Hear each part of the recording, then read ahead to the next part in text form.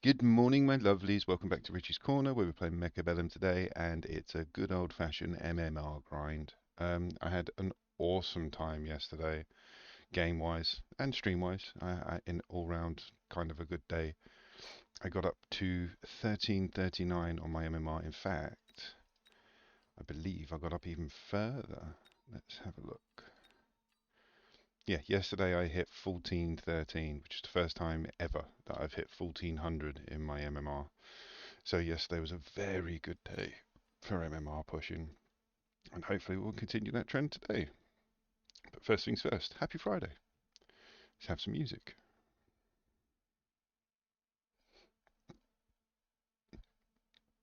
But yeah, all I plan on doing today is literally the same as yesterday, really. Just keep pushing and pushing and pushing with this MMR. The season completion that I wanted to originally do, it's taking so long in the last 4 pages to finish all of the credit rewards. I mean, I did really well, like I said yesterday. I went up a page and a half. So as you can see, I lost the last 4 games and it dripped me below 2,000, 214,000. So I was like 2015, maybe 2016, but lose a couple and you drop down a bit. So yeah, we've got to climb past the 214 before we can start gaining again. Ranking again, yeah, yesterday I was like in the 20s. Overnight, people have played, and obviously you get pushed down as they go up. So it's our turn to push down. So let's get it on.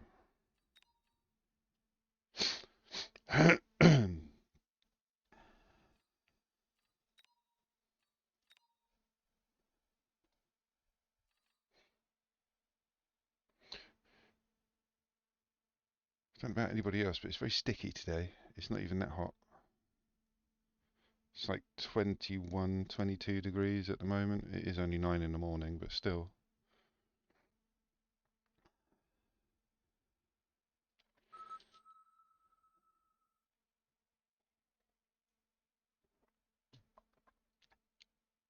That might also be the pint of espresso that I'm drinking for breakfast. Ooh.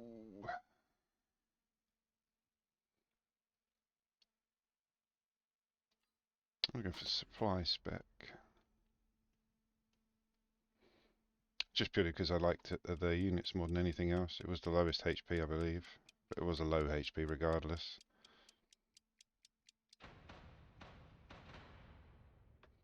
Going up against Sledgies and Hounds, and they've got a fortified spec. Wish them good luck and have fun.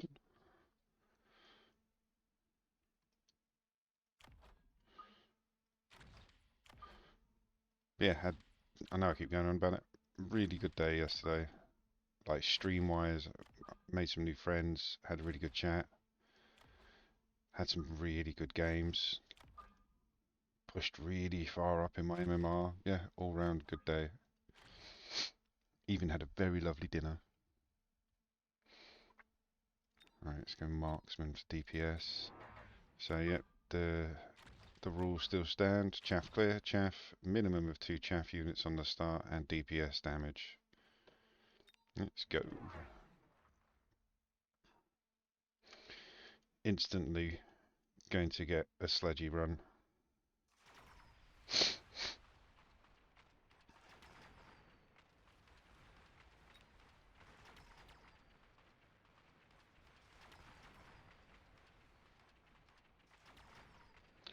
A lot of sledges. I think it was because the extra hound unit over here, yeah, cleared out our chaff. Saying that, it's only got 3 units left. 2. We'll be okay. But I fear when I see sledges being used on the front line now. It's not the hardest unit to break, but when people lean on them, it can be really difficult.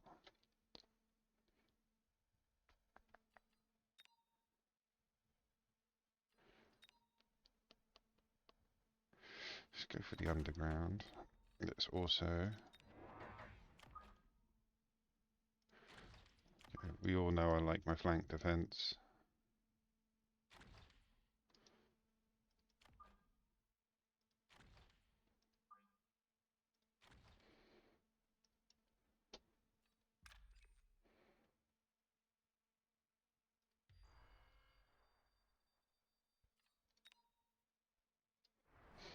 Bye, sledges.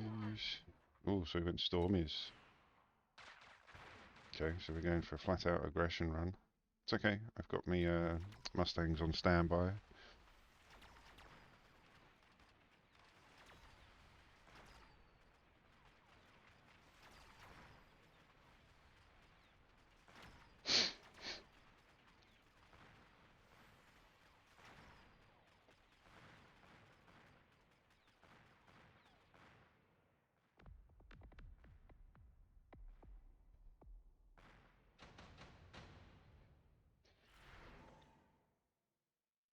Ooh, yeah, let's do it.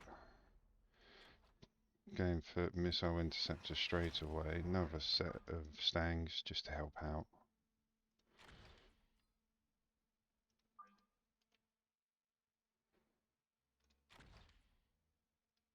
Yeah, they overlap a little bit.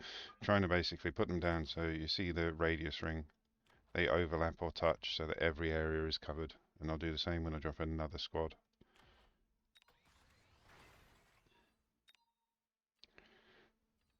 I can't afford it really.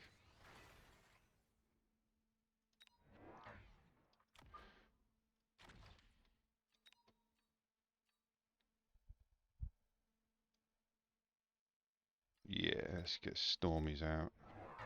Return the favour.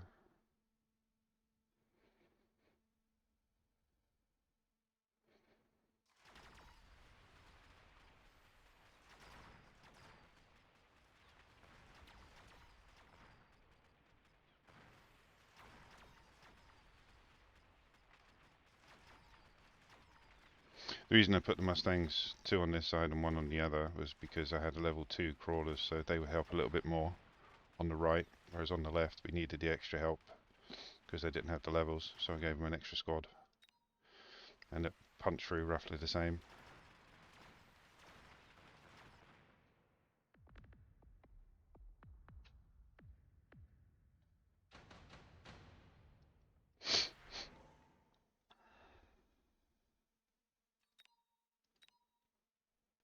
I mean, it's going to be a Scorpion.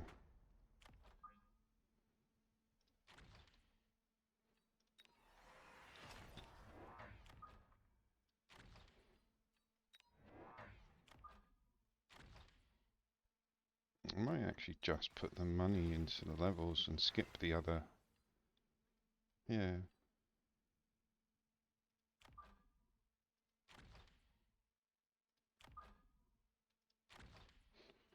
Let's blow you up. Let's blow you up.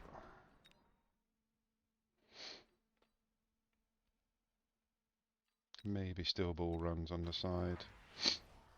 I wouldn't have gone Overlord, to be honest with you. I mean, he's got the Scorpion, same as me. Did he range his out? Nope.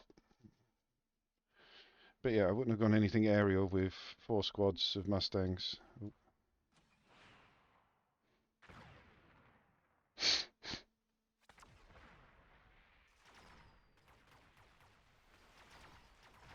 Yeah, with missile intercept on them as well, they negate like 60% of the Overlord's fire rate.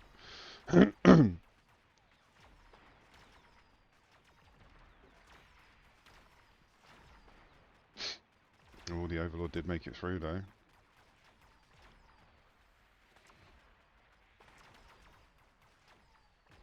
It should be good. Get rid of the Overlord now, and then yeah, we've just got all this rubbish. It's rubbish.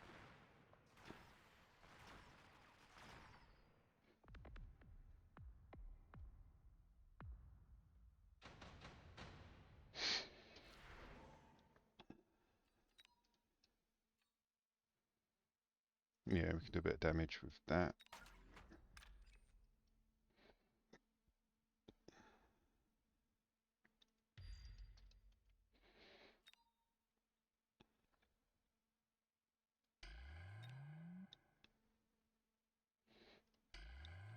Need another one of you.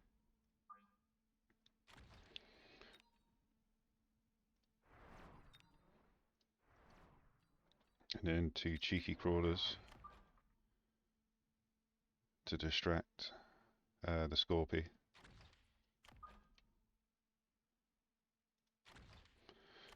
And I think we'll put bit of stuff into levels. Yeah, because I didn't range out the marksman, so let's put a bit of heavy action on the musties. Oh, she's got extra overlords.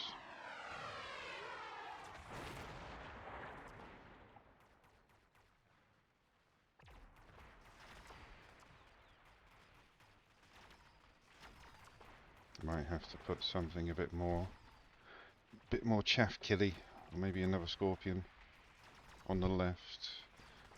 Because yeah, his chaff got through quite quickly to the level 2 stangs.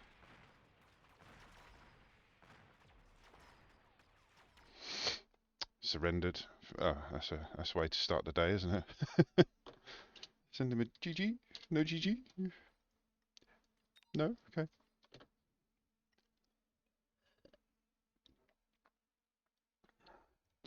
But yeah, to be fair, that was yeah, I just think he made bad choices for that one. Like, the Overlord was never going to work. I had Marksman and Mustangs. Mustangs already had missile intercept, so he should have got rid of the Stormies, the Stormcrawlers, and the Overlord's boats, because, yeah, I had them already countered before he put them on the board, the Overlords anyway.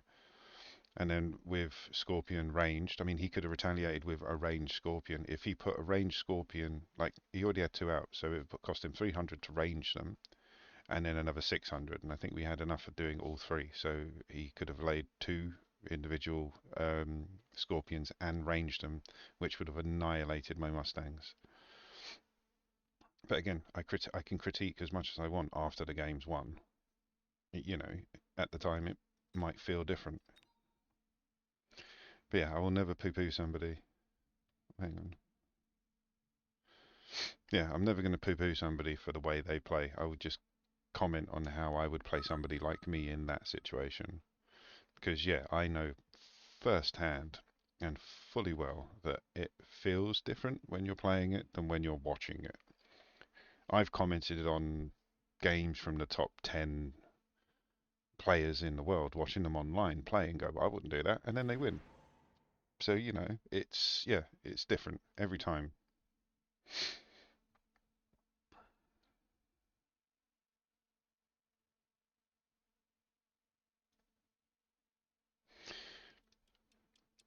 I could be so good for you. Yeah, those units. That's the second time today I've actually chosen supply spec, only because of the units. I mean, it's not the best card out there. My favourite card, obviously, is Elite. What are we going up against? Giant spec with Mustangs and Voids.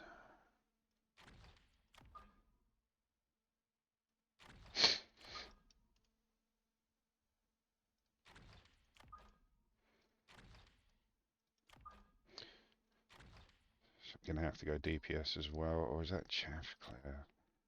Let's lean on the Sabres as DPS and drop Arclights as Chaff Clear. Actually, no, I'll leave them there.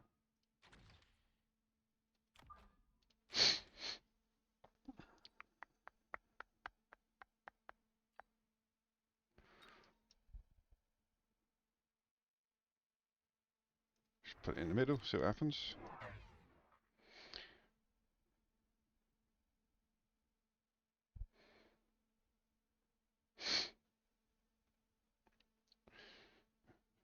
So DPS with the Void Eye, Chaff with the Musties, Chaff Clear with the Hounds. I'm still on the fence about Hounds or Arclights. I mean, Arclight's quicker, better splash damage, but there's more units in the Hound squad.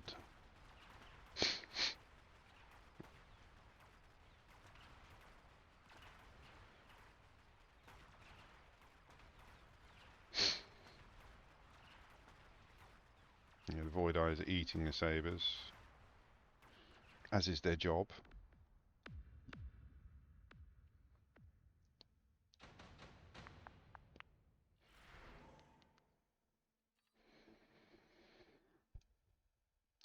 Get the extra shieldage just in case.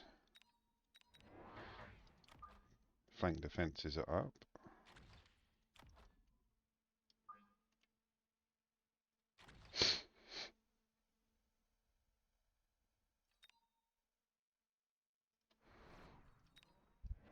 Oh, was you giant spec? You was giant spec.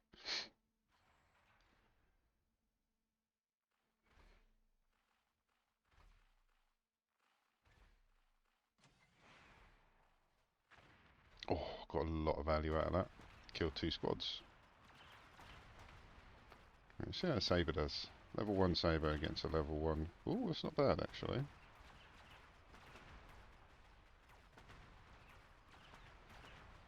Okay, we'll lean on the sabers.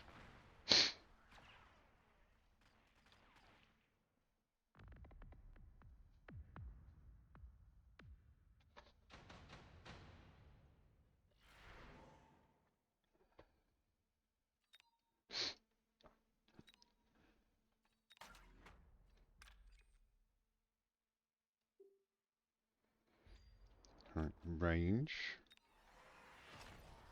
Another one.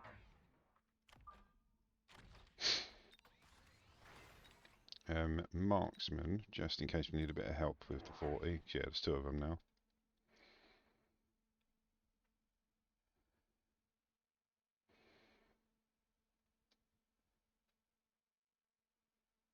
He's got the fire as well.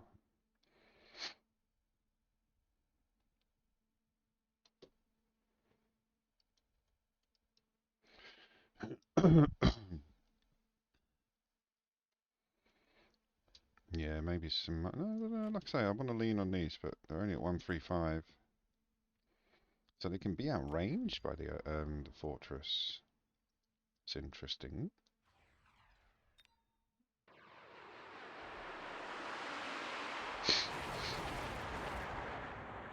No chaff. Either of us.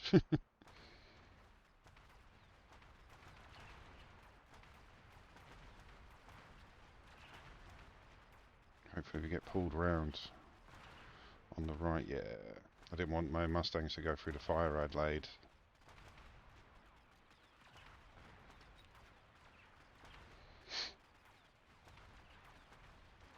Oh, can lose the debuff.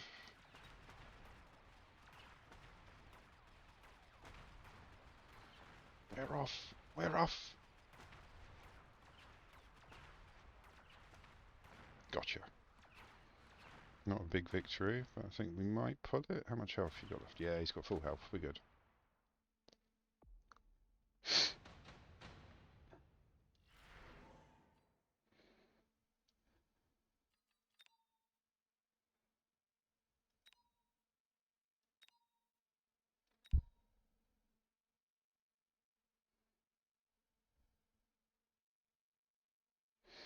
Gonna go for the 2 Farseers. Help out with that range.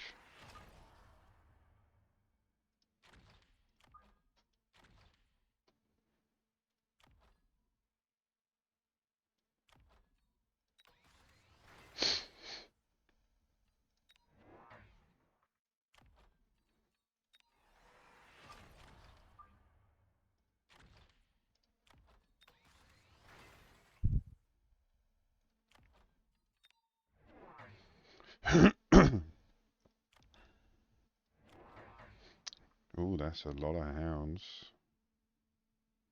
He went, Stormies. I need interceptors, which we've got on the sabers.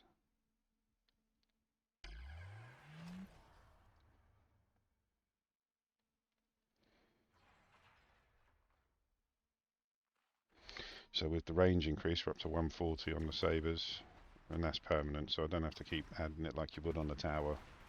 That's why Farseers are, like, in my opinion, one of the best units.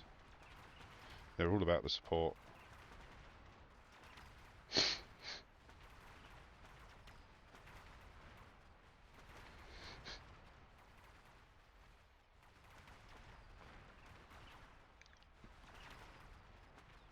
Yeah, Stormy's caused us issues there. But again, we've got Interceptor on the Farseers and the Sabres, so we've put them on both.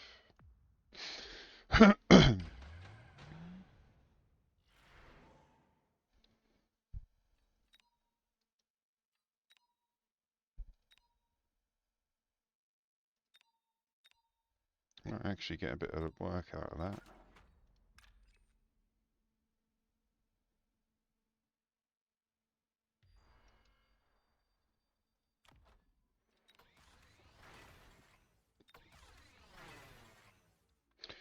Missile intercept before we do anything else. Maybe a bit of more chaff. I'm going to need some more anyway.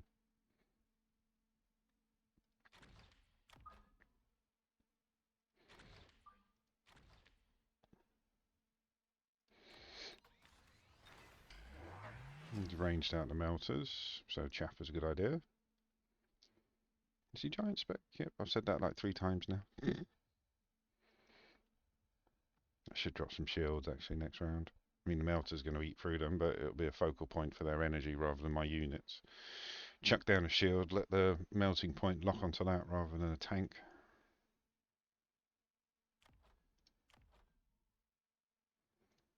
What's your range? So yeah, these guys need to be here.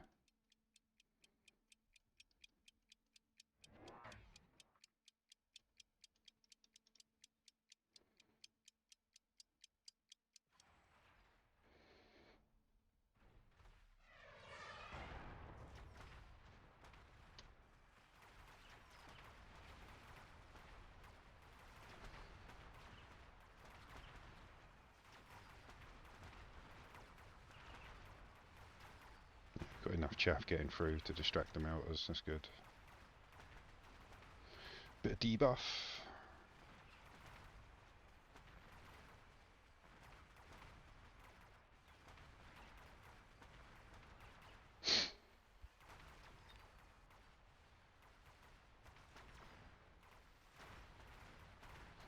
Might put some more missile interceptor out, stick it on the Farseers as well. No, Farseers is rubbish, it's a waste of money. I'd rather drop another saber.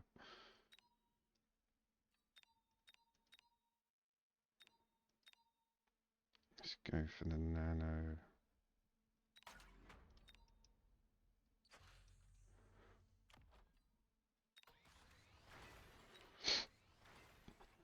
It's round 6.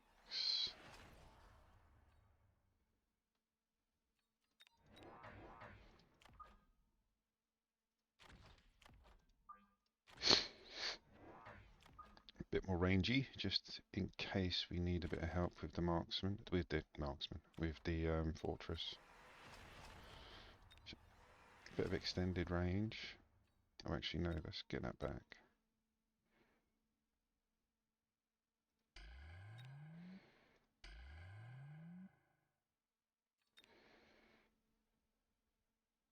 Yeah, rando missile, sorry. Actually no, let's get it back and unlock the scorpion just in case we need them. Here comes a worm, here comes incendiary. Did I see incendiary? No, okay. It must have been an overlapping skill, made it look like the icon. But yeah, worm's got mechanical division, so when he's dead we get 4 little worms to play with. Brilliant. So melter locks onto the shield. So now he's got to play with the chaff, rather than any of the big units here.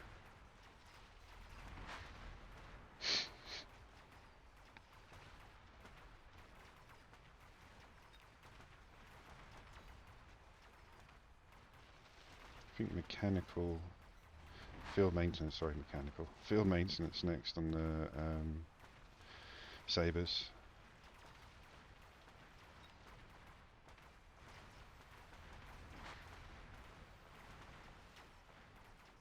Oh, that melter was getting a bit close.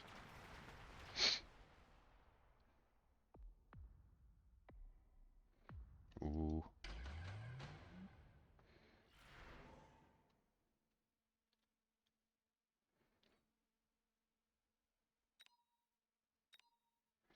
Mmm.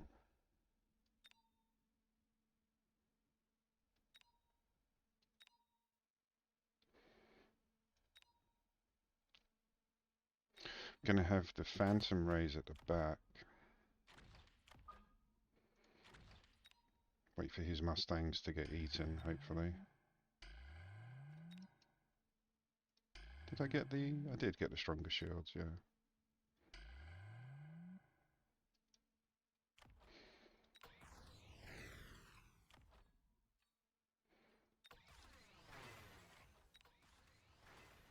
So actually, let's borrow.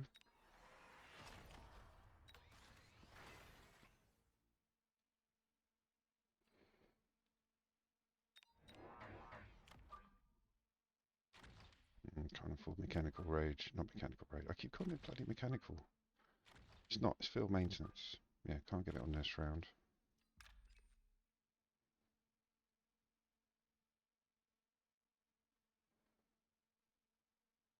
Hmm.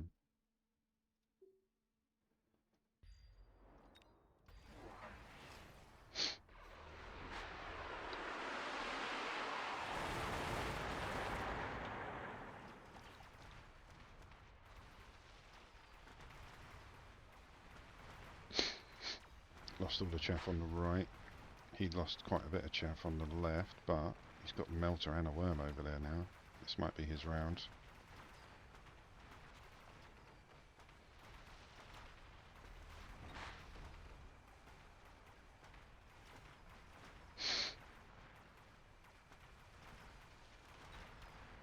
No, we're good. Oh, Ice Weasel. I saw your messages on YouTube, man. Thank you for that so much. Let me just GG out. Sorry. You're up to 1,000 MMR. Congrats, man. But yeah, I saw your messages on YouTube. Again, thanks for the follows and thanks for the watches. But I'm glad you're enjoying the game. It's only going to get better from here on out, I believe.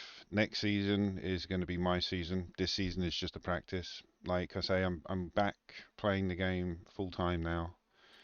Yeah, season 2 was a bit of a warm up. Season 3, which is what we're on now, was me finding my feet. But yeah, next season, watch this space. I'm going to rock.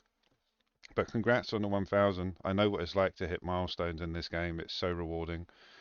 But don't be disheartened if you lose a few MMRs here and there. Like, even in season 3, I was down to like 840 at my lowest and up to like 1460 something in my highest. So it's like water, it flows, man. But I know how hard it is as well to get to a decent level MMR. Like, you know, when I hit my first 1,000, I was like, yes, so happy with just the 1,000. But no, congrats, man. Well done. Yeah, if you're watching me a bit as well, check out tonight. I do 4-player brawl. Go and unwind a little bit with a bit of memeage in the arena. It's a fun place to have a bit of fun and get your memes out.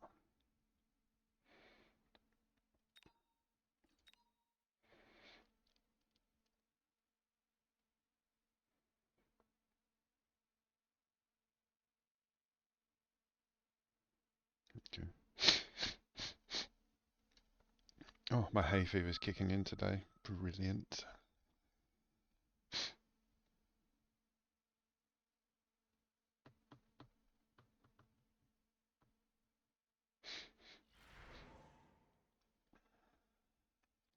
Ooh.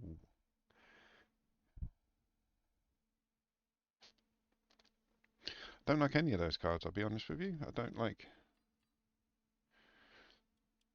Oh, good, man. Thank you. Now it comes with music. I mean, you might have not remembered, but yeah, at one point it was just me talking. And before that, there wasn't even me on screen. It was just the camera. It was just the game. You've only been playing a week and you got up to 1,000 MMR. That's awesome. Yeah, that's really impressive, dude. Keep it up.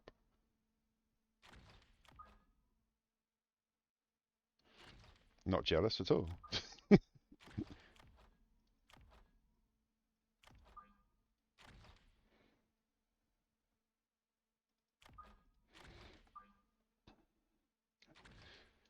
The season rewards and the season medals is a good way to just indicate um personal growth in the game. Like when I hit Grandmaster, yeah, I had a moment.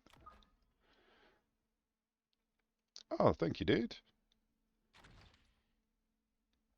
Thank you so much. That's really appreciated. But yeah, when I first started playing, I was nowhere near. Well, when I first started playing, there was no MMR. So yeah, to get up to 1,000 is really good. But yeah, when I hit Grandmaster, had a bit of a moment. Like I said, I did a fist bump to myself. I was like, just like inside, I was going mad. You do streaming as well? Oh, dude, I'm definitely giving you a follow. There we go.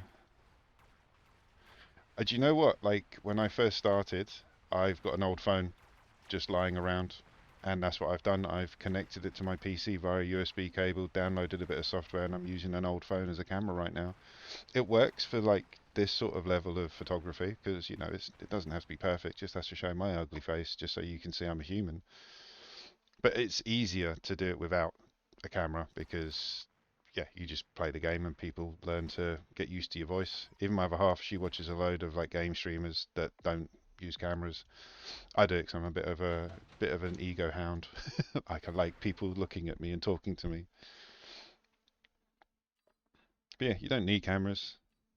Getting used to the streams, making friends, meeting people, learning the game.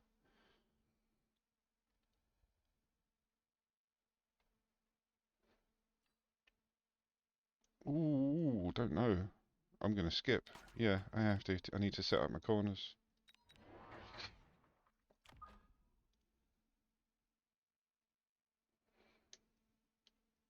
Yeah, exactly. This is it. This is why, like, I had a couple of friends say to me, like, why are you streaming Mechabellum? There's like 1,001 games that I'm better at. This is the one I want to be good at. So this is the one I want to put the most of the hours in. So I thought it was a good way to show you guys that I'm coming back to a game that's got legs while I've been having a break from it. I want to do better at it. Let's learn together. And it's a good place to learn as well. The community is all up for helping each other. The community is so good, like giving advice. Sometimes I have to tell them to shut up because there's no right or wrong answer. They're all right and they're all wrong at the same time.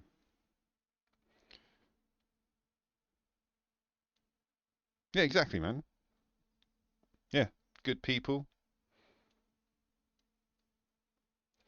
I mean, like the language, the language in chat on a Saturday can get a bit salty. I'll be honest with you, but if I'm not streaming, I'll indulge and have a bit of banter with some of them. But yeah, just because YouTube gets a bit meh, if they see some of the language that comes out in chat, I have to turn it off when I stream.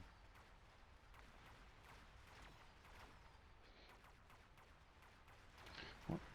Oh, he's gone Sabretooth.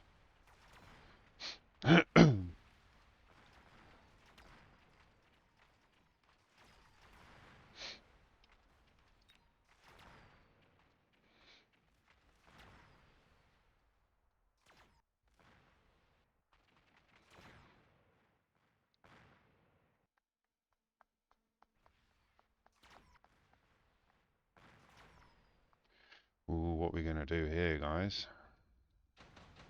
So shield at the front. This is another little tactic that other people use. I like. I don't. I'll be honest with you.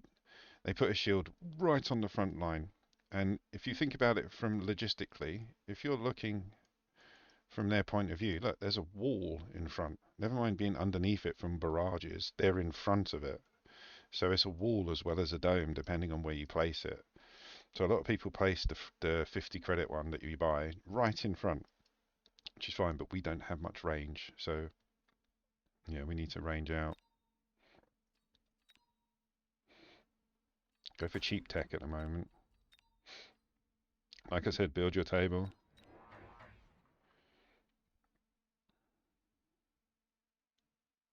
Yep, it's like I said, I don't mind it. Like I quite enjoy it. Sometimes it's fun. But realistically, yeah, if you want to put these games on YouTube, because YouTube will hold the games for years. On Twitch, it'll only hold them for like I think it's a week until you become affiliate or partner. So yeah, it's best just to keep on the good side of YouTube if you want to archive your games. Same with music. Like you're listening to the music now. I've turned it off so that when it's on my video on demand, you can't hear the music, so that I can upload it onto YouTube. So yeah, it's you know, you've got to be careful. Let's increase attack. Round 4, I get my Typhoon.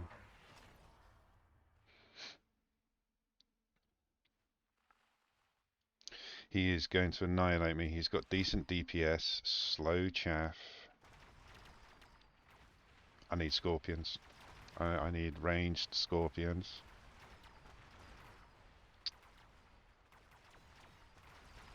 Marksmen are doing damage to the saber, but not enough because of that shield being up.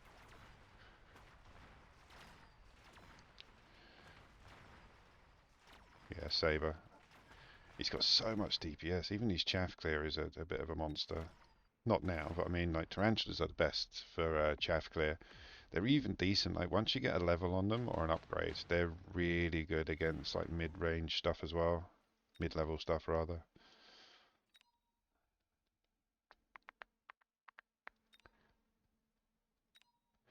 I'm gonna go for the rhinos with field maintenance on. Let's have them here.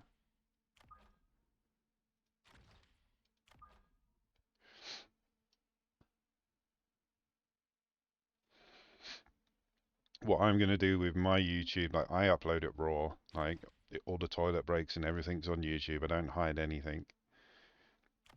But I want to start editing properly. So yeah, come next season, like, the camera angle is going to change. I'm going to edit my YouTube streams. So it's, yeah, it's a bit more nicer for people to tune into. Can't believe I spent all that money and I didn't actually deploy anything. Yeah, exactly. And again, like, you know, like, even you, like, you commented on my YouTube channel. That's for me personally, that's beautiful, man. Like, somebody noticed me, somebody commented on me. Like, you could really get into that at some point. Like, like, I'm not monetized on YouTube or anything. I'm barely monetized here. But to have people say like nice things, or even just say, "Hey man, like the game. I'll see you in chat." Like, that means the world to me because it's recognition for what I'm trying to do. So yeah, YouTube is kind of like a place, like you say, you get advice from people, but it's the community, the connection aspects are really beautiful, in my opinion. Might be a bit hippy dippy, but it makes me happy. Oh wow, he double teched his rhino. I only single teched. Since I warning, oh bloody hell! Kind of want him to kill my units now, so I keep the shields. So I've lost a round, but I want to keep the shields. Wow. I can't win every game today.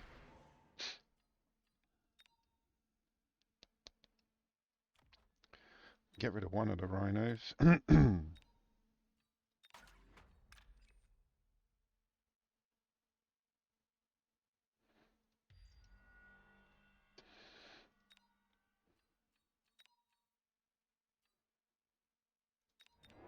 Gonna borrow 2 rounds early just so I can get range on these.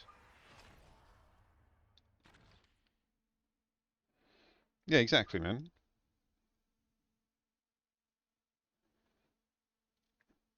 And to be fair, like, where you're saying you don't edit anything, I genuinely believe that's better. I genuinely, like, if I loaded up a load of videos like, hey guys, welcome to Rich Corner, you know, all this rubbish and like making it look scripted, I don't think I'd have as many people interested because, yeah, I like seeing real people when I watch on YouTube. I like hearing people burp. I like seeing them say, hold on, I'll be back in a minute. You know, I've taken a phone call on streams. I like the realism of connecting with somebody. It's like being there rather than watching a TV show.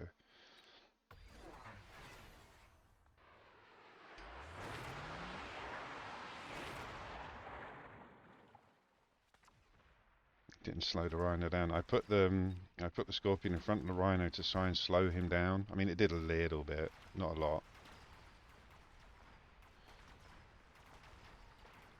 But geez, that rhino's very tanky, isn't he? Yeah, we're not going to get him down anytime soon. That's it, mate. Us old guys need to stick together. Grey hair brigade. Got grey hairs and a moustache.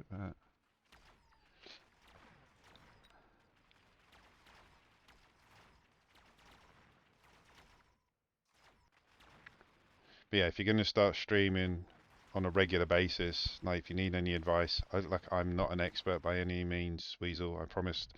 Like, if you need advice, just whisper me. Like, don't bring it up in chat or anything because you'll have 21,000 opinions. If you want to ask me something like direct, like how do I make music appear? How do I do this on the stream? How do I stop this from happening? Just chuck me a message. If I'm not online, I'll pick it up when I do come on. But yeah, we all need to help each other.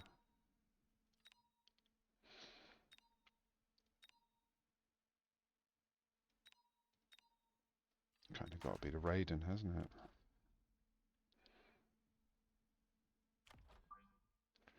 I might change the skills on my Rhino then. I might get rid of, because I don't like using Final Blitz. I might get rid of Final Blitz and stick on the armor enhancement.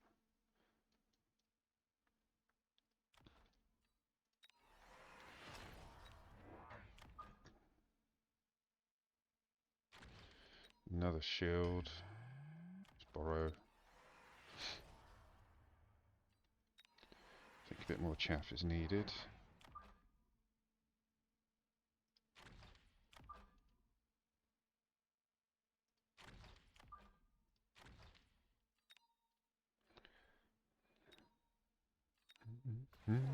Oh, here come the flyers.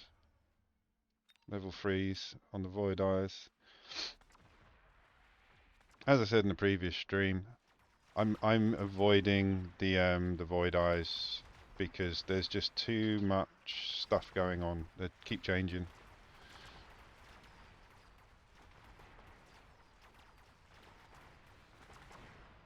That's it. It's all about happiness. We're trying to make it about happiness.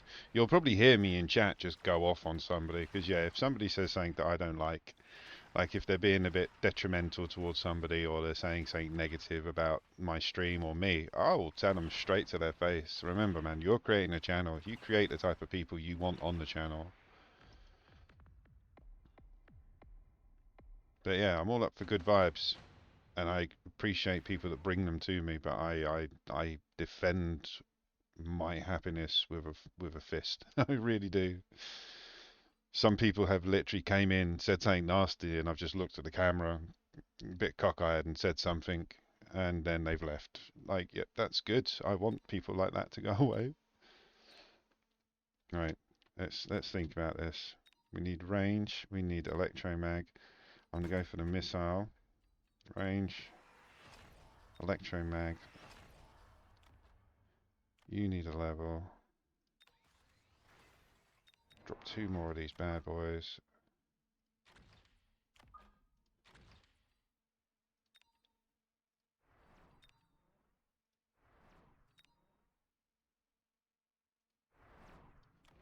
Just borrow 2.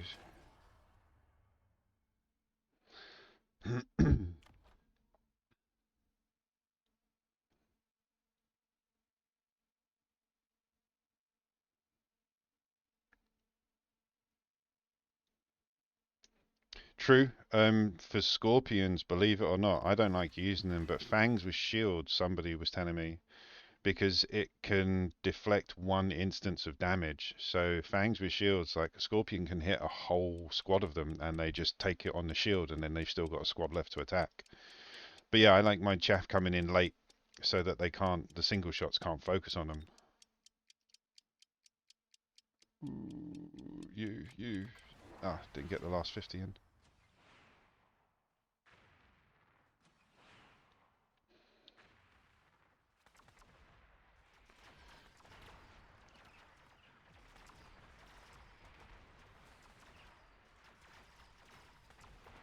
Ooh, that one rhino.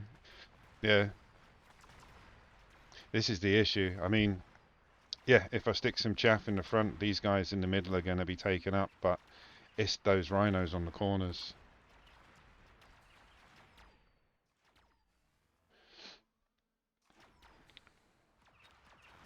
It's the same with me and Me and monetization. The monetization thing has come just because I wanted to stream. You know, the good things will happen if you're doing it for the right reason. You know, if you do want monetization, you have to go down a certain route. Kind of need the nuke. Right.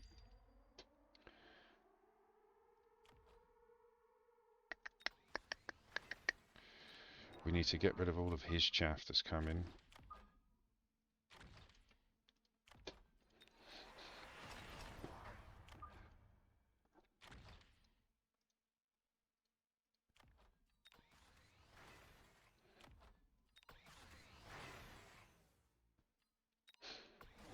Well, with the insult things as well, like if you're streaming, I've got a badge next to my name in the game, and it says that I'm on Twitch. I want coverage. I want people to come and join in, come and play.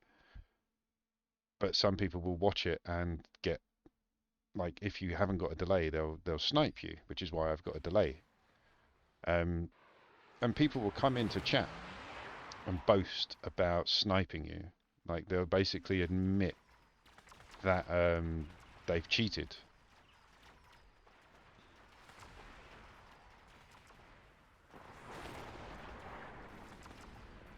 Rhinos are awesome. Rhinos are basically bullet magnets. That's why you have to get rid of them quick.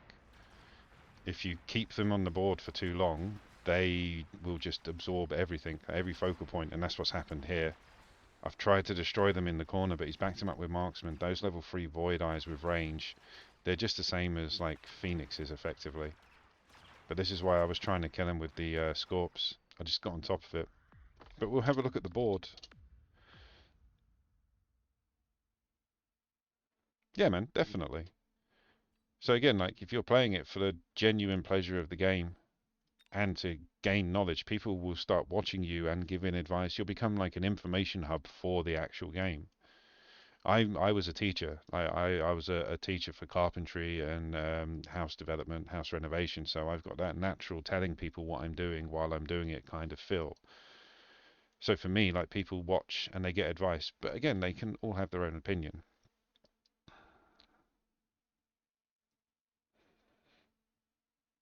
Yeah, that's it. I go for the stream delay. It's only like by a round, but still, it saves me getting sniped. Yeah, I didn't like it when people were like basically admitting to cheating. Right, let's have a look. What could I have done differently? What I could have done differently, and I failed to do because I was digging in. I'm a stubborn player. If I go with an idea, I will make it work regardless. What I should have done was put the scorpions all in the middle. I should have had 4 scorpions here rather than 2. The typhoon I should have put in the middle. I should have tried to punch through his weakest area, which is the middle. Like, there's not many levels there. The marksman has only got 2 upgrades. So I could have punched through there and pincered out to the towers. And in these corners, instead of putting the other rhino, instead of putting all the other units to back up the rhino, I should have put a hacker. I should have put a hacker alongside the rhino. So while he's engaging and beating down the other rhino, I would be stealing it. So yeah, I think the hacker would have saved me that corner. Placement on the scorpions, because I dig in. I've said it 1,000 times on my stream. I'm stubborn. If I've got an idea, I'm gonna make it work. If it doesn't work, I'm gonna blame the computer or something like that. But no, what I should have done was yeah, not dig in. It's you know what? It's my fourth game today. I've only been awake like 2 hours. I'm allowed. So yeah, I shouldn't have dug in. I should have put the score because I had 3 scorpions over here and they still weren't getting that rhino down, even with double shot and range. What I could have done was obviously double down on the marksman so that they could strip the units down of their shields and stuff. But yeah, I think a hacker, a level 2 hacker, instead of trying to destroy the rhino to capture the rhino would have been better. Same with the middle. I should have the Raiden should have put the Raiden in the middle and tried to pinch it out from the middle to the towers. But it's you know we make these mistakes so we don't keep making them. I probably will keep making them. Are you building your house at the moment? Oh, I've done a few of them in my days. I actually, I've stepped down, but I don't mind giving advice. I'm not saying that. I'm just saying like what I do now is more rewarding for me. I build tiny dolls' houses, tiny dioramas. Like this is one of my favorite pieces. I've got three of them in the collection. I build a little town inside a jewelry box, like mini dioramas. Lots of tabletop stuff just to, carry on with making things with my hands because I really do enjoy that about my life. Right, before we carry on, guys, I'm just going to have a quick loo break. I'll be back in 2 secs. Enjoy the music.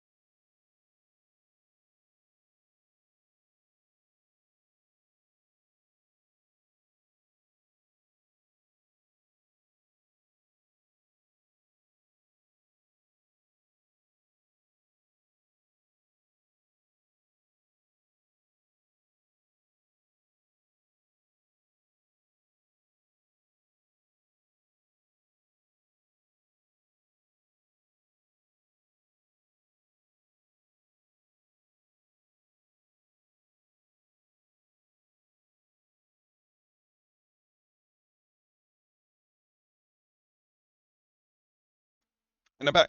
Thank you.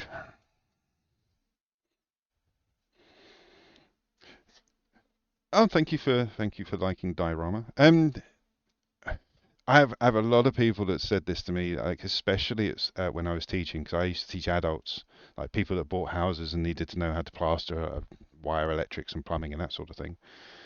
And they would all say the same thing to me, like, "Oh, you've been doing it for years." It's like, actually, I'm an IT consultant with a quality assurance degree, software analysis, A plus certification, and more into data.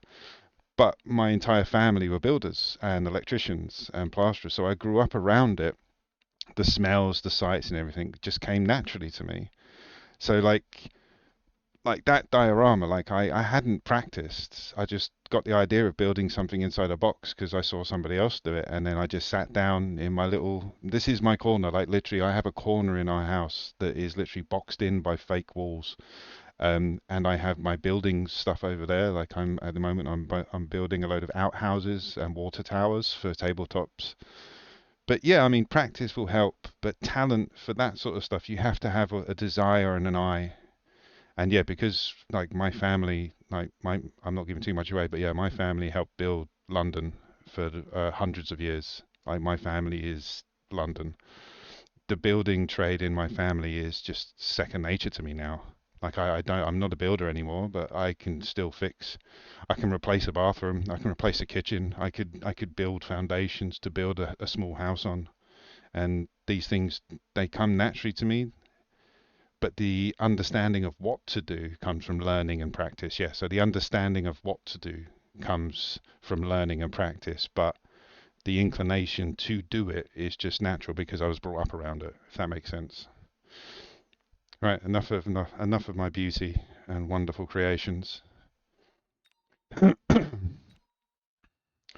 Bear Weasel, same with setting up Twitch. Um,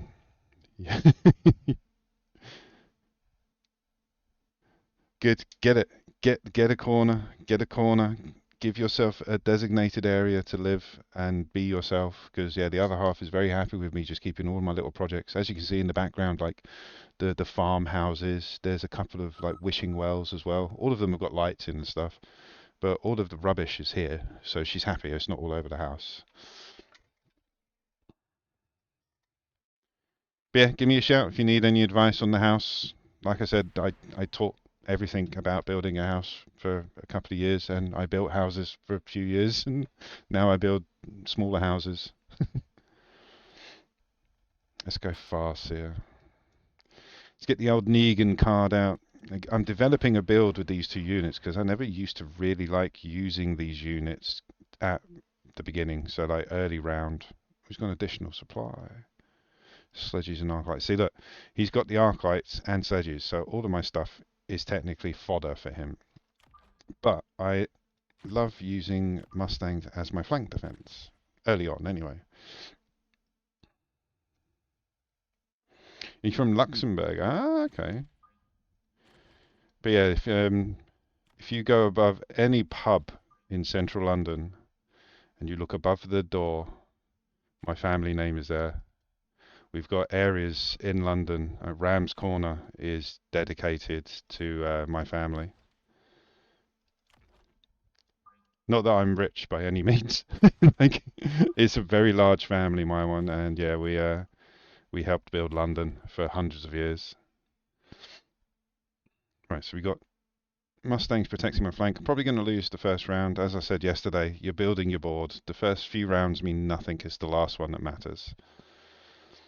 So I've got chaff. I'm going to use Mustangs potentially as my chaff clear, so I need a bit of DPS.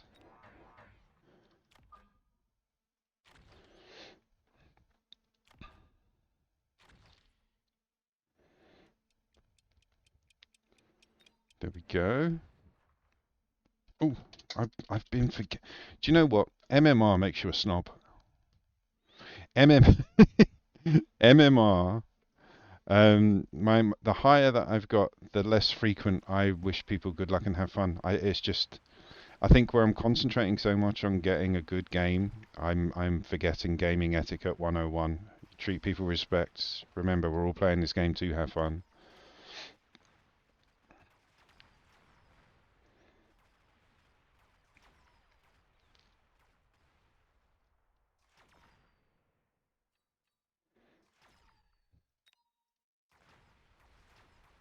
No. To be fair, I didn't do too bad for what I thought was potentially going to be a wipe round. Because yeah, I've got the chaff. But now, what I would normally do would be protect my flanks. They're already protected. So we can step into other stuff. I'll go for the shields.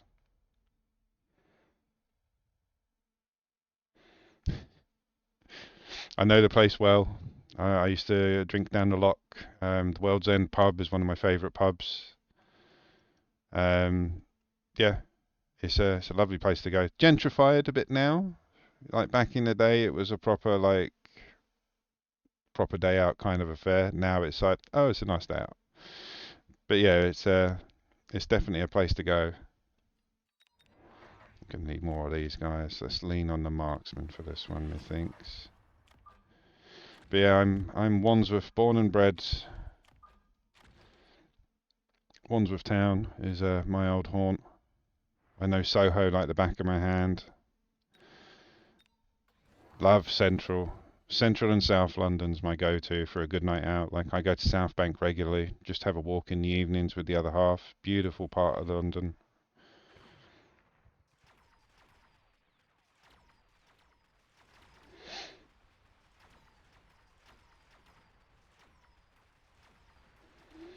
Here we go. Marksmen are working. I mean, we use the missile, so that's another thing I've changed. I never used to like using missiles as attacks because I didn't like it happening to me. I had this day of just talking to people, like I'm talking to Weasel now. Like I just connect. And I was talking to somebody about how I hated using things that were used against me that I couldn't defend. So if something beat me really well, I would have a blind spot to using it because I didn't like how it was used against me, which is silly because if it beat me so easily, why shouldn't I use it? But yeah, I've started using missiles basically.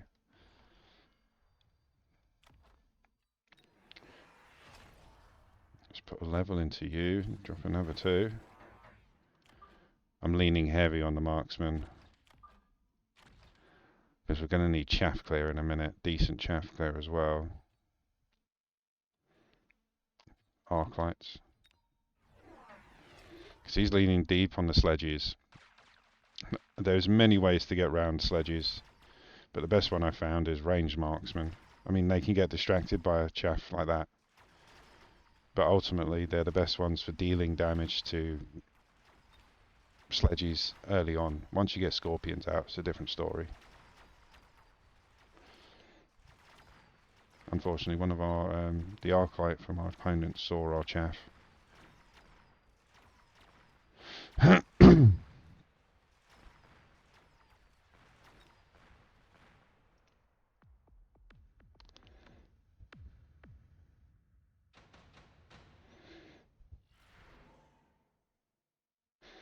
Ooh, we needed a scorpion.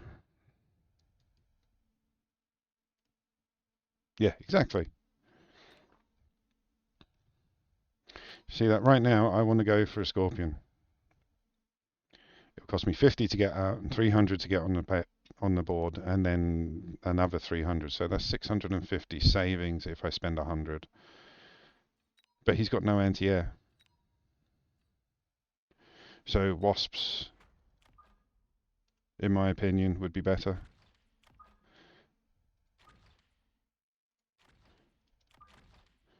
And even though I've only just got the wasp, I've also got the farseer because it was my card. What we need is another farseer here. I'm going to unlock the scorpion ready. Level you bad boys. Increase our attack and defense. And drop a few missiles. Boom. Here come the badgers. So again, I've won the round. Not well, because he's got some decent units. It's just he's got nothing to defend against the wasps.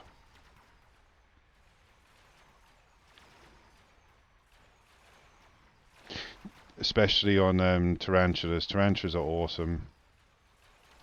Like, tank them up, level them up. They are beasts. But see what I mean? This is what I mean by this. Like, he had some decent units. So like, he's got his sledges double teched already. So the marksmen were getting eaten, but he had no defense against aerial units. So wasp was a good one. Wasps are good. I like them. It's just they're easy to counter. They're just flying crawlers, effectively, with a little bit of range. Got to go incendiary.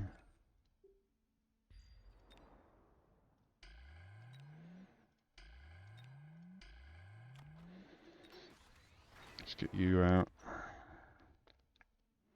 Gonna borrow. Silly, I know. But I need to get some range on you.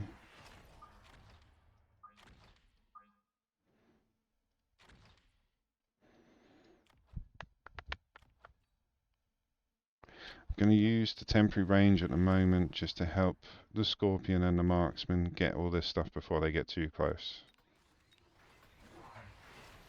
There we go, Mustangs are out now. That's the wasp, null and void.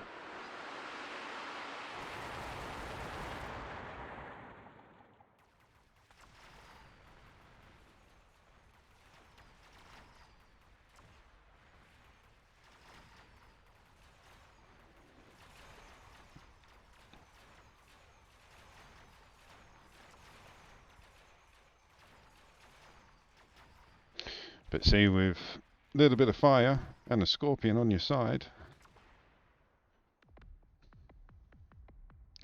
we can make it through the night.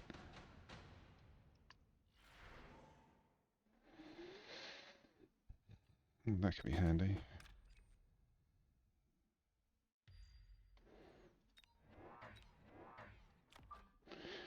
And that's why I will borrow sometimes and run a risk, because I set up the scorpion how I wanted it. I wanted it in the right place. I don't need double shot right now. I probably will do next round. But I didn't need to use double shot. I just needed the range. So I got one out, leveled it, took a risk on round 5. Round 6 come out, dropped 2 of them. They've all got range. So it's worth it sometimes just taking a detrimental hit just to get you into a position where you want to be.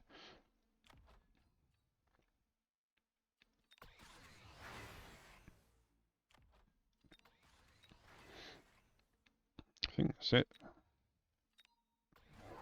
Oh, he's dropped some crawlers, level 5s. We got the scorpions for extra chaff clear. And again, like they can't shoot up. The only thing he's got for anti-air is these Mustangs.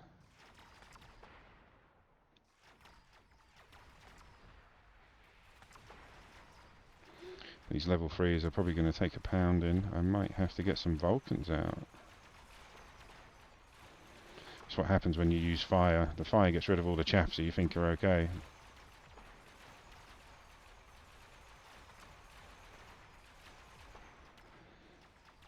There we go. We got rid of most of the anti-air, so yeah, the Wasps will win again.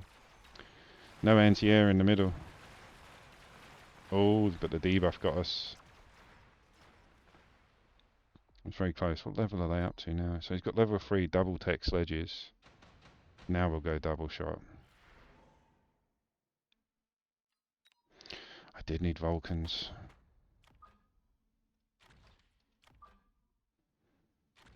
Double shot on those. Time to shield up.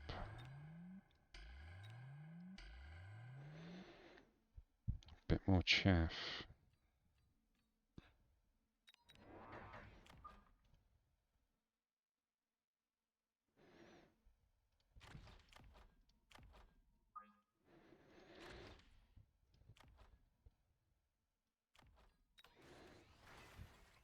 Rando.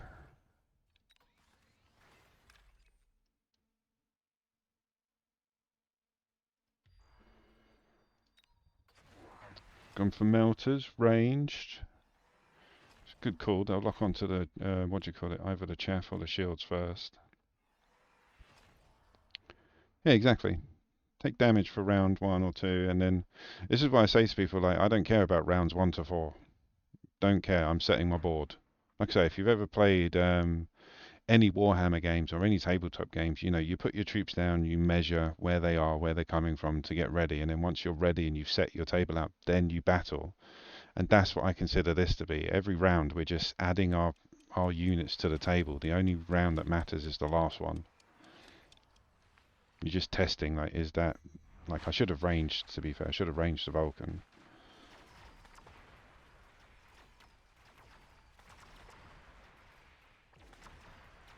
Got all of that. It hasn't got replicate on them either, they're just lots of bloody crawlers. But the drawback worked. I put the crawlers at the back to call out most of his units, which they did. Oh my god, there is so many of them. Got overwhelmed by crawlers. That's ridiculous. Wow. So what did me there was the crawlers to chaff.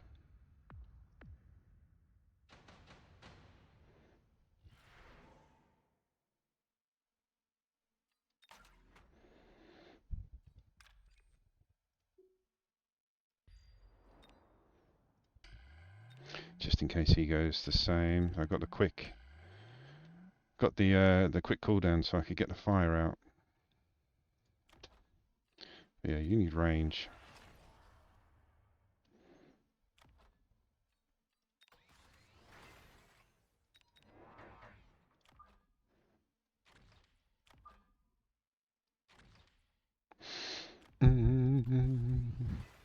Round 8, always borrow from round 7 onwards, according to the individual that I am following.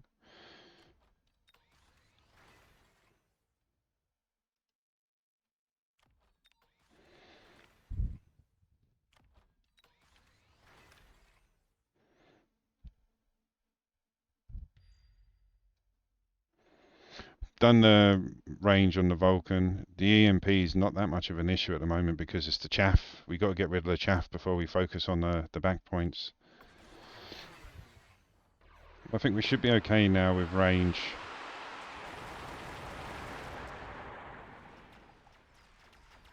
Yeah, I didn't dump range.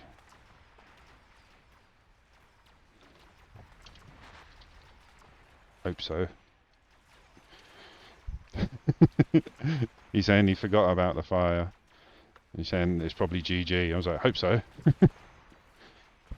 No, I don't think it is. Maybe. Yeah, we're okay. But if not, we was right. The next move would have been EMP on the marksman. Like I say, I wanted to lean on them for DPS. Yeah, it's GG.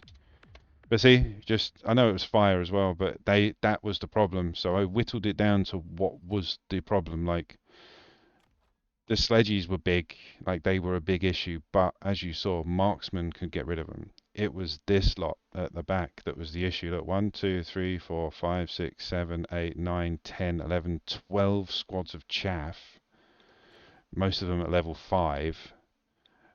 That was the problem. That's what I like to do. When I like to look at a map, I don't necessarily look at the biggest unit. Like, oh no, they've got, that's the strongest unit, that's the biggest unit. No, what's the one that was mostly on the board when you died? What was the biggest thing causing? What was the biggest problem from your opponent? That's how I look at it. And my biggest problem was the chaff. So once I used that early card, like the quick cooldown, to get the fire one round before he did, because he had it as well, I believe. Oh no, he didn't. Okay, so I got it that round anyway. I destroyed all of the chaff that was there, and anything that got through got annihilated by the range on the Vulcan. So once the chaff was gone, the rest of the army just marched over him. So yeah, don't always look at a map and think the strongest unit is your problem. Look at, like, if you lose a round, see what's on your side of the board. See what's the thing that got to the closest to your towers, the thing that got through all your army. That's your problem. That's the thing you need to defend against, rather than like the big one. Because I would have panicked, like, oh no, melter points with range and portable shield, another one that's dropping. No, I don't care. They got killed. They got handled by the wasps and the scorpion. That's it. Recognize the problem, address it, and move on. Right. Get out of here. Back into it. Let's see where we are in the season. Have we got past there yet? So, see, look, I was like 140 something in my division. I wasn't even ranked in the world. We've only had a couple of wins and you get bumped up. And yeah, still haven't got to there. So that's probably where I was yesterday, if not a bit further. When I lost a couple of games, it dropped me down. So we're back to where we were at the end of yesterday. Or just before we had the losing streak. That's it. They had tons of chaff. I mean, the chaff was good. Don't get me wrong. The Mustangs and the crawlers, good levels, good tech. Carry sledges, but he, like you say, he didn't have any DPS. Not really. The melters and the sledges were good and strong, but they're slow and big. Whereas I had the marksman and the ranged scorpions. Marksman and ranged scorpions with Mustangs. If you spam those 3 units, I don't think there's much you can't lose. Especially with the units. Oh, thank you for reminding me. We're going to have a little play around with the Rhino. Because, yeah, I am getting rid of Final Blitz and I'm sticking on armor. Because armor with field maintenance together is just ridiculous. Could go for mechanical rage as well, actually. Should we go full DPS? Let's go full DPS.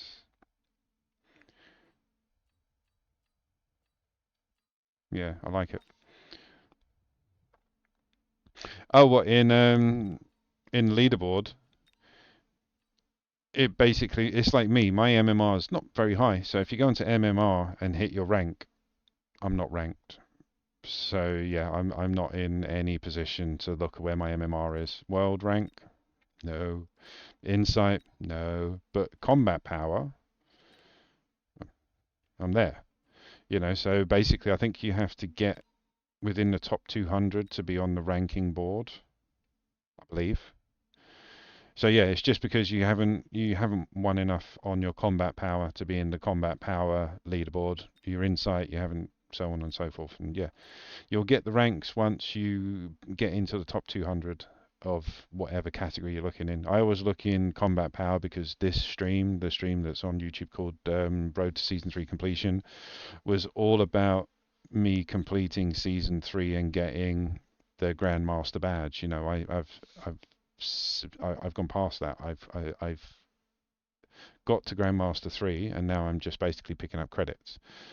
So this stream was just for that. Whereas I'm thinking next time to just go.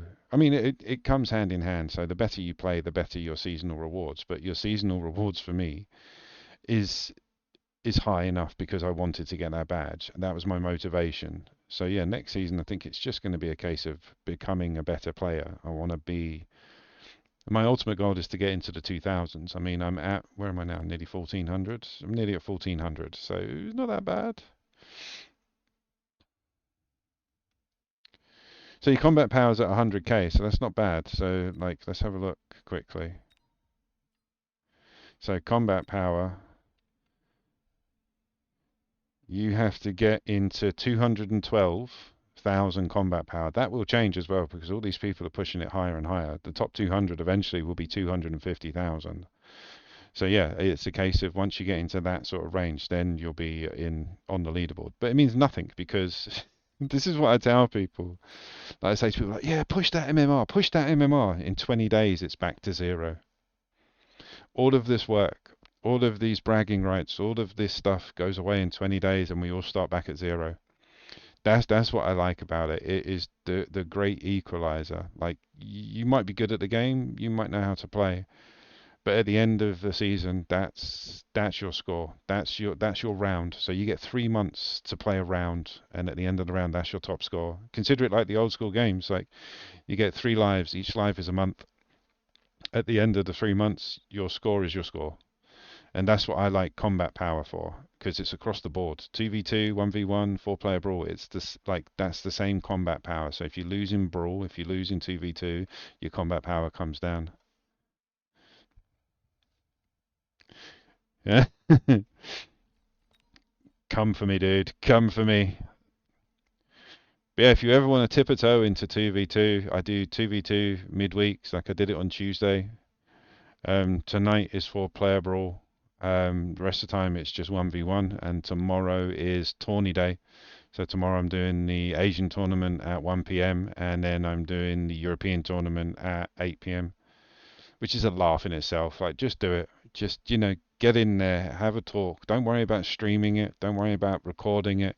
Get in, do the TV, get in, do the tournament, open up your chat windows and just have a laugh. It's so much fun. Oh yes. This is why I like it. Like people are like, "Oh, I'm up, I'm at 2000 MMR." It's like, cool. In 3 weeks it's going to be zero because we reset. Like if you go into season again, career stats. Look, season two. Like that was how good I was last season. Terrible in comparison to how good I am now. So it resets not down to zero. Your combat power goes to zero, but I think your MMR starts at around 800. So in season two, I lost loads of games in 2v2 and four-player brawl, and I didn't win that many in 1v1. But that was when I came back after a long break. Now I'm finding my feet again. The numbers are quite high for me. But it's all about progression. And the good thing is you can track your progression. Like, look, I reached Diamond 2. It was the highest I reached in season 2. I'm done. Master 3. I've maxed it.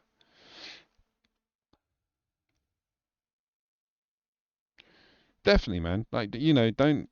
This is what I say to people. Like, people were saying like, oh, I don't want to lose my MMR. It's like, why? It gets taken off you at the end of the season. Throw it around like water. It don't matter. It's all about having fun and progressing. Right, let's get back on it.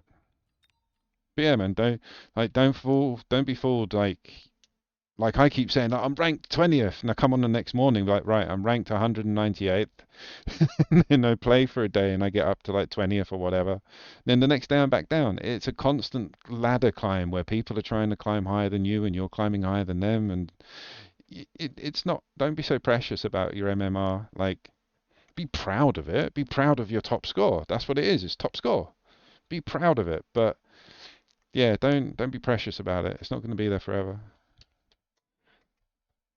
But yeah, I said that out loud to a couple of people, and they're like, "Oh yeah, it's like, of course, man. It gets reset."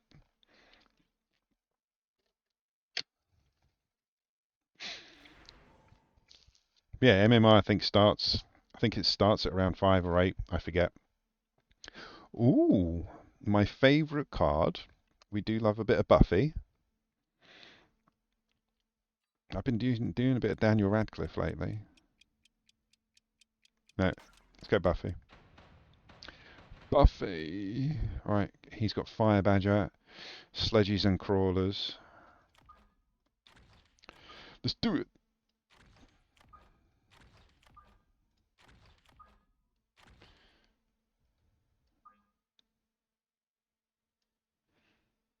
That's it, exactly. If because it's such a buzz, like just gush, like when you beat someone like that you're trying really hard to beat, it is proper buzzy.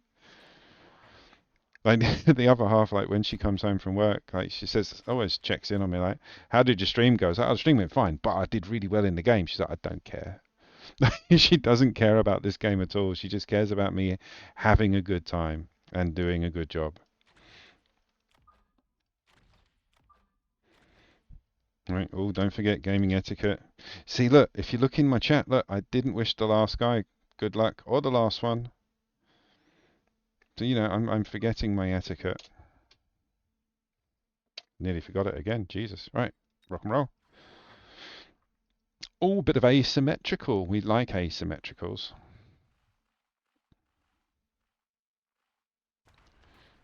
Sabretooth guy, Vin Diesel. I'll look into that. Yeah, I've got old Negan. I've got Daniel Radcliffe. I've got Willow, and I've got Buffy. I even do it with the units. Like you're just flamey dude. That I name things what I name things. Plus, again, it's a bit of my personality. Like I'm a huge TV and movie nerd. Like I started off reviewing movies and TV shows on TikTok and Instagram when I first started this social media climb that I wanted. And I've got a vast collection. And Buffy is just one of my background shows. I'll put it on, watch it all the way to like the end, forget about it for a couple of months, and then stick it back on. Like, it's Buffy's just one of those shows. I've got tons of them though, like Dinosaurs I'm doing at the moment again for like the thousandth time. I think actually yesterday was the last episode. I watched it up to that. Rick and Morty, I watch it from beginning to end. Bob's Burgers, I've got loads of shows like that. Oh, oh, I want it. I want it for free. Give me the Farseer for free. I'll take the Farseer. Damn it. Then we're going to drop Musties, because I normally do Mustangs in my flanks, but when you're elite, they're a bit more expensive. So yeah, you can only drop one and whatever you get from the cards. But Farseer is a great card, especially against Void Eyes if you've got a bit of chaff around.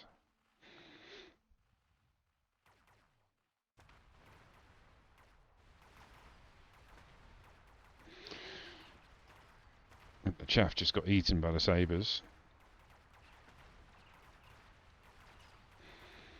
Oh really? You've never watched? I mean, it's dated now. It's for me, it's nostalgia rather than an actual good TV show. It just reminds me of like watching TV on an old CRT 12-inch, back in the day before we all had flat screens and streaming services. Yeah, we're gonna have to work heavy on this corner. I'm expecting a flank.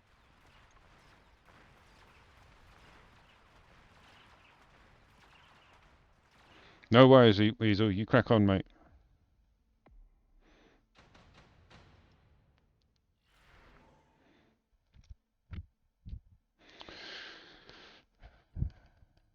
Yeah, let's go for the underground threat. Right, we're gonna need to kill those guys quick.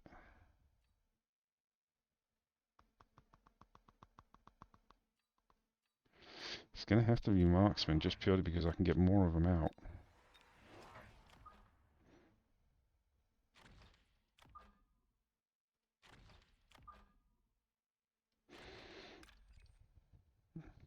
Oh, I'm gonna get badgered.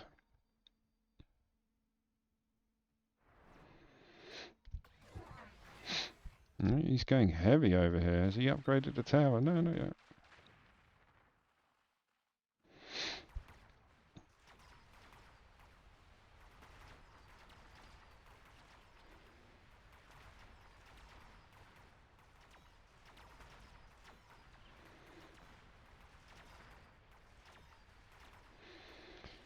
Yeah, the level 2 marksman won that.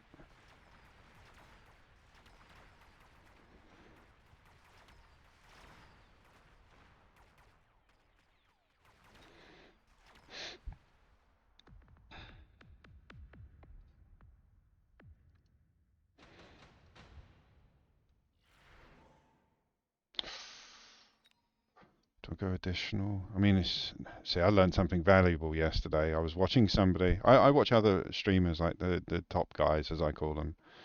And he said trying to get value for money on additional deployment slot when you're elite is nigh on impossible because it's tough enough to get 2 units out rather than just keep spamming like the cheap stuff. So I'm going to miss additional deployment.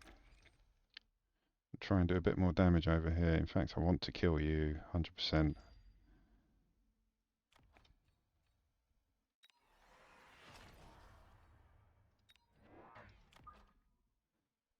Bit more chaff over there.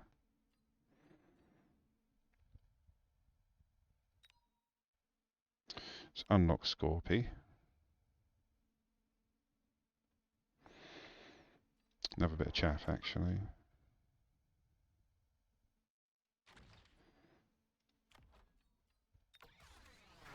A few levels.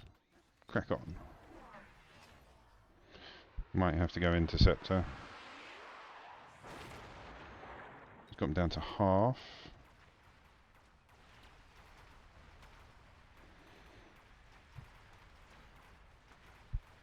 It's his round, definitely. Wow. I got swarmed.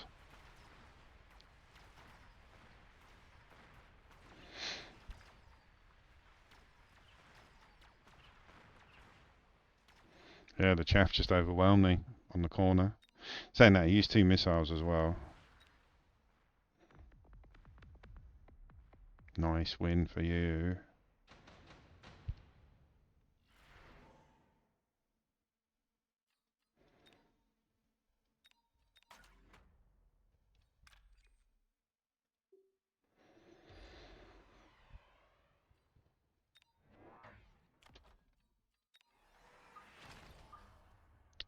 So he's only got 3, 4, 5 squads of chaff.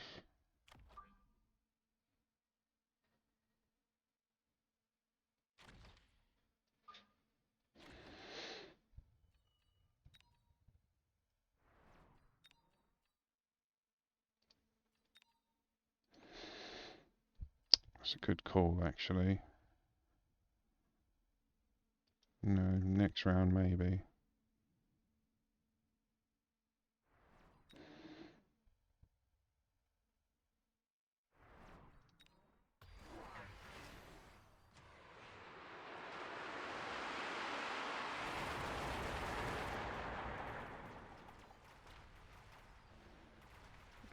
Turn round.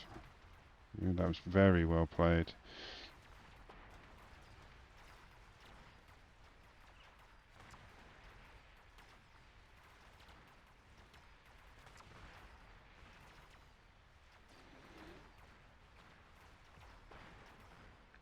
Good on the right. Yeah, because of the Scorpy. Scorpions are great against sledges, especially with double shot.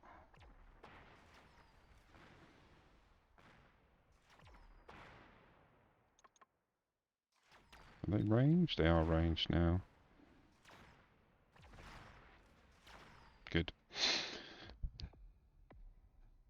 Mm.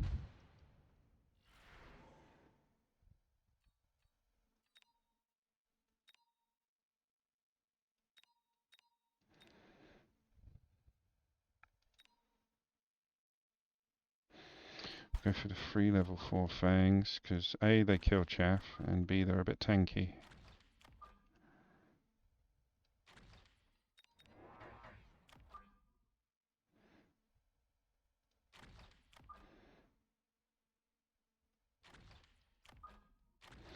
Gonna borrow around early so I can give them a double shot.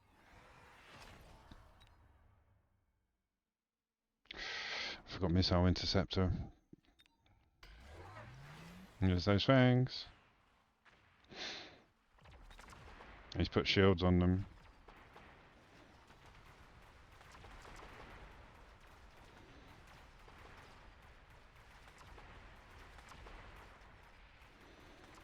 Shielding up on fangs is really good. It gives them like 3 times the life.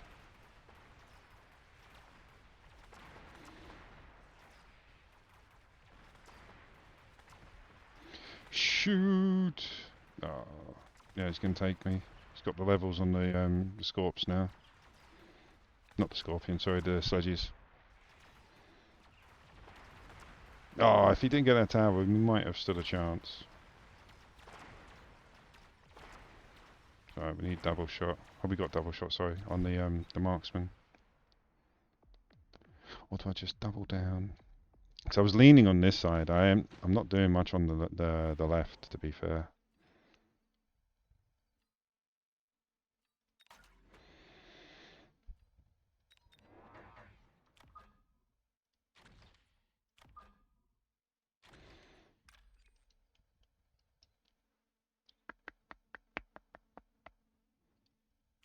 Yeah.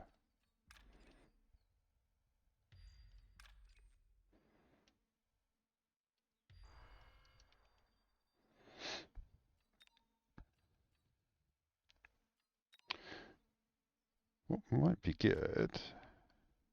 We're gonna have to borrow.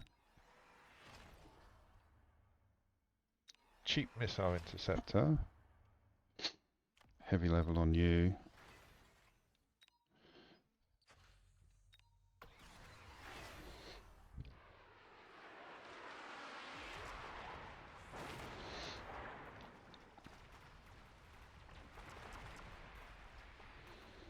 I need fire. I need fire to get rid of that chaff a lot quicker.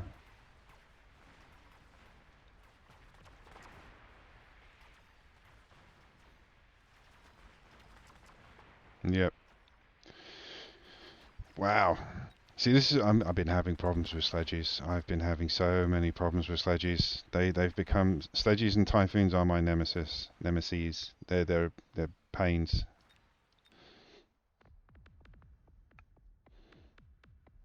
Very, very strong.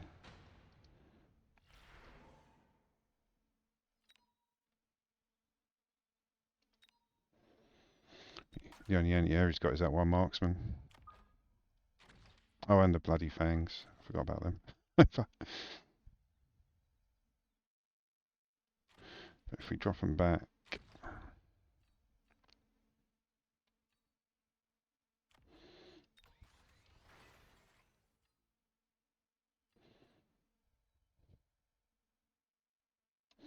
It's too expensive. This is the problem with going elite. Like, I need a Vulcan. It's going to cost me 800 just to get one out. And that's not enough. Should I just do it?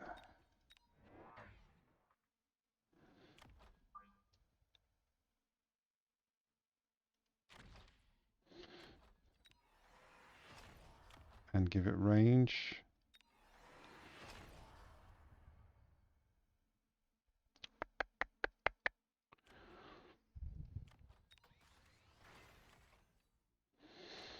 So yeah, this is the one of the combos I was talking about earlier on, actually, to one of the guys in chat, Weasel.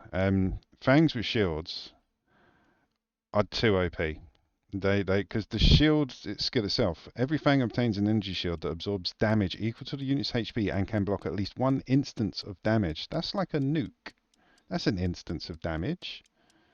So they block that, and then they still got their HP left. So overpowered.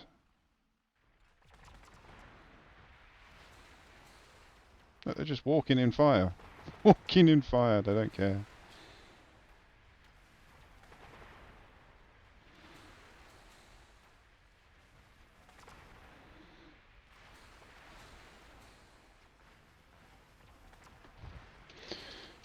And then tops it off with Raidens. Forget about it. Forget about it. But yeah, sledges I'm having to research.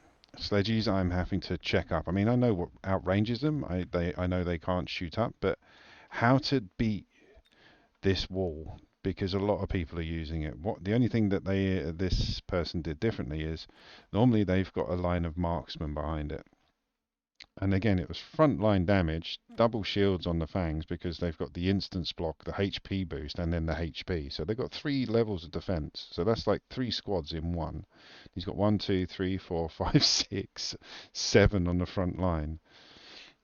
So even with a ranged Vulcan hitting one, like they managed to get to him. Like, and it's not even that far. maybe like 120 meters, 140 meters. So yeah, they basically are like that. Yeah, the only thing I can think I could have done better was acid attack maybe. But then he had the range sledges. Like sledges range is a 150. Scorpion's range is 140. I mean, the Scorpions will get rid of him in one shot because it will do the damage of the whole unit. But to get that close without taking that much damage, it's terrible. I mean, like you're right. Like it's a basic unit spam. Like none of this stuff is the new stuff. The new stuff is the Void-Eye, the Badgers, and the Raidens. But the brunt of my issue, like I said before, what was the last thing on the table?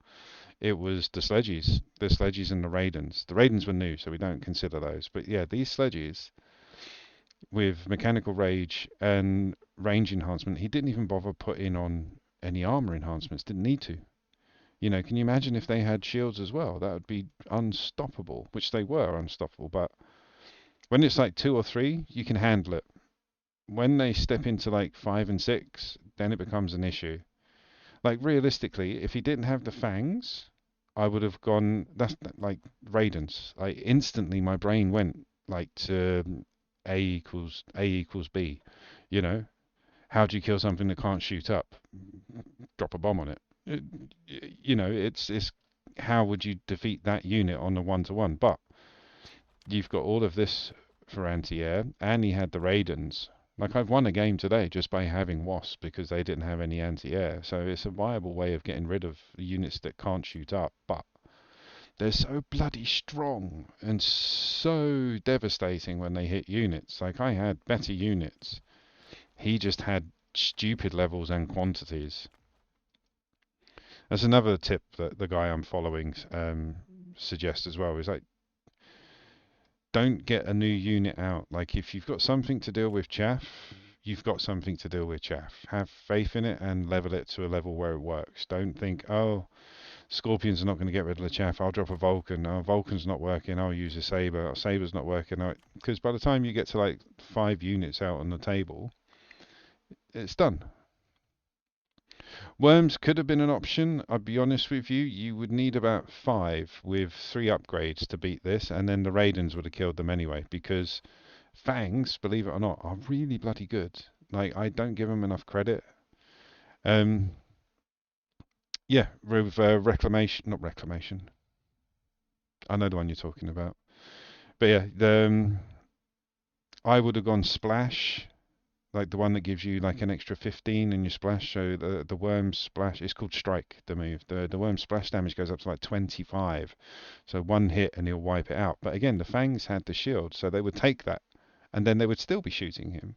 See what I mean? Like the fangs are too OP. With fangs with sledges and a bit of range, that's all you need. I just haven't learned how to use them correctly, like where to place them, because I hate fangs. I don't see the point in them until somebody kills me with them. And it's like, oh yeah, that's really cool. But I don't have them instinctively locked away, ready to bring out for when I need them. But no, it was a good game, nevertheless. Did I GG him? I did GG. I feel good about that. Right, let's get out of here. But yeah, the 2 units that cause me, well, the 3 units that cause me the most grief is Typhoons, Sledges, and Fangs. Everything else I've got in a bottle. I can handle it.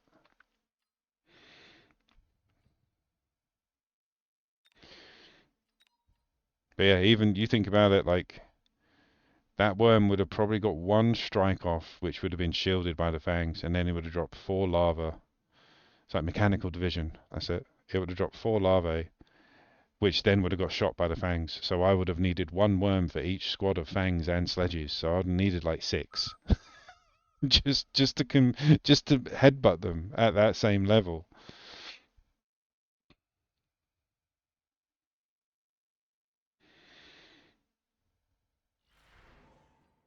Yeah, that's the problem. Like I see them as chaff because they're so cheap, so I don't instinctively have them as a solution for anything.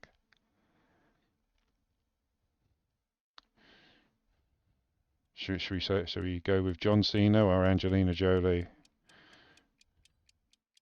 Let's go for Cena. You can't see me.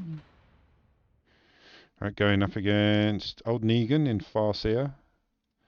And we've got Sledgies and Void Eyes. Good luck, have fun.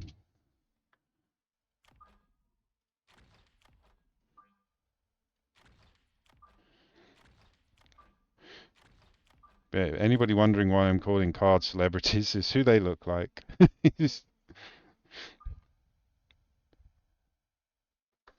Serial killer. Love the name.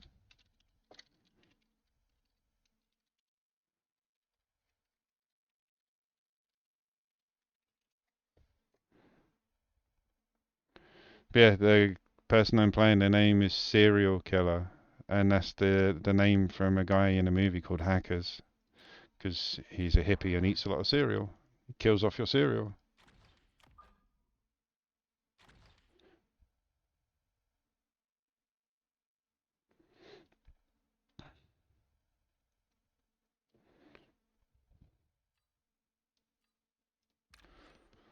Which one? Let's go for the marksman. Let's increase him so he can one-shot the sledgies.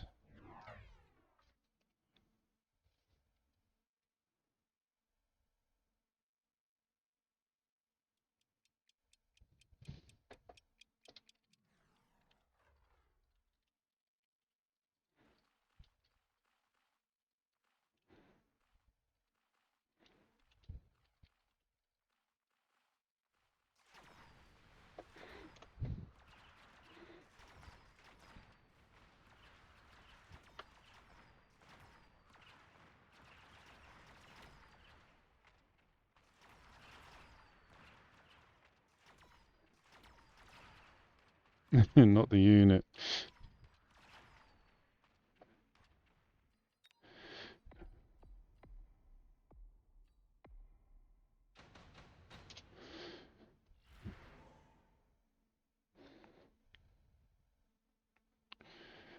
Ooh, see now, I like to acid burn. Crash Override and Acid Burn together, they become Crash and Burn. Hackers was a turning point. I'm getting goosebumps talking about Hackers, man.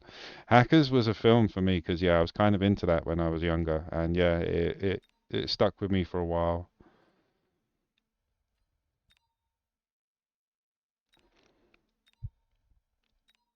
I'm going to go for the Phoenix, and I'm going to get my flank defense out. But, yeah, Acid Burn was Angelina Jolie. I mean, the film's based on a true fact. Like, there was a 13-year-old boy called Dade Murphy in the 80s that crashed Wall Street, cost him like 5 billion, something stupid like that. And yeah, he got into a lot of trouble. But then he got hired by a company to be the anti-digital theft officer kind of thing. Yeah, this is it. We see a lot of youngsters in this game.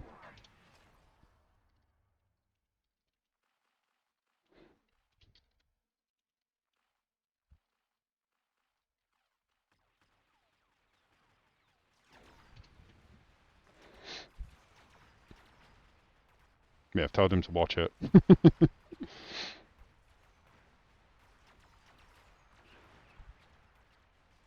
Like I said, I'm a movie buff. Like, yeah, in the 80s, my dad owned a video shop in Wandsworth. Um, I've got an extensive library, very big. Yeah, I know very weird films as well. Finding more love for TV shows these days. What with the binge watch society that we are in.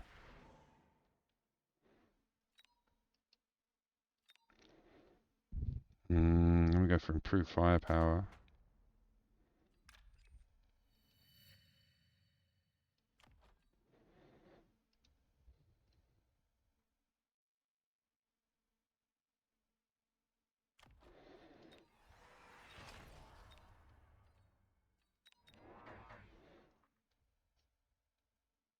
Yeah, it was like Lawnmower Man. You know, they were romanticizing the digital world like a poor man's version of Tron.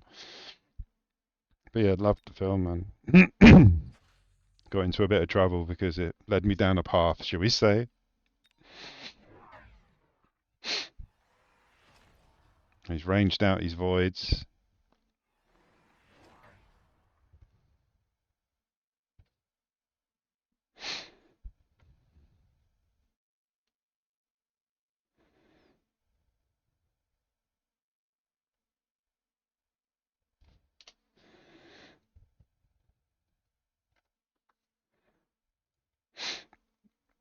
See, I like to think now, my opponent who's never heard of the movie Hackers, he said, oh, he's never seen it, sorry, he's heard of it. He's like, oh, I've never seen it. I'm like, give it a go. For me, in my head, I'm romanticizing the fact that he's going to go and watch Hackers, go out and buy himself a laptop and start hacking. I've just created Watchdog, basically. I know that's not going to happen, but that's how I romanticize these interactions.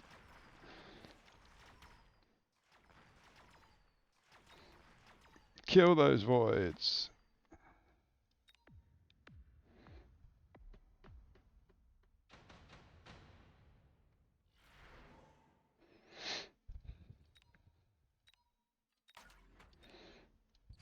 Let's give you a level now.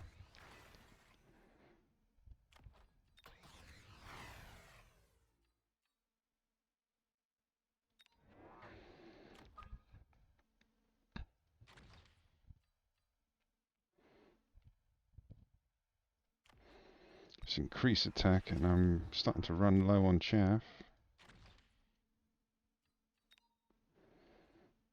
Stormies in case we need them.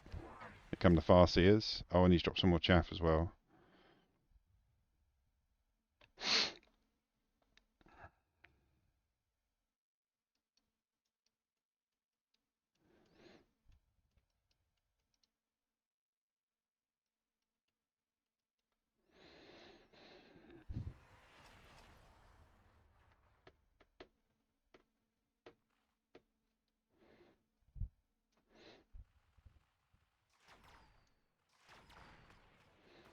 Yeah, you got to. You got to. Like, I befriend pretty much anyone. I've met people on the street, at work, and I've taken their numbers. I've reached out. I'm a people person. I can't help it. It's who I am.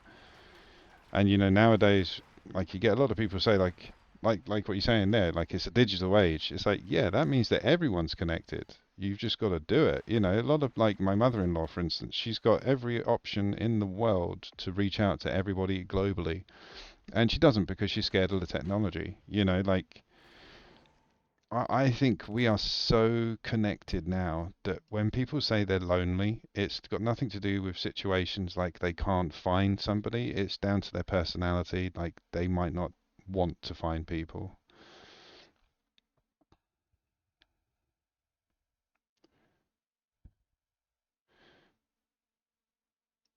Oh, dude, that's awesome. Well, it's not awesome that you had a stroke, but like the connection side of things, I totally agree with.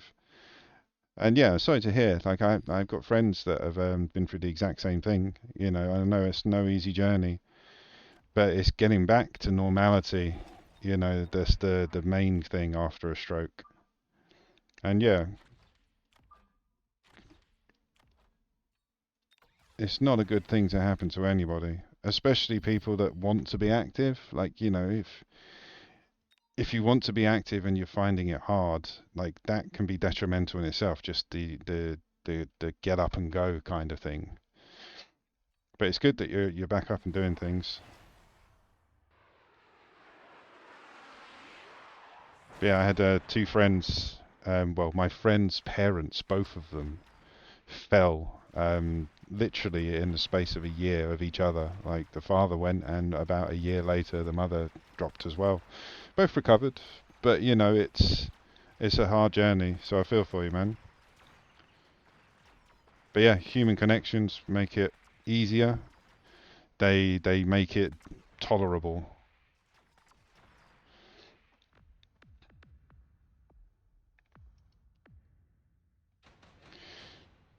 It's got very hot all of a sudden. It's gone up like 3 degrees in the last hour. Jesus.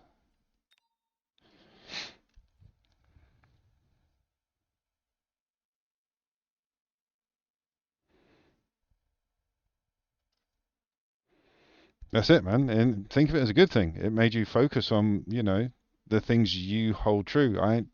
I've never had anything that bad happen to me. I've had a couple of moments like with issues, but never something that would make me reevaluate life that much. Ironically, it was me and my partner both got laid off from our jobs. We both had the same job, worked for the same company, and we both got laid off. And the pair of us were so angry with the world, it made us reevaluate what we wanted to do. Now she's doing something she absolutely loves, and so am I. And we're better off for it. It takes turmoil, it takes grief to be able to put you in a place, where you can evaluate it. Oh, dude, it's no way is it a downer. It's facts. Facts are facts are facts. Don't worry about telling me, that.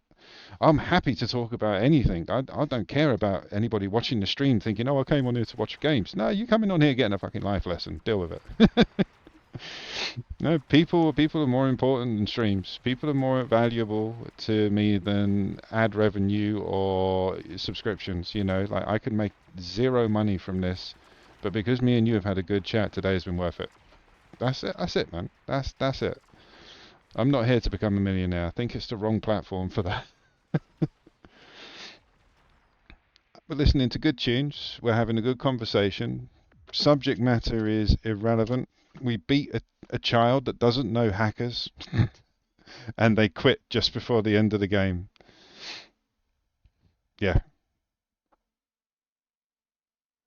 So now, even though we won the game fair and square because he because he quit out, we've got to sit here for nearly 2 minutes just waiting for it to go through.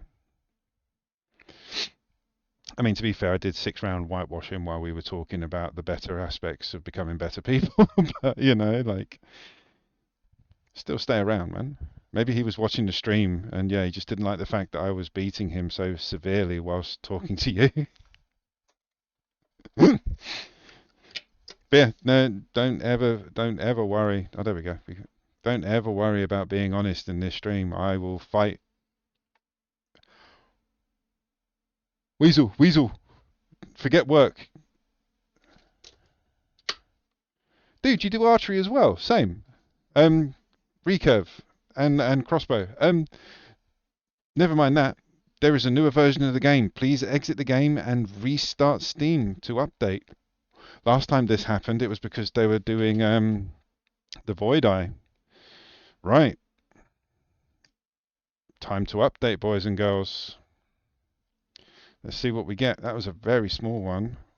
What was it? Let me just close Steam and reopen it so it can tell us. But yeah, check it. There's a new. They must have done a patch. Let's have a look. There's no notes. It's weird. Yeah, now he won't watch the movie. But yeah, there's it told us to update the game. I don't know, maybe they've loaded up a graphic or something, but there was no patch notes.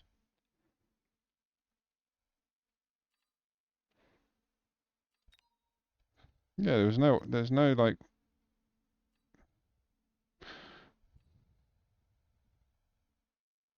recurves. Yeah, definitely, man. I've got a friend that lives out in Kingswood, and he's got his garden backs onto the woods, so we go mad and rip it up sometimes. There's nothing better than having an ice cold cider in the blazing sun doing archery with friends. I mean, it's beautiful. So what happened then? I want to know what happened. Let's have a look.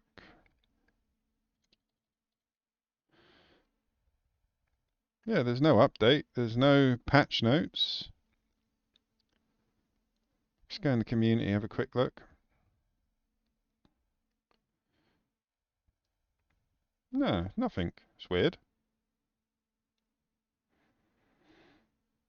Yeah, that's very weird. Okay, well, they did something. They're just not telling us what. Maybe that's what happened to my opponent.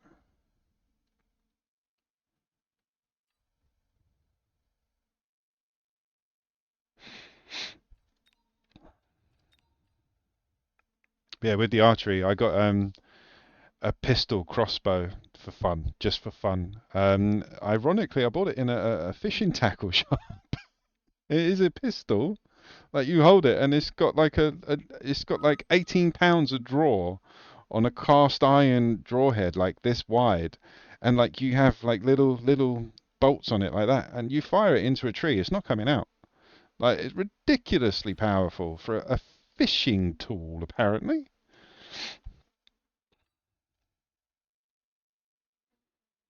Mate, yeah, it must have just been a hotfix or something. Must have been something in the coding. We'll get the review later. I don't want any of these cards. But yeah, look, that's Angelina Jolie, definitely in Sky Captain in the World of Tomorrow. In fact, I'm going to go with it just because of the units.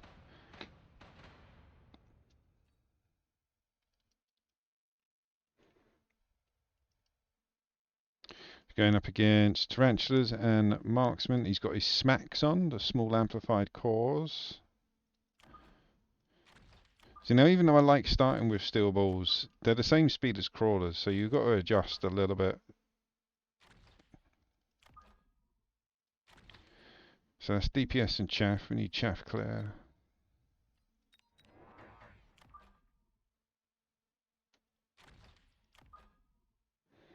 I think that's too far forward.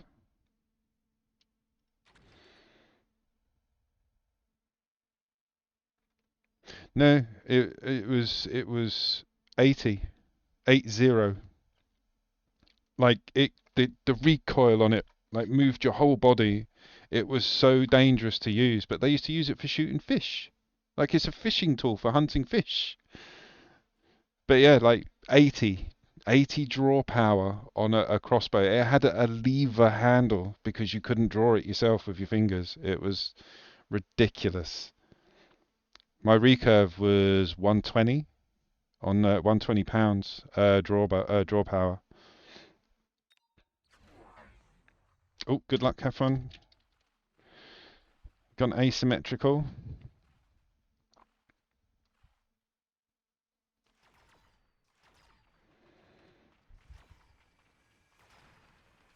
No worries, man. Get your grub on. Enjoy.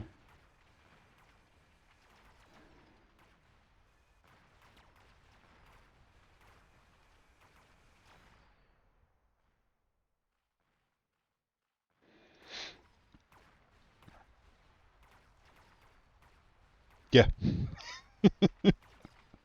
When I saw it, I was like, "Are you kidding me? That must be 8, and they've made a mistake because it's tiny, man. It's literally a pistol. Like you hold it like a gun."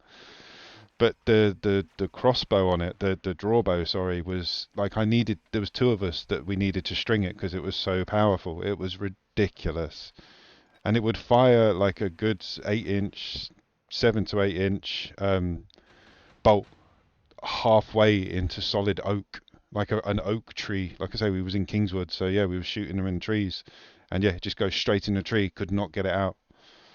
We started using targets after that.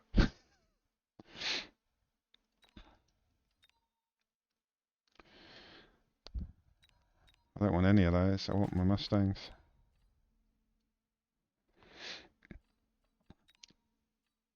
When you get the bigger ones, like I said, mine was 120. Like the powers there, you feel it, and after a day, like you feel it in your arm as well. But we go for the longer bows to get the longer arrows to get the full draw, and I think we were around 60 meters, about 50 to 60 meters on the target. Never hit it. Never really hit it. It was when we had like the 80s to the 60s draw, and the target was like 20 meters away. That was when we were having fun. Then we stepped it up because we thought we were good, and yeah, just got proved very wrong.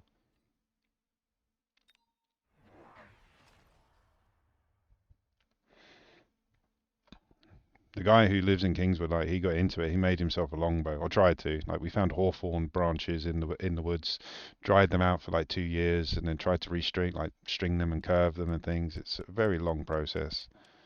But he bought one in the end, like a full wooden longbow, and Jesus, like yeah, it looked beautiful. We only ever fired it like once or twice. It just went up on the wall as a showpiece. Oh, he's got a Scorpio out early.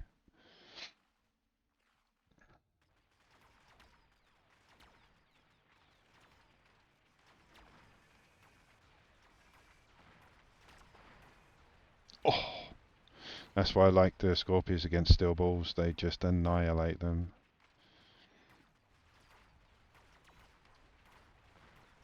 Yeah, he's took this round. He's got some decent tarantulas. He's given them a smack each. We've got some chaff coming in.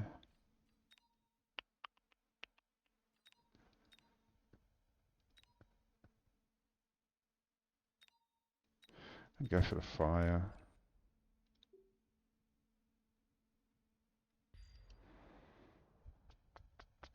Yeah, the steel balls are not doing it.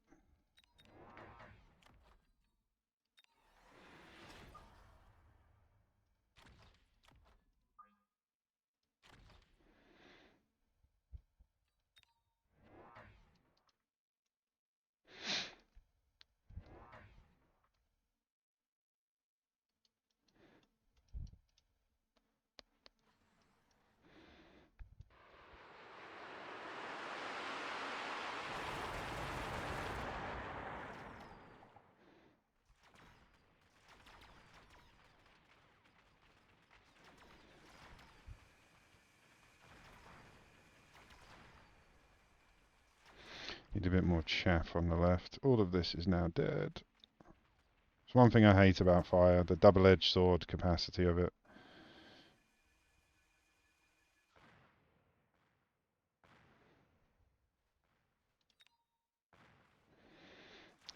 Everybody's just logging back into Mechabellum. Like all the streamers I follow are just online after the patch, which we don't know what it is yet.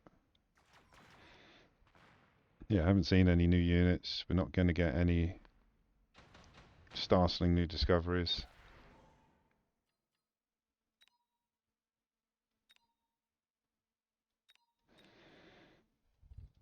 Go phantoms.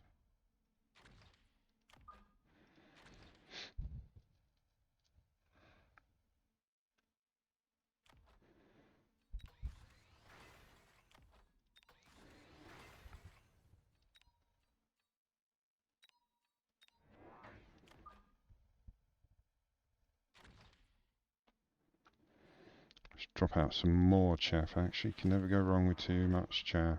Well, you can.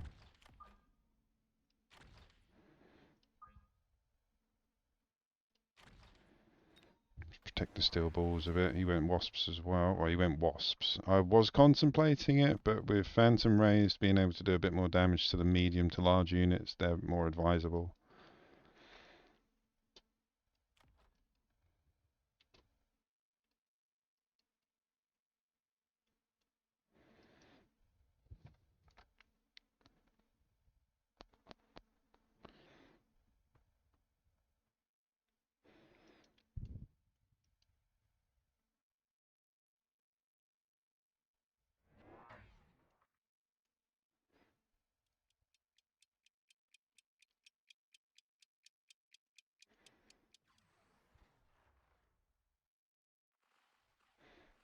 Mustangs as well.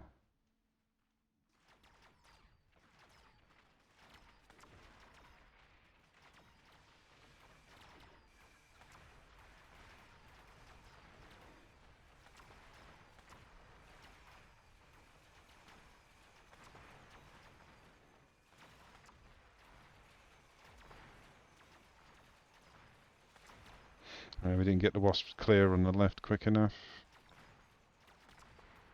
Be okay on the right.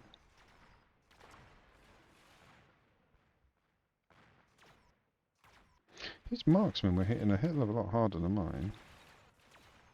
And they felt like they were.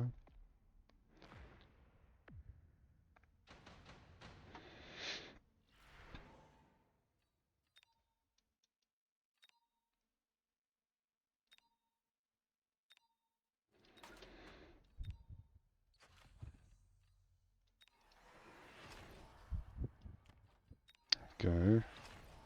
Just borrow 2 rounds early. It's not good.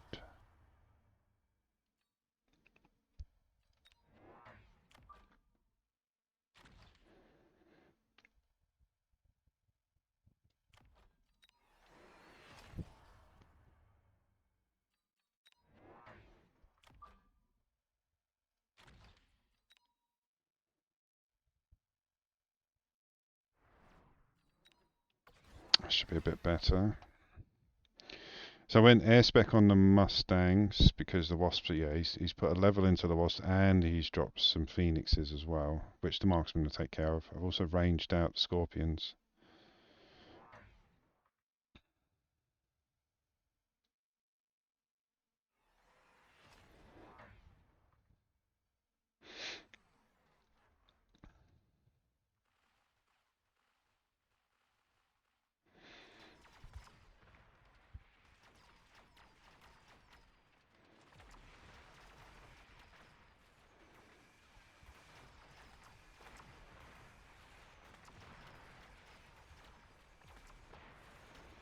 The level 3s are taking me. The Wasps. I was contemplating more Mustangs.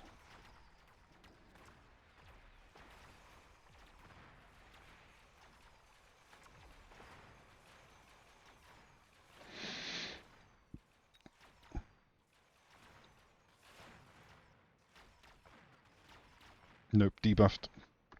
Damn.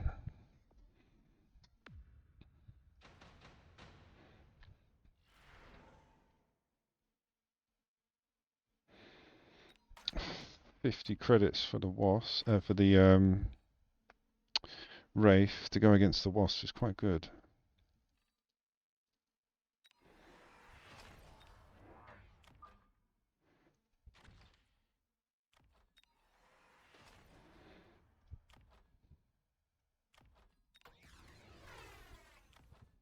Yeah, I think some levels would definitely help.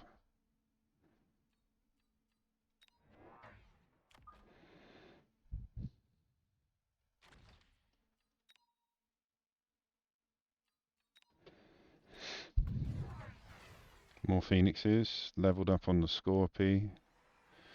He's digging hard with the tarantulas.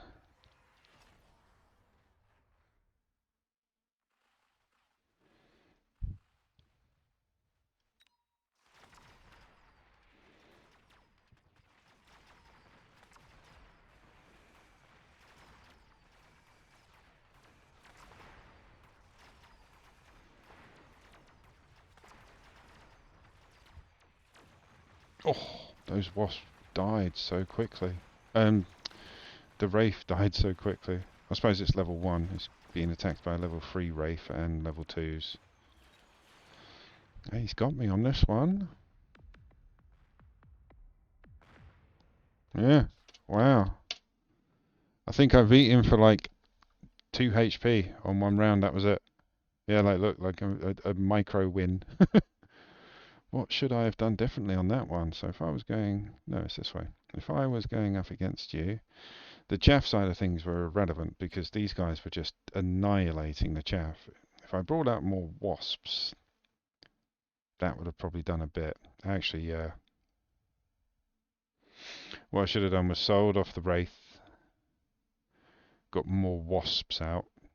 Even though the Mustangs are here, there's none over here, so I could have pushed heavy on the wasps on this side. Yeah, sold off the Wraith.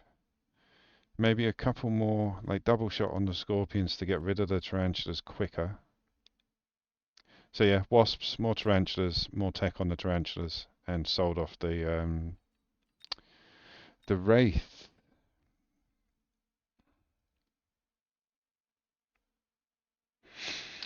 Back in. I'm still thinking about what that bloody patch did. I want to know.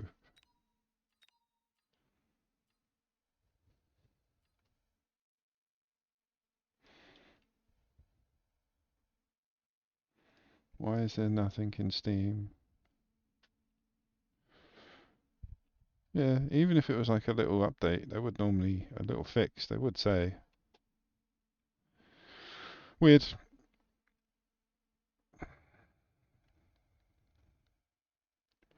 Yeah, exactly. Like, I'm happy with my progression. It's just you get into a habit of winning, and then all of a sudden you step up into a different MMR bracket, and you get reminded that you're not even halfway.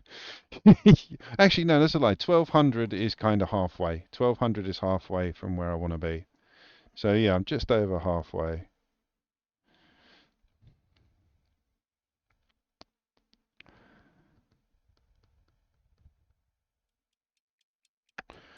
God. I'm gonna go fast here, get old Negan out. Good luck, have fun.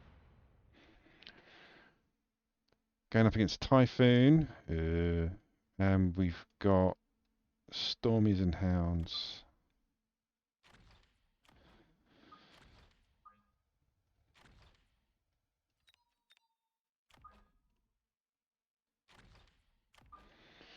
Want to protect the steel balls. So we're going to have to go chaff clear.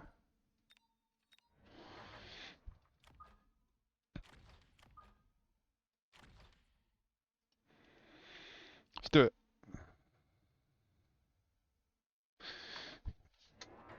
Let's let him load up. I'm going to go get the best gamer snacks in the world.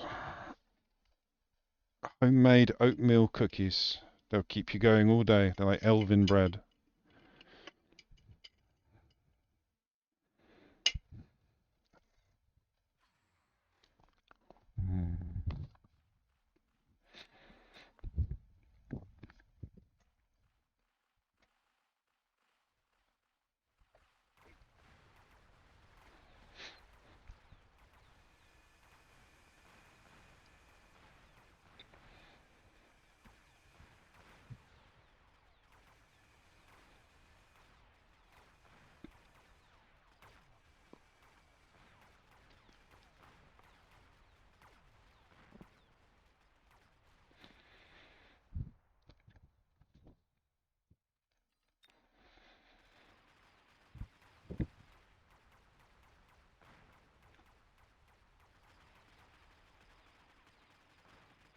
Run, Arclight, run!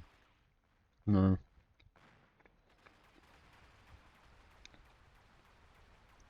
Good Arclight.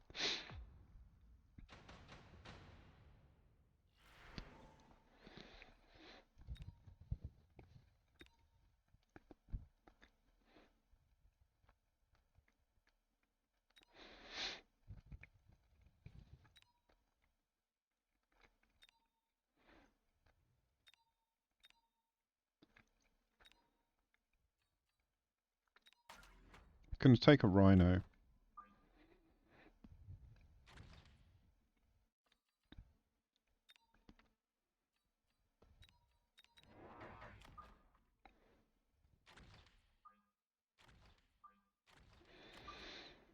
But where do I want to put it?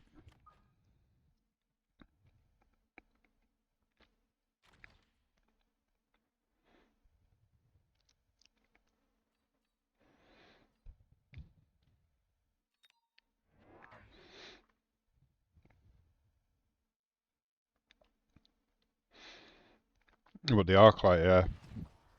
He lasts. He lasts for a while.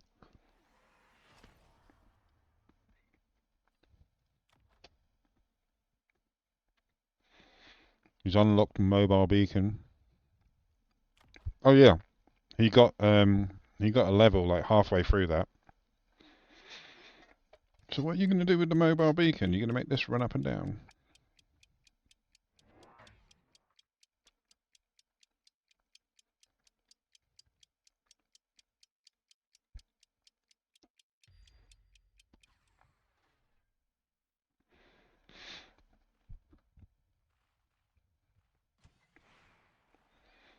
Wow.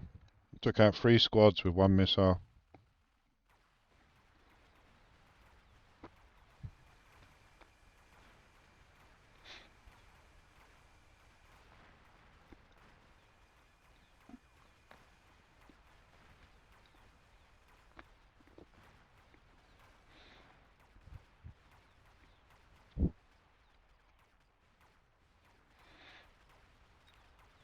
So yeah, the missile I think done us there.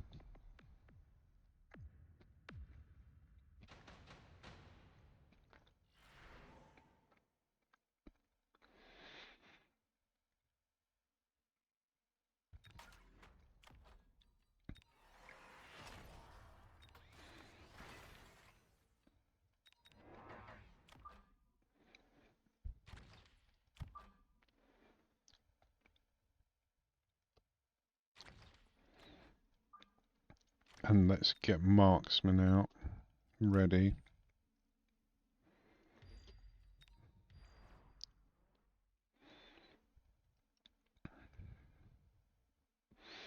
I imagine there's going to be a missile every round.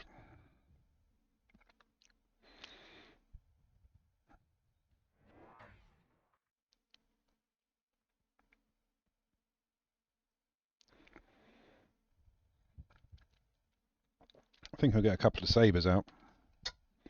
Sabres with missile interceptor. They're only 200, so they're the same as Mustangs, but they can tank a lot more.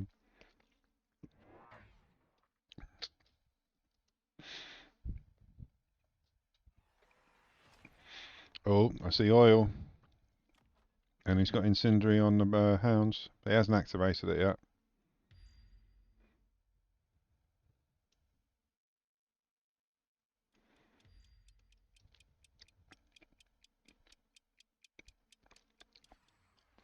Righto.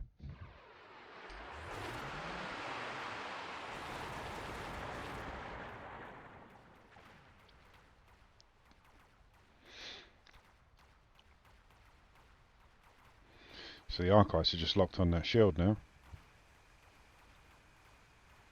There we go.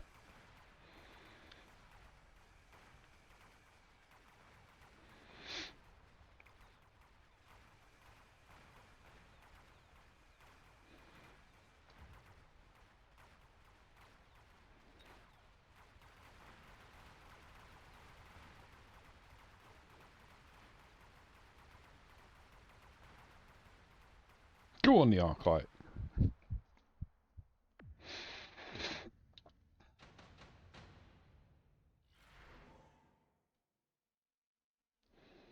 Cheap tech. Love a bit of cheap tech. So you've dropped a few of them, haven't you? So let's drop a cheap shield.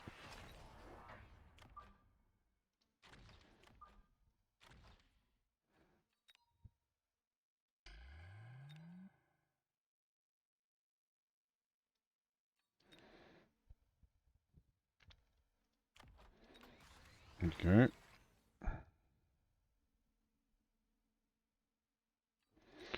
He's got his saber.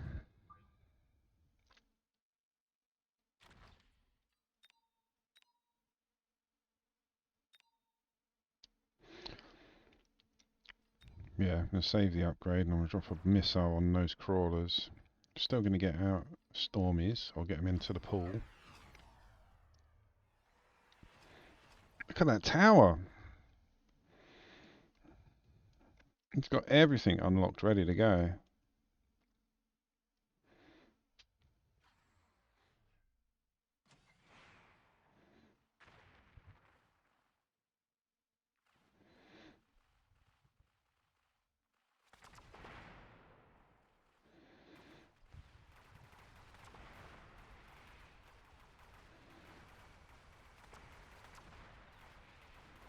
Oh, Scorpion 8, the Rhino on the left.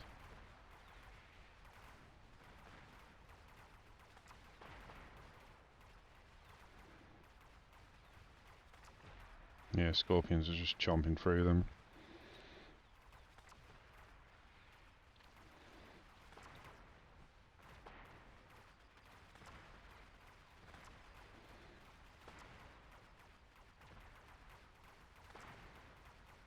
Oh, if we'd managed to get the Scorpion down before that tower buff, we might have taken a round.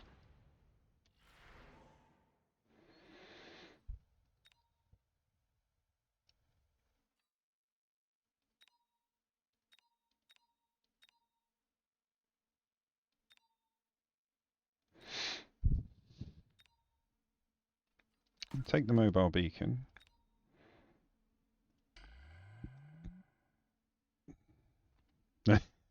It can win you the game, man. The mobile beacon, like, follow somebody called Surrey Easy. I've got him in my recommendation file. He on YouTube. He teaches how to use waypoints. Mobile beacons, and yeah, game changer.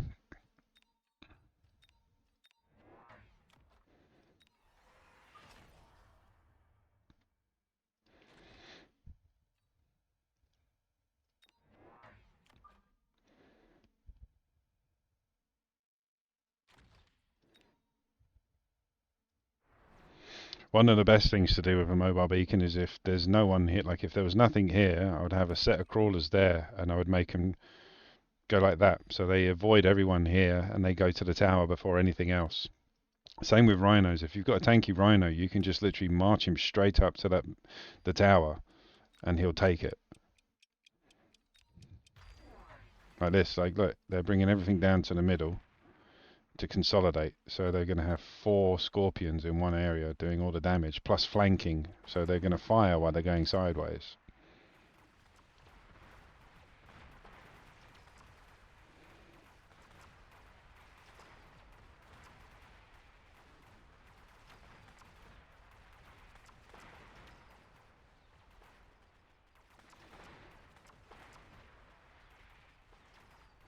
But you see how I was saying about how you evaluate a board. Like right now, the only thing that's left is scorpions and hounds. None of them have anti-air. So late aerial units would definitely be a win here. Speak of the devils. Problem is now, he's going to drop those fangs.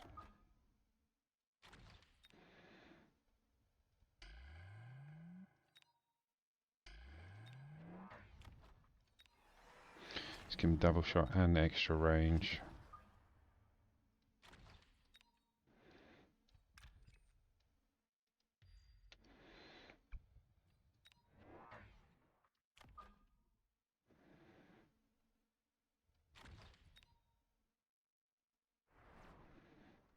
So let's have a play with him. So if you do this, they basically follow the chaff.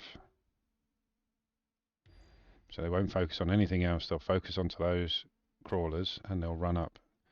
It's early, so we'll borrow a bit of cash, but if you give them speed as well, then yeah, they go for quite a while. Let's increase attack.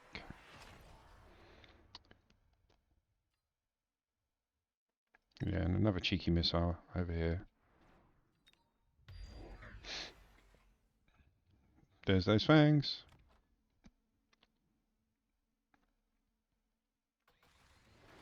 So this guy's going to lock on this guy, eventually this guy. All of this stuff is basically going to follow these crawlers. They're going to die they're going to die about here. But it gives these guys a chance to get into position.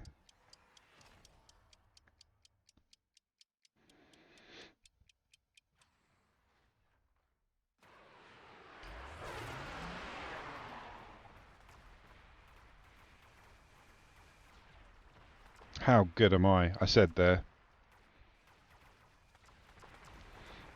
Rhino still didn't get in to do any damage. And I've taken off bloody Blitz, so he's not going to explode.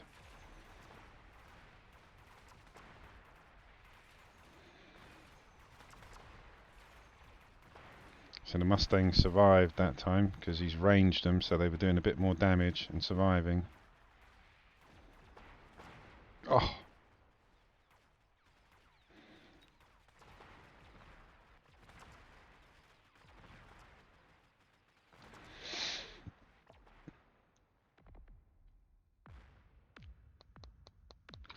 No bueno.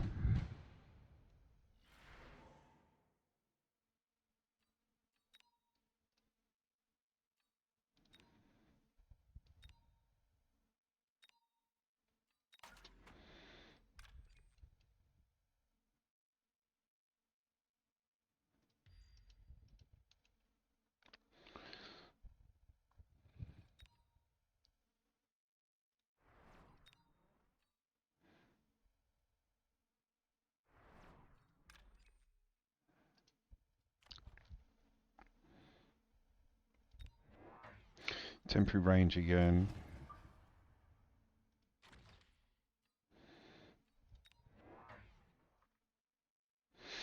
Yeah, that's why I like it. It's a bit more like chess at these levels.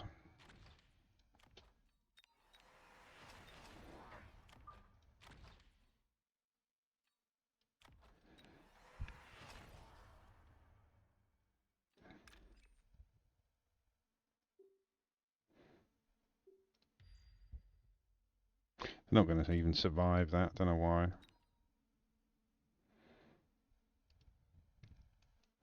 Let's increase on the chaff actually.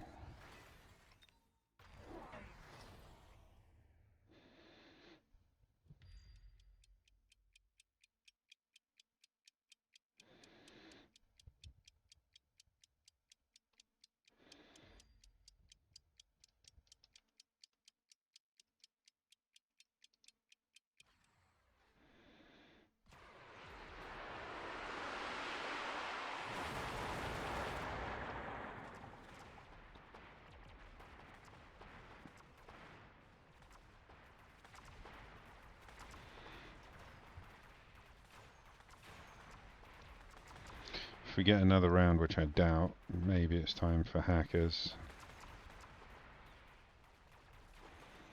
We're doing alright actually on the left and in the middle. So it was the extra Scorpions that did it. Yeah, we're good. We get another round, so we'll stick down some hackers. Take on the rhinos properly.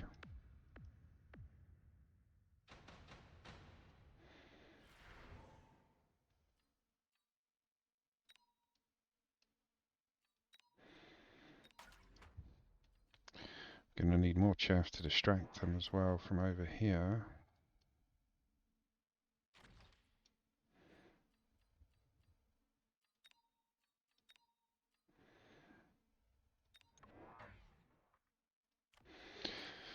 Need another one. Level it. Range it, sorry.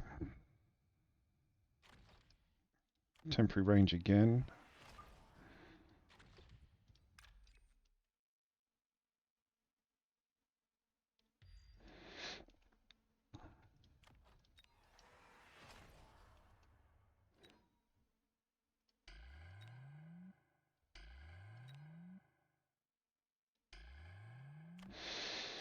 Levels, randos.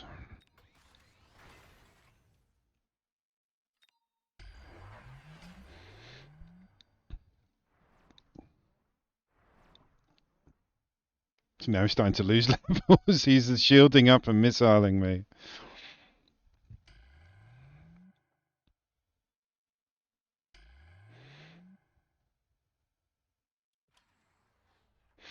Yeah, they're good against rhinos, but like you say, the chaff needs to be gone. Always gone for the acids on the scorps. Yeah, it's not going to work on the right. Oh, come on the left. No. Did you see how close that was? That's it. GG.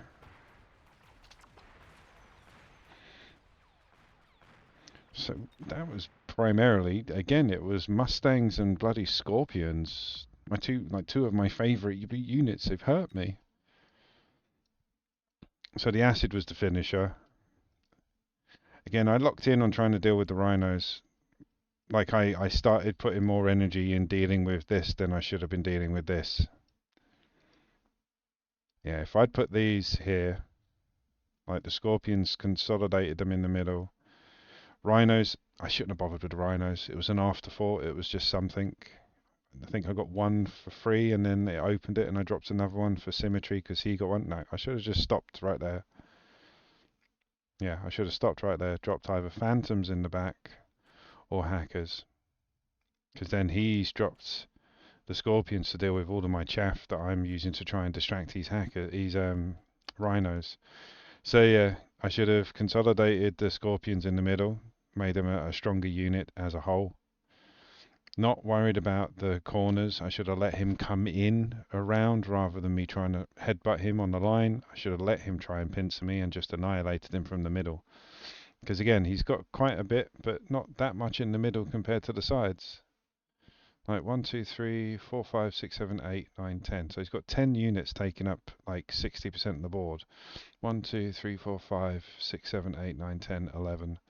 So he had and 12. So he had 6 on each side roughly, and then 10 in the middle. So there was more effort into the sides, only a little bit. But I think if I'd gone straight in the middle rather than trying to keep up, yeah, it would have been a bit of a different story. Phantoms with bombardment or burst mode. That to kill any unit, like big ones, like Scorpion, it'll annihilate it. Rhino, it'll annihilate it. I just like the hackers because I like throwing sand in people's eyes and like, haha, now I've got your Rhino, and that sometimes doesn't work. But you know, we're here to play, learn, and enjoy.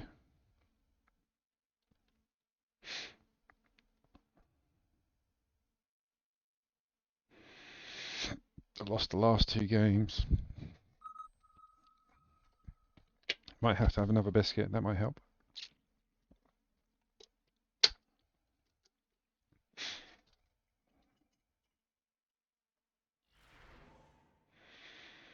Do do do do do do. Oh, they're horrible. Give me a bloody biscuit. Stupid jar.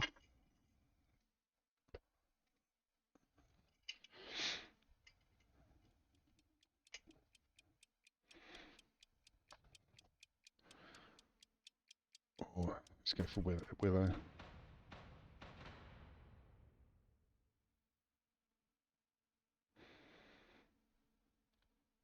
Yeah, it's good with a bit of the extra. Like, to be fair, sometimes that's all it takes, just a tipping point of being able to get something out at level 2, or selling off something at level 1 and getting out at level 2. Right, we're going up against somebody with smacks, Mustangs and Hounds, which is good for us, because, yeah, we've got DPS on the Stormies. Let's bring him in.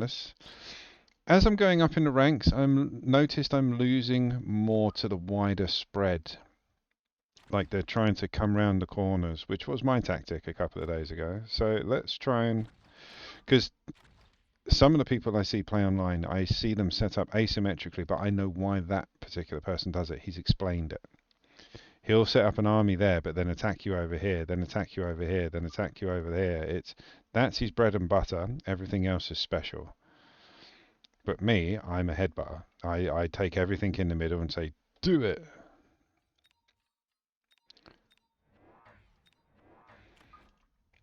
So yeah, maybe it's time to change tack, because this tack got me from 1100 to 1300 doing what I'm doing, following these rules. Maybe it's time to change.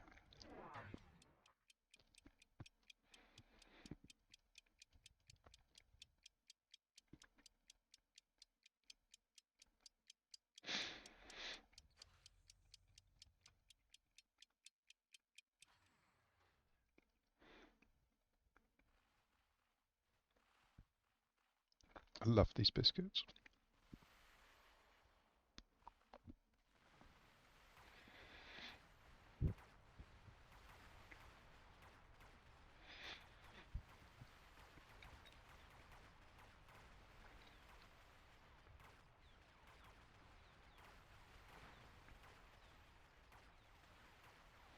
Kill the hounds.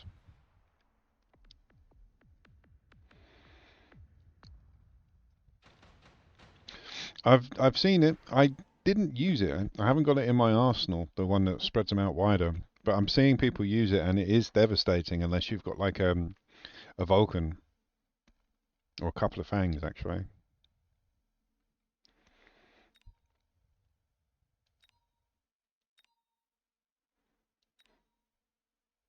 Let's go for the tarantula.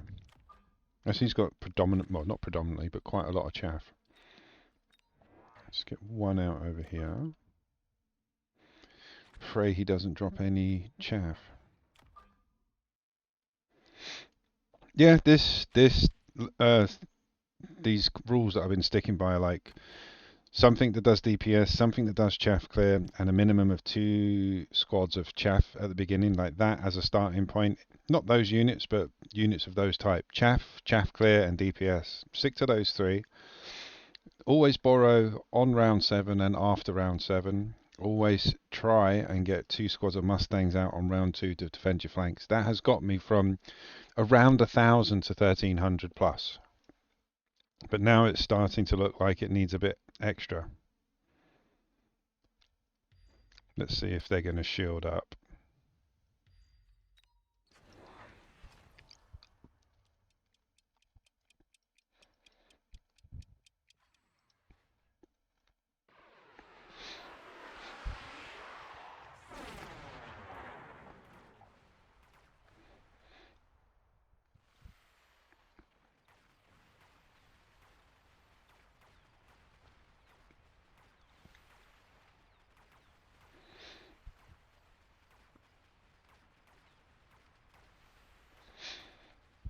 We're good.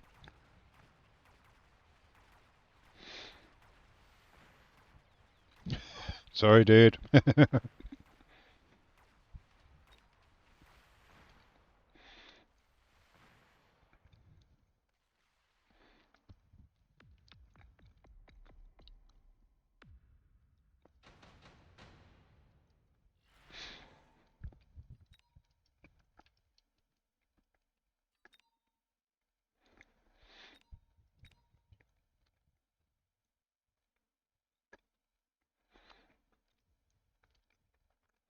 It's peace of mind. It's not the best option, but 70 to 80% of the time it's the right choice.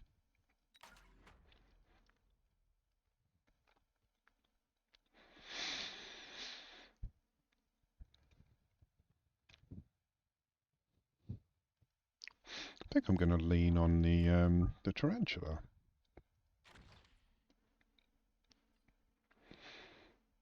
Yeah. I'm expecting a frontline missile or two now.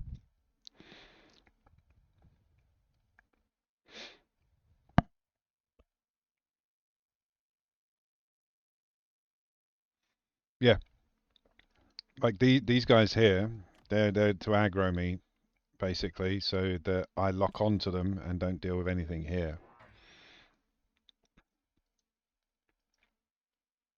I mean, I've seen people like they play frontline. Like I said, the person that I'm following to get better, because you have to pick one. You can't listen to everyone because everybody's right and everybody's wrong as well.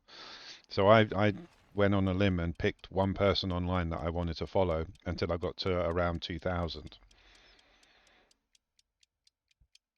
And yeah, just pick one. Find someone on YouTube that's like in a more tutorial capacity, because the guy I follow, not only does he stream, he also posts videos on YouTube, but he also does shorts with little tips on what to do in certain situations and how you can improve. And yeah, find someone that you want to like just stick to their way of doing things until you get enough experience yourself, and then you can just take over.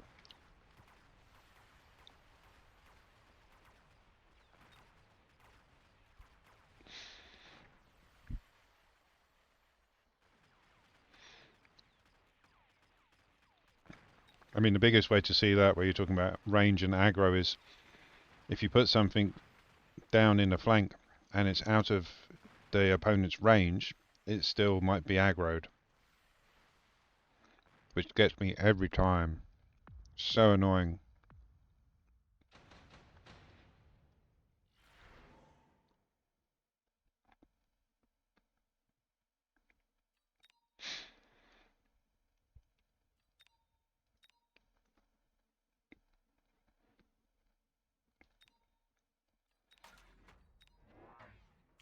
Drop the Stangs, because I'm pretty sure he's about to drop a crawler card on me.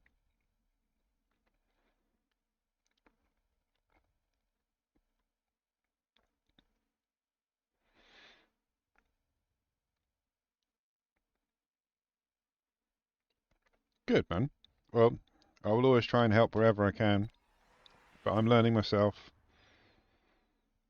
But I think that helps when you're trying to learn from someone, because they can spot the mistakes that you also spot, rather than just being a know-it-all. I think chaff. Right, levels.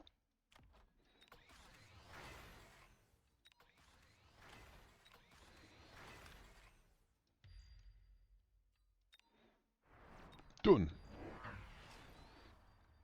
I had to have a proper conversation with the chat. Like there was about 7 people in chat screaming at me to do different things, and I was like, no offense, guys.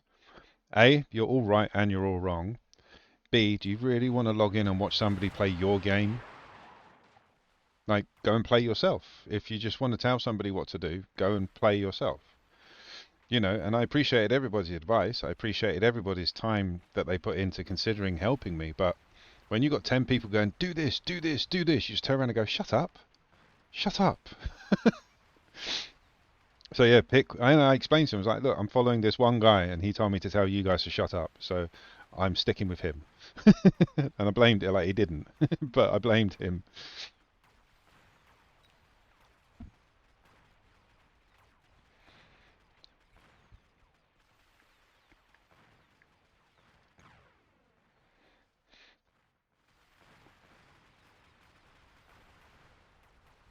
Go on, Arclight. Gotcha.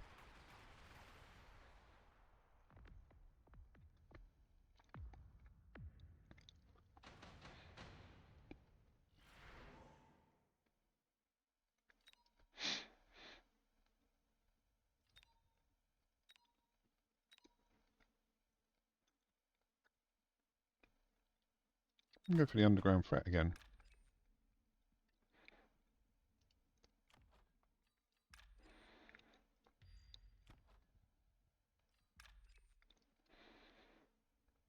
Bit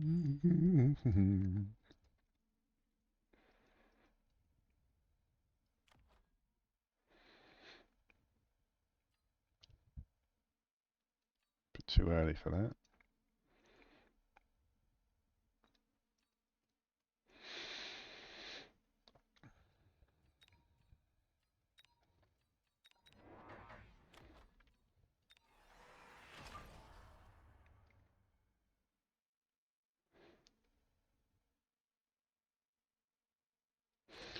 That's it. Try not to spread too far.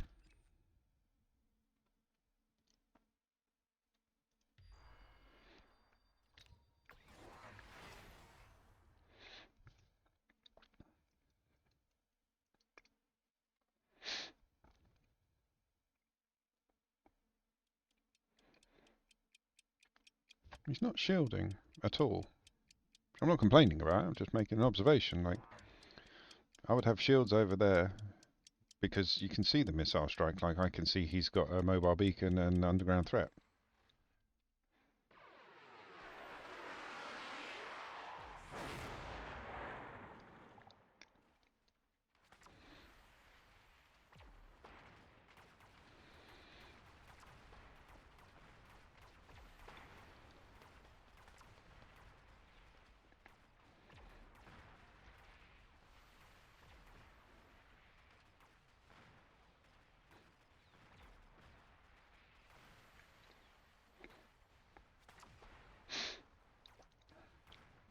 It's a big round for me.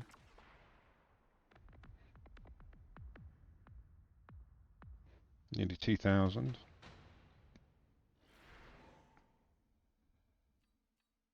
It's good for the heavy armour. Chuck it on you and give you a level.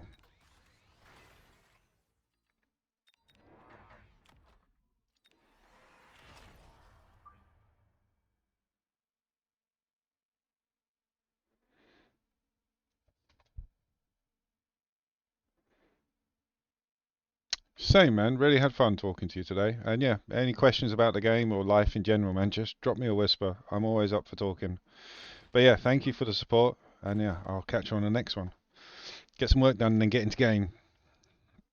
But thanks, Weasel, man. Catch you in a bit.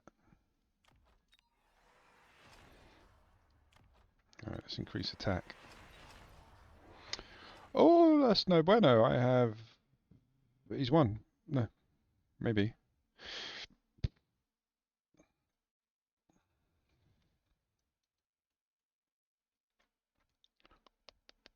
Gonna have to drop the marksman.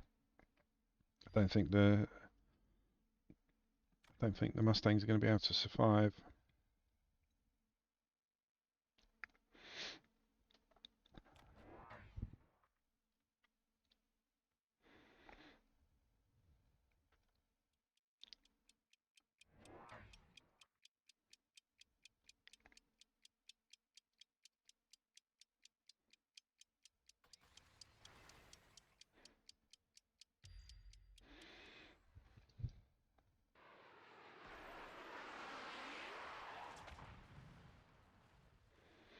So yeah, the only thing I've got to take out the Abyss is the Mustangs, which is this lot here. They're going to get annihilated. The ones on the right are already pretty much dead. So yeah, I think he's got this round. But only because of the Abyss. I'm pretty sure I'll take everything. Well, I've lost quite a lot of stuff here because of the Abyss, so I won't know. Yeah, look, half of the stuff over here is now attacking on... Half the stuff on the right is now attacking on the left because the Abyss killed everything on the left. So yeah, we get rid of the Abyss for golden, methinks.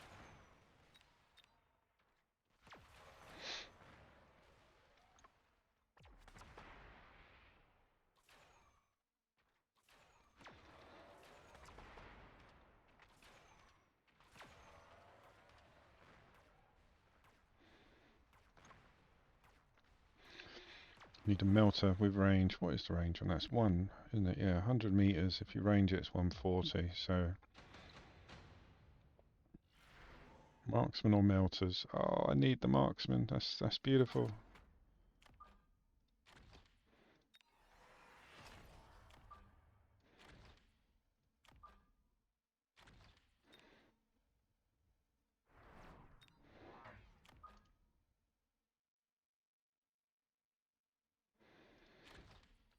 Bit of frontline chaff to distract the abyss. Photon you guys up and bloody shield you.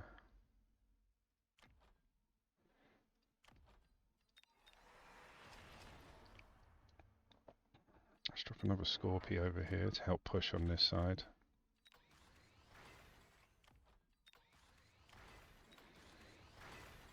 That's all the levels on that side pushed up.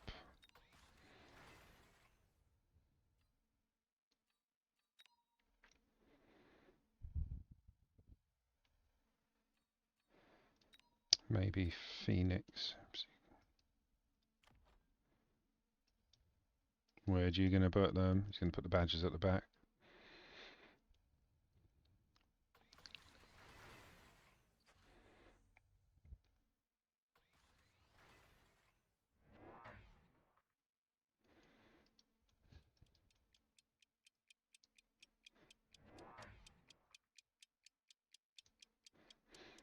At least there's not another abyss.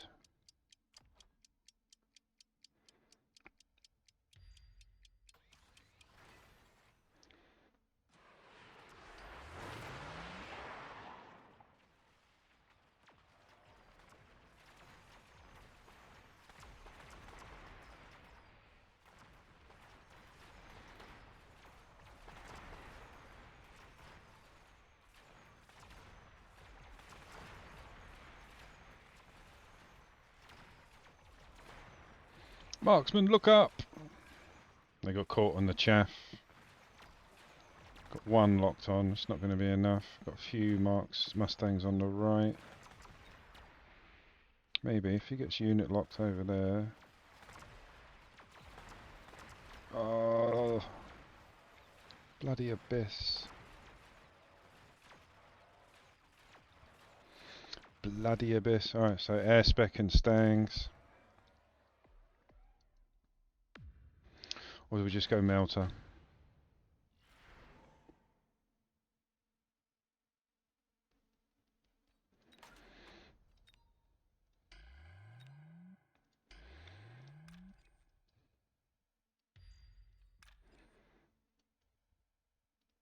Get rid of the wasps. Let's air spec you guys and level. Just double shot on you guys. Borrow.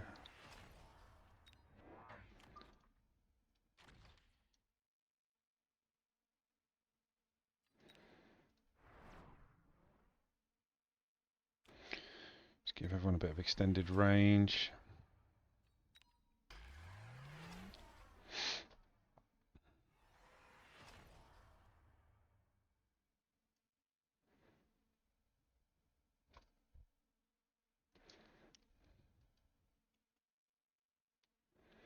I think now if we lean on the musties, like these guys are going to ruin us, but hopefully the trencher turns around and finishes them off. There's the second abyss.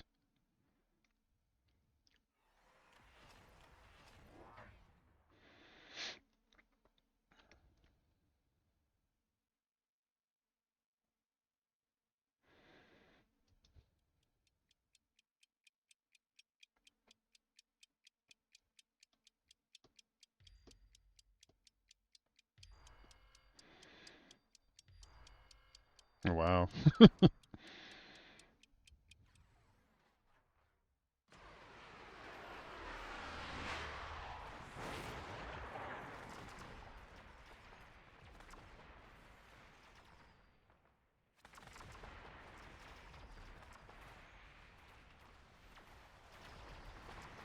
Jeez, that level 2 abyss is strong.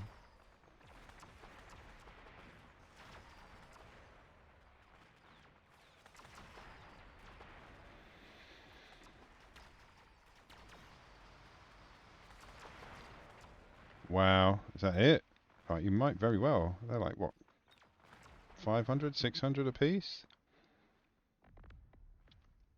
No, we're good. Just.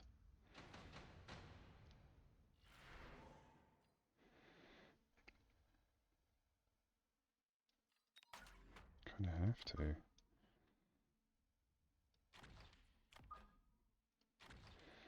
Just range them out.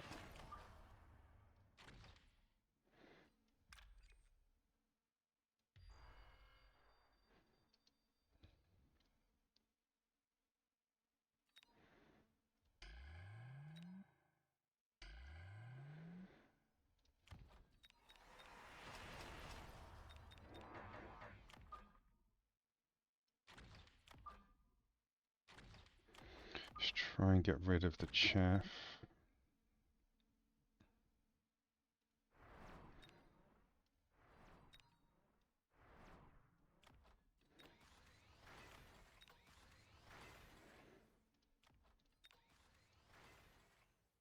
Oh, go on then.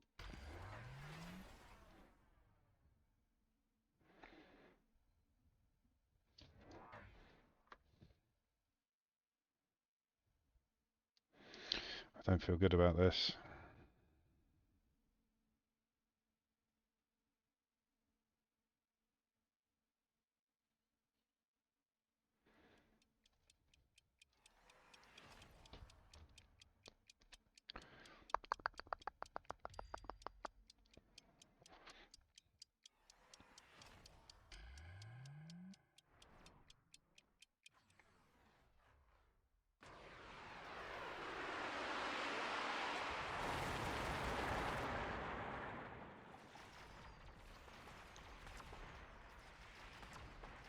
Yeah, that widespread. Ironically, Iceweasel in chat was just talking about that technique for their crawlers. Puts them on a wider berth so they're harder to target.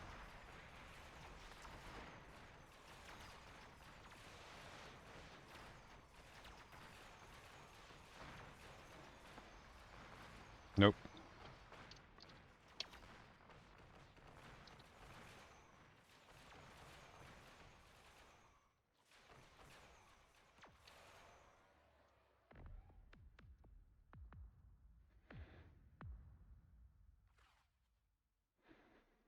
Very good. What would I have done different? To be fair, like...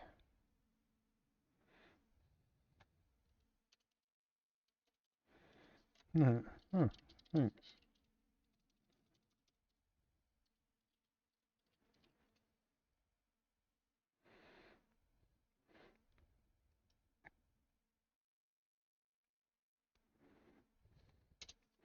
Nice guy. So what would I have done different?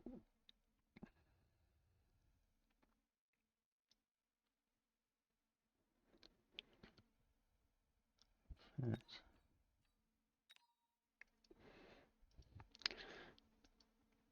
I think the Mustangs, I needed to lean a bit more on the Mustangs on the back to deal with the amount of wasps that you chuck out.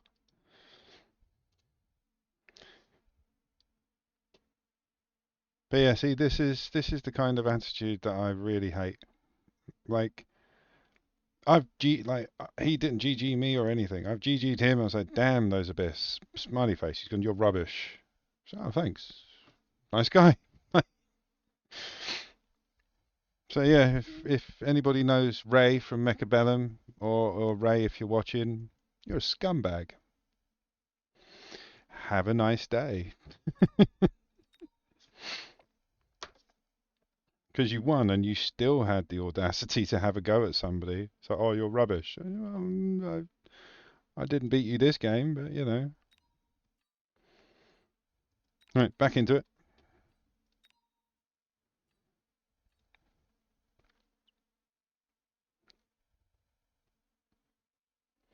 But yeah, I don't like if I win or lose, I critique myself and I praise what beat me. So you know, the abyss was my downfall. And I was like, damn those abyss, you know, wow. And he's like, no, you're rubbish. Oh, okay, you're clearly 12.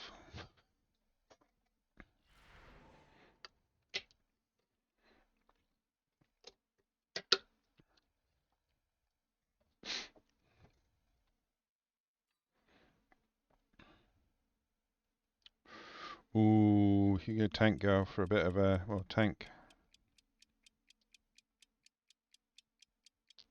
Let's do it.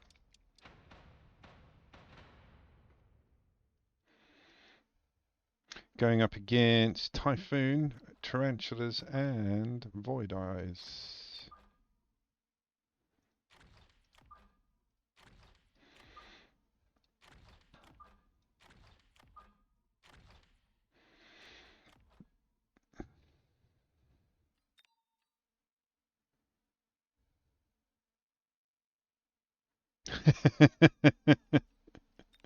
Good timing. No, man, I was playing somebody. I had him on the ropes until he spammed. We didn't spam. I had him on the ropes and then he popped out two abyss. One of them was a level 2. And he took the game. He only had a little bit of life left, only 1,000 or something. And I was like, GG, god damn those abyss, smiley face. And he comes back with, you're rubbish. So, oh, okay, cheers, mate. So I called him out. I do it all the time. Like, I'll quite happily call someone out. So again, I'll do it. Ray, Mechabellum, Region 501, you're a scumbag. Yeah, no time for people like that, man. I consider myself an avenging angel, and I punish these people for other people's benefits as well. But it's okay because I just blocked and reported him, so it's fine.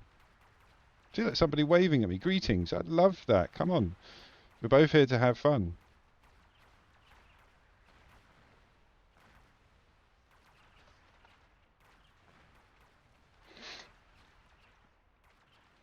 That's a good build, actually. Void Eye and Tarantulas.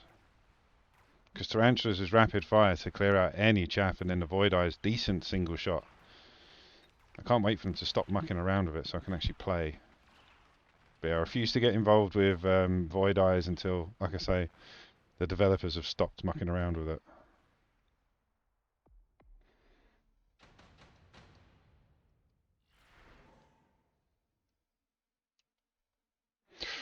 Ooh.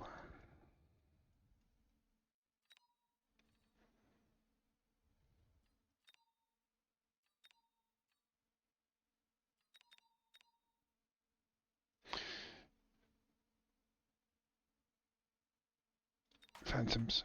Phantoms. Let's try and get them over here. Drop my stangs.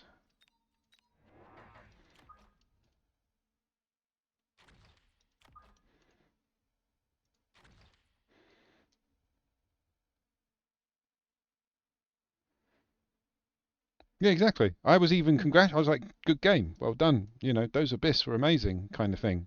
He's like, no, you're rubbish. Okay, so it wasn't you placing this. It's not your skill. It's because I'm rubbish. Then, okay. I mean, why would you admit that about yourself?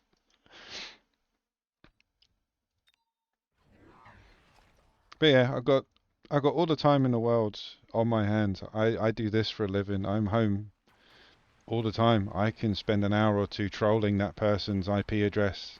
Like I said, I went down a path in thanks to the Hackers movie. I could do things that I'm not allowed to do, and yeah, but I won't because I'm a good man. And I need to stop talking right now because this is going up on YouTube. Hi everybody, welcome to Richie's Corner. Please don't judge me. But yeah, like it makes no sense to do that. Yeah, I mean, I'm split between the Void Eyes because I can see them working like early on with support quite into the late game as well, but they've changed them twice since they've been released, you know, so like, they're going to change them again and they're going to change them again, and there's no point learning a skill or something that's going to change again in the next month or two. So yeah, I'm going to leave it for a while. I'll try to. If I have to, I have to. Oh, let's go for a little bit of a shenanigans.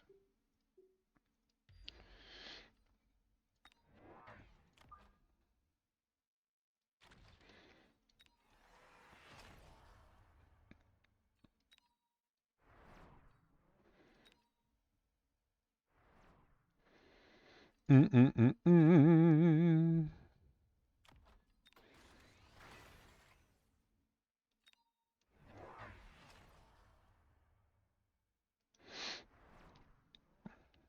See, this is why I put missile intercept.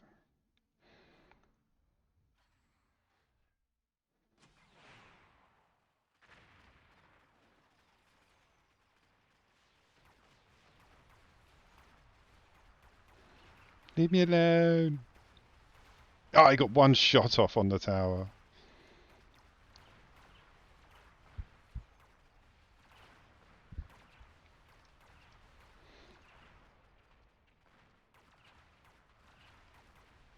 Mm-mm-mm-mm.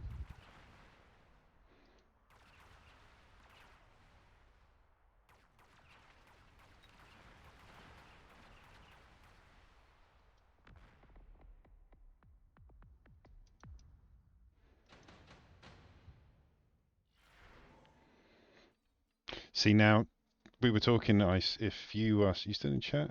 I've been around the game long enough. I've seen boys, but I understand they are new. Yeah, they're not fantastic. See how we were talking about mobile beacon tactics? I've got an orbital javelin, which is insta death for everybody, pretty much. I imagine he's going to use it on these guys, so I'm going to make him go backwards. Just a little step back out of the way to see if it works. He might not, but it's a good little skill that I saw somebody else do. And yeah, like I say, the person online I'm following him for these reasons. Because if he drops the javelin there to try and kill those lot, I'm going to step out the way and then step back in and then carry on killing this lot. But again, he might go somewhere else. He might not have even got the javelin. Oh, he went additional armament on Saber. No, it doesn't look like he went. So yeah, he went with a Saber card rather than a javelin. But that's a good little technique. If you if somebody's got a javelin and you think they're going to attack like your strongest unit, use the mobile beacon to make it step backwards a little bit and then carry on forwards. To be fair, like any times of experience, like you can make a not necessarily a harsh judgment, but you can see the basics of what's going on. And again, it will change when you come out of your MMR. Like when you're in a different MMR, different tactics, different units, different skill sets. So it changes all the way up. Like I say, that technique I have for setting up, that's carried me a while, but I think it's starting to get a bit dry for these levels. So I'm going to have to change tack. Like 60% of the people I fought today have gone asymmetrical.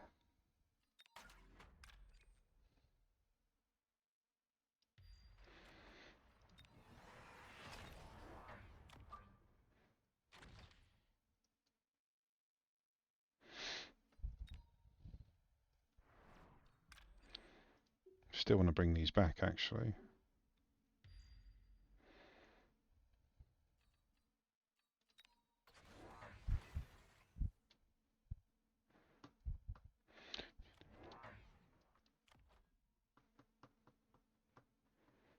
Oh, getting flanked, which is fine. Got my flank defense already there.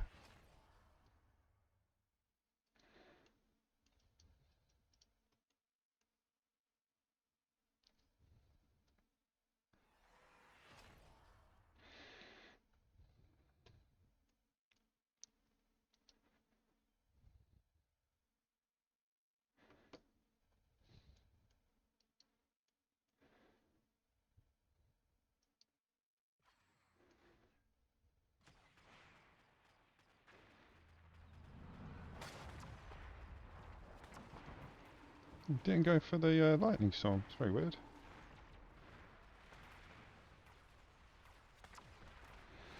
Oh, we're gonna have to go double shot. Oh, he's only got the portable shield.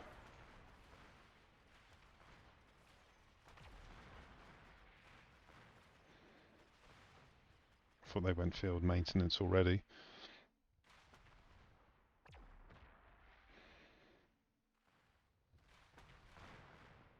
You killed my Scorpy!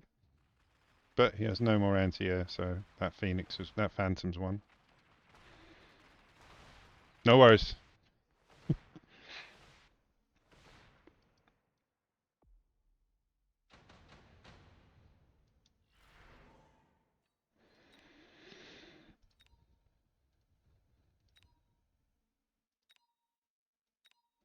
I think what maybe? I mean, what anti-air has he got? He's got the fangs. That's it.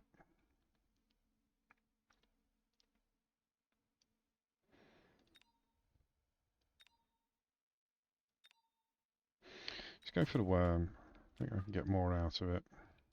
You two are gonna definitely need double shot.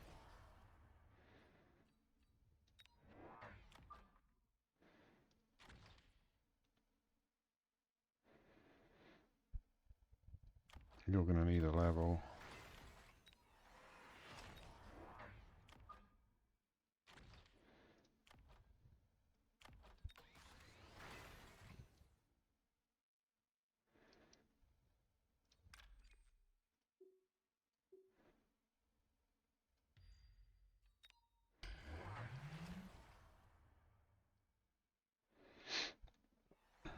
moving the stuff up to the corner to try and get them away from the tower so these two can attack them side on.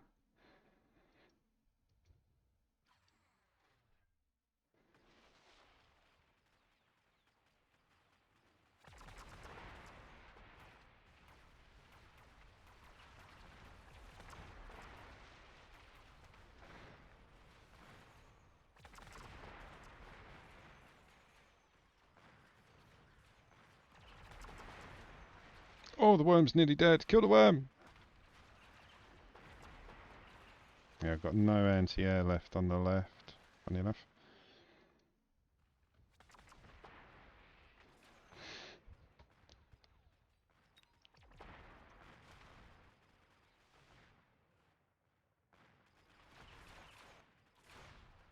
Yep, no anti-air left. Phoenix win it.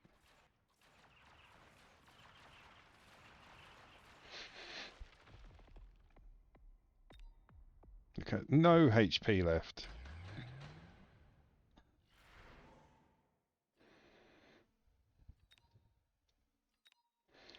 Just go additional.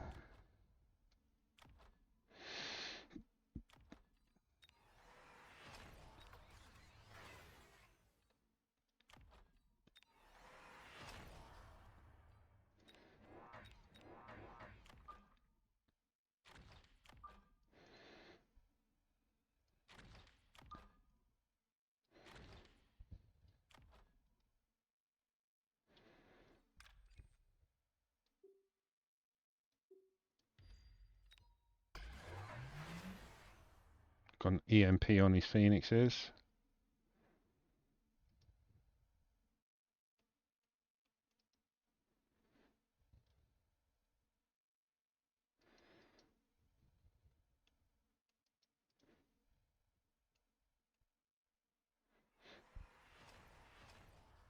Need some earlier chaff.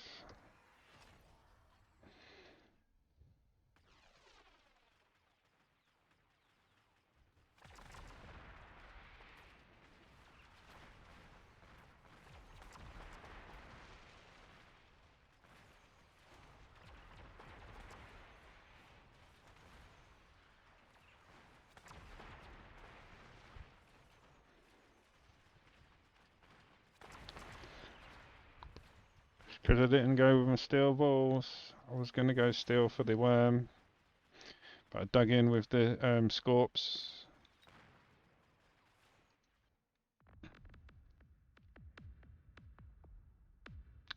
Come on, we can get back from this.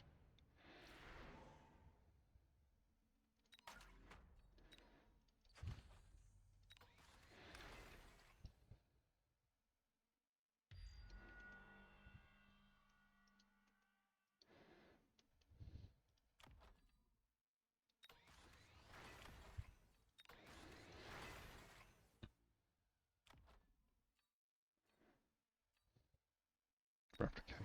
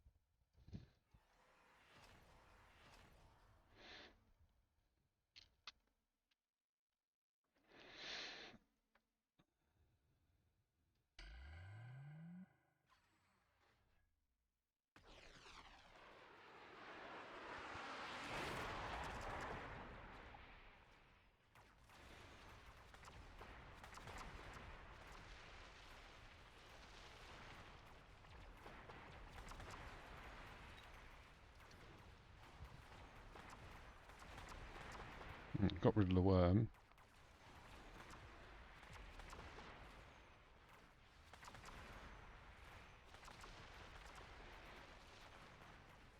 I haven't got enough anti-air left to finish off the phoenix. GG.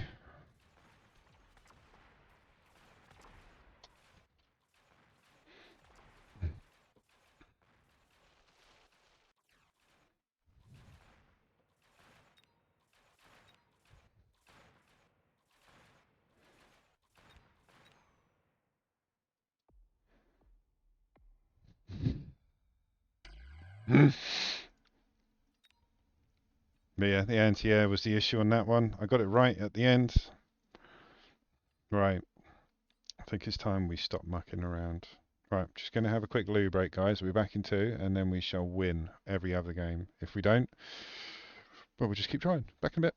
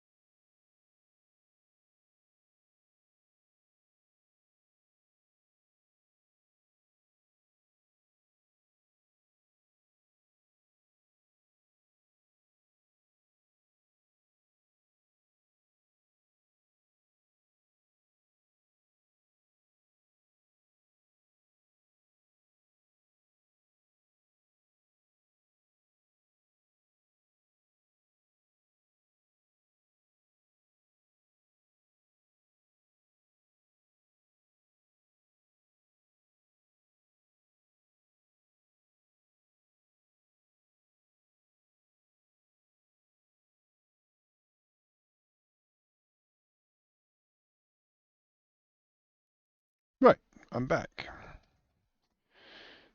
Let's make sure everybody's in play. Everything's good. Everybody's happy. Music is on. Richie is back. Let's see you streaming.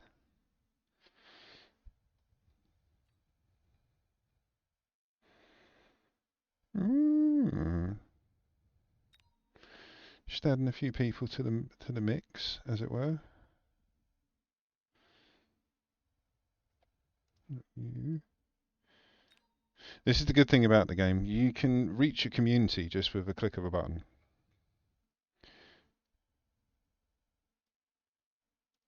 I'm intending now to go in and looking for English speakers. Because it's all well and good like watching a stream, but if I like to raid out so that when I finish I pass my audience over to another streamer.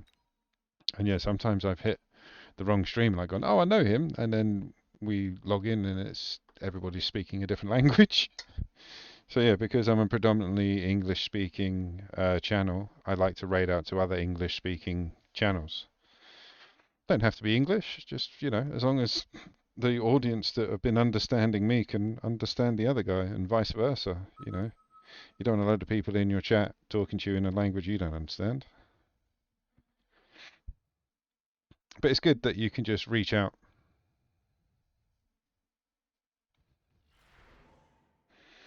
Right.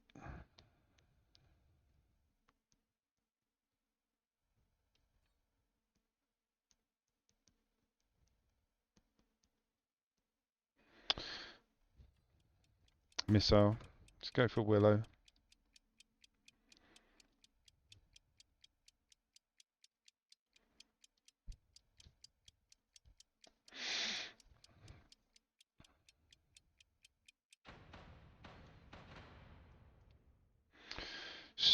Stormies and Fangs against Aerial Spec.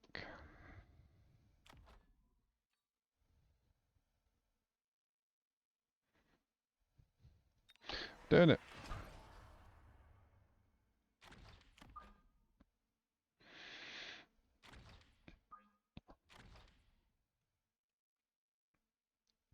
As my usual builds isn't working as well as it used to, I'm going to start going asymmetrical. I'm going to start practicing playing asymmetrically.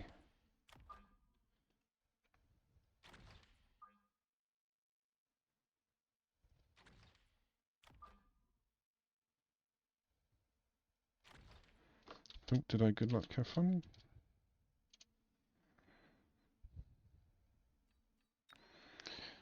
Just get... I'm going to unlock Stangs and get a missile out straight away.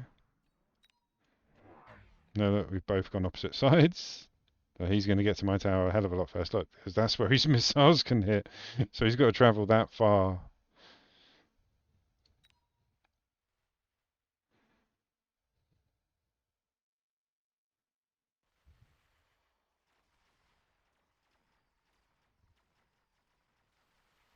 There goes my tower.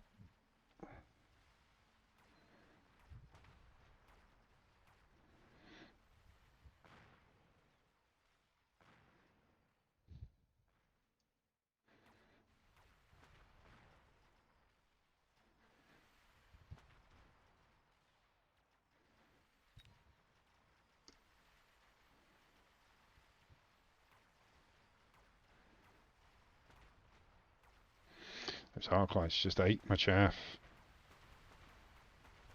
As is their job. It's not like I'm surprised.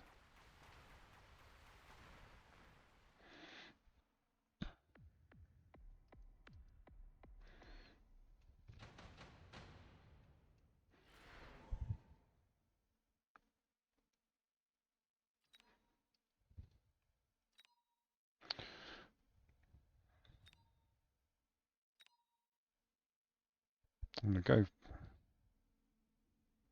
Typhoon.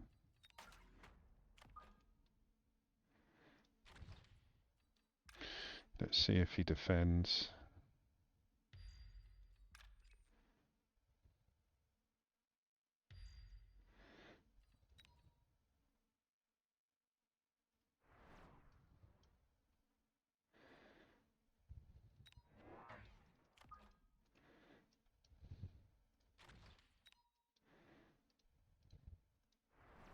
Actually, yeah, let's put it into speed.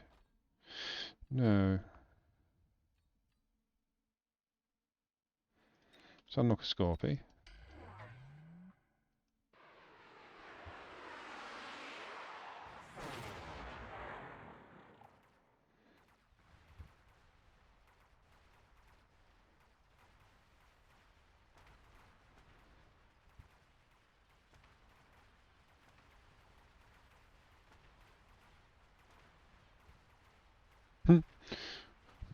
One Mustang survived on the right hand side. We should be okay. Yeah, there we go. We've locked in onto the Farseer. That was the big unit on the left. Everything else we can handle.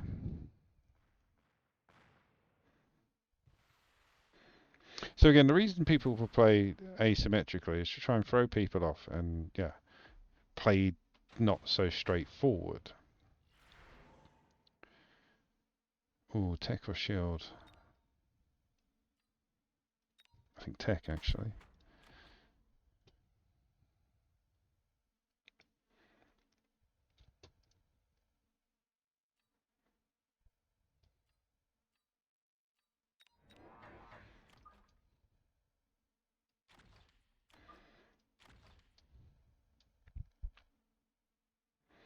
But, yeah, what I'm trying to get at is,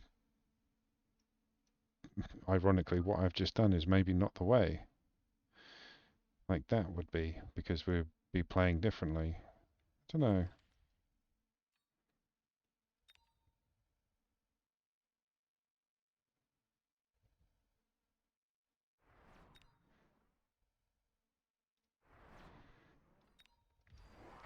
Let's see.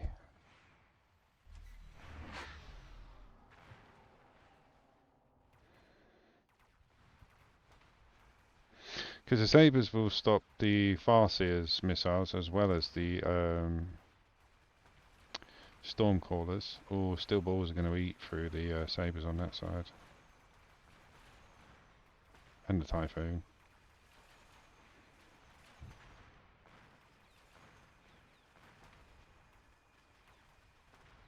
Gotcha.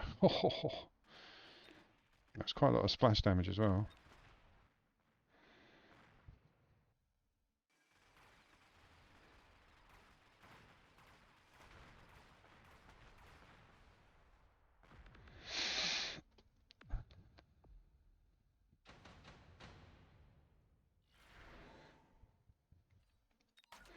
It's expensive, but it wins the game, wins the round, doesn't it?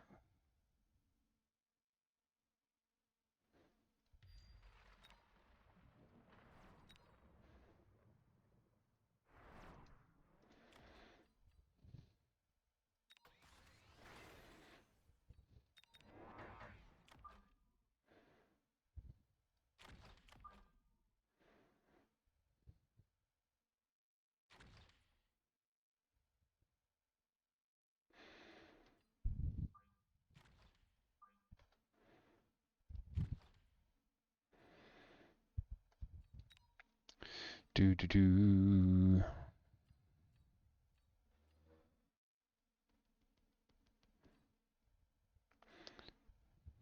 Maybe marksman.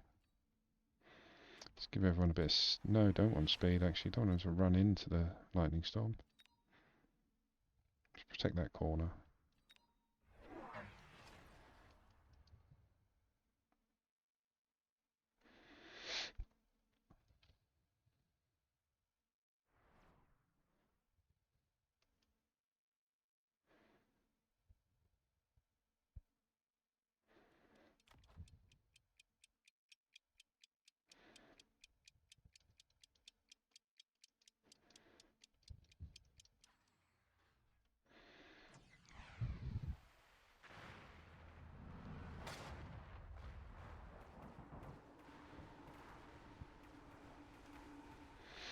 Ooh, got a lot of use out of that lightning storm.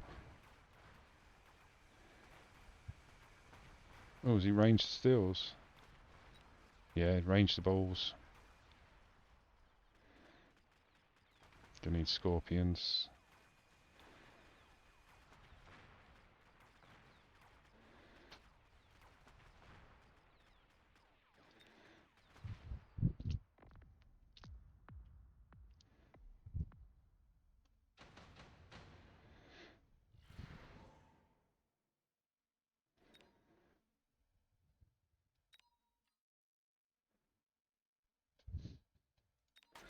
Just go for the phoenix.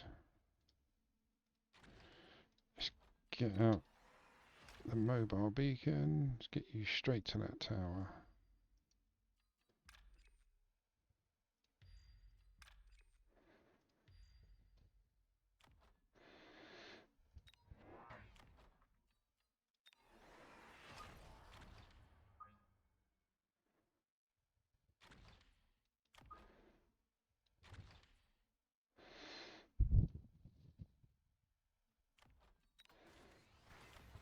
Couple of rando levels. Don't forget your chaff.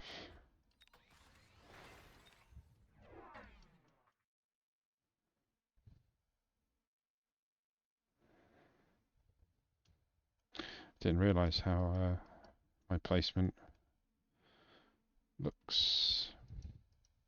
I didn't do that on purpose, I promise.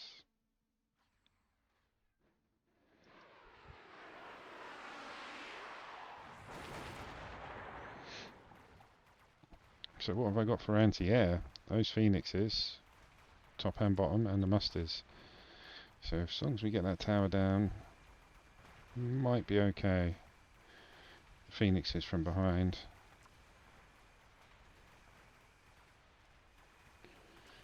Oh, and the Typhoon as well for the anti-air.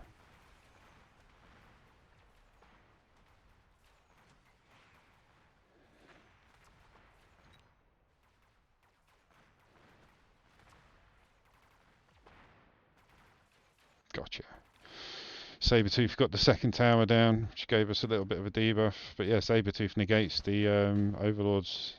ooh. Negates the Overlord's fire. Let's go for heavy armor. You guys, you need to come back. Or do I sell them? You can sell them for 300 or so. Get field recovery, sell them for 3.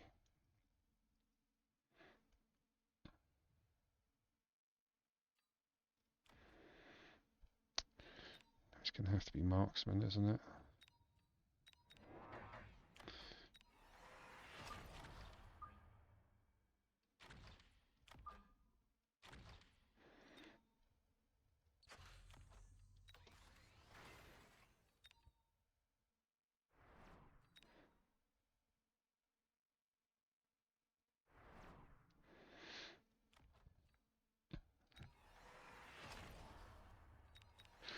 Borrowing around early, I know it's naughty.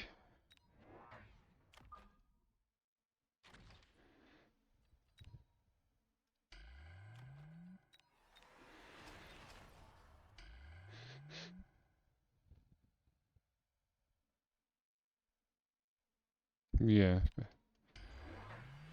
Oh dear.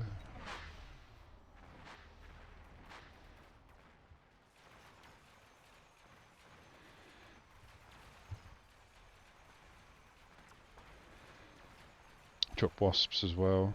And I think they've got mothership on, yeah, so they're going to be producing wasps as well as the squads that he had. Oh, this is a lot of no good.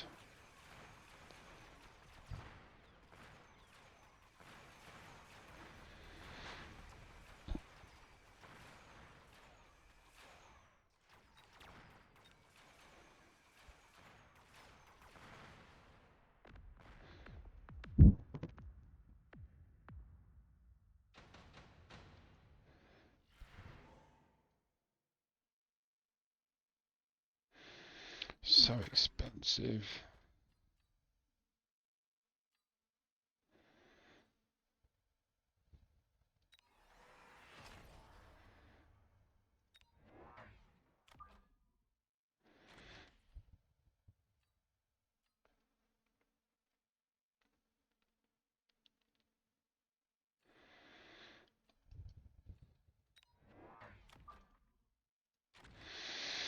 Mmm.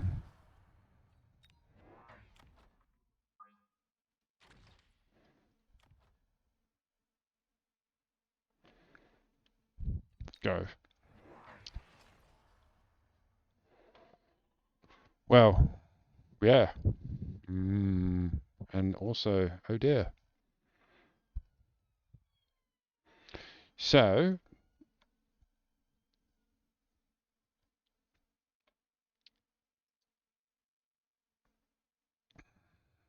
all I've done, because I wanted to play asymmetrically, try and get some practice in, but all I've done is spread it out. It's because he started on that side, I started on this side. We've both just spread out, so we should have just played symmetrically. I suppose it only works when you're playing symmetrically if they play in the middle. If it's a headbutt, then there's no point. It was irrelevant to do so.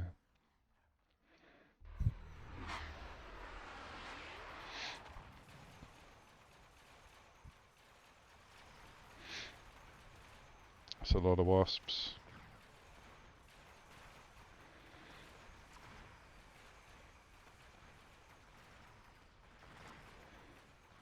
Yeah, those steel balls are just eating everything now. And I can't put anything out in the air because the Overlord just gets to them. Wow.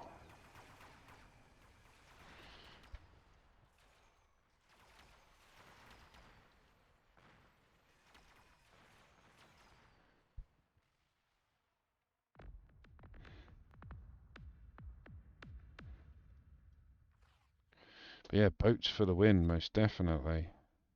So what would I have done different? I've said it before on stream. I've said it before on my unedited, untouched, raw footage videos that go up on YouTube. I am strongest in the middle. I'm strongest symmetrically.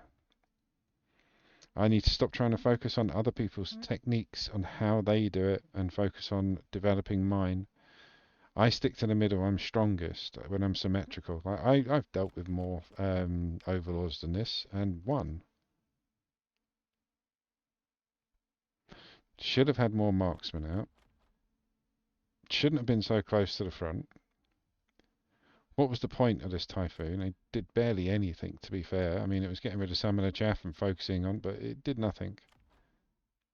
Could have sold that off, got a bit of extra cash, yeah. Bad choices, bad units, and not enough of the right stuff. But we live and learn. Somebody raided me a couple of weeks ago. No, it was maybe a month and a half ago now, when I was first coming back into it. And yeah, we had a game and he had boats and he just annihilated me. And that's when I said to him, like, I don't usually play boats. So I've had a long break from the game, blah, blah, blah, the usual thing. I'm coming back. And his advice was me, just play planes. Just until you understand them, just play planes. And I've been too scared because I'm pushing my MMR up and I want it to be good. So I'm scared that I'm going to lose what I've already achieved. But I think what I'm going to do next season is basically for the first few weeks just play the units I'm not very strong with. Why is there a gunk on my glass? Yeah, play the units I'm not bothered about, or rather I'm not too good with at the moment. Like fangs and aerial units. I could use phantoms like there's no tomorrow. Like I use them as tank busters. I've got a technique and an understanding of them perfectly. Phoenixes again, they're flying marksmen. Wasps, they're flying Mustangs. I understand what they do, but I don't use them enough to instinctively know where to place them, how to counter, how to avoid the counters instinctively. Like if I sat down and talked about it, yeah, I can talk all day. But yeah, I think next season, season 4, I'm just going to play with fangs and aerial units like for the first week or two, or maybe longer. Do do do do do do do do do do do do. It's not the same person. No.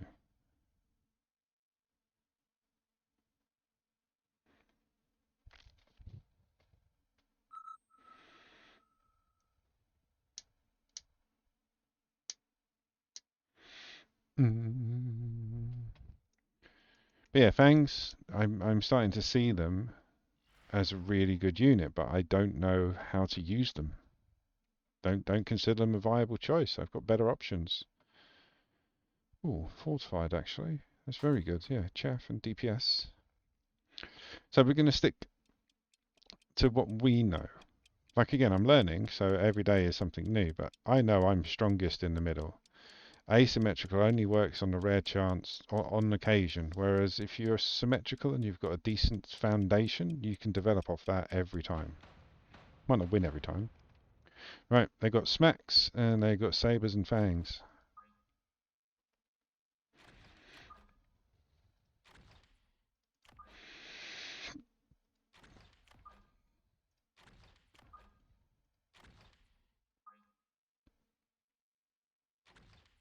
So what should we say? Yeah, DPS is already out with the sabers. So we've got chaff clear with the arclight, sabers are DPS. Excuse me. And the crawlers are chaff. Did I glaff? I did not. Let's do it. Come on.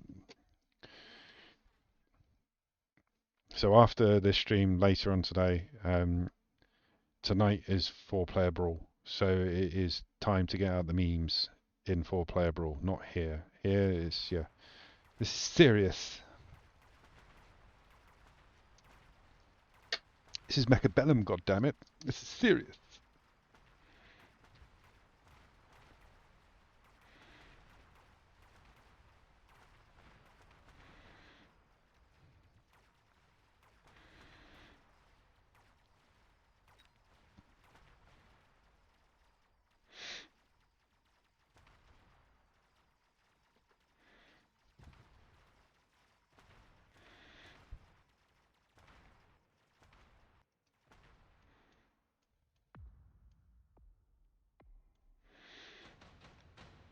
Oh, he didn't put any of his smacks on. Okay, why?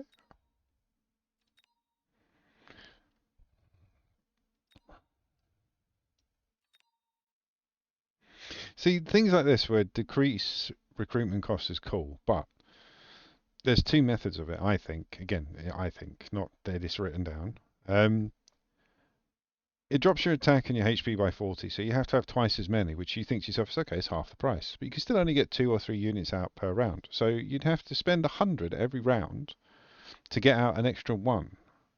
So, yeah, I don't see it being that beneficial when it decreases the cost and the HP where you have to double the amount of units. I'm going to skip. There was other things there that I wanted, but I want my flank defense.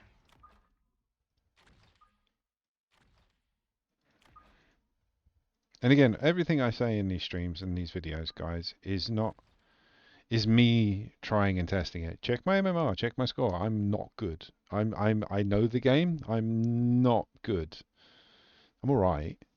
But realistically, I'm not anybody that you should be taking notes from and saying it's gospel and it's going to beat everyone. I'm just vocalizing my opinions and my thoughts. Sometimes it'll help you, sometimes it won't. Most of the time, it's just me talking to keep you guys interested.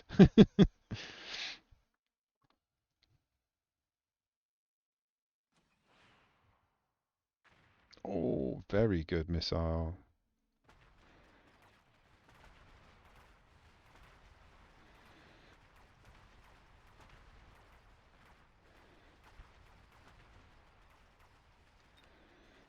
What did you go for? Yeah, you skipped as well last round. Yeah, it went great. Thing is, if you don't skip, you have to spend 50.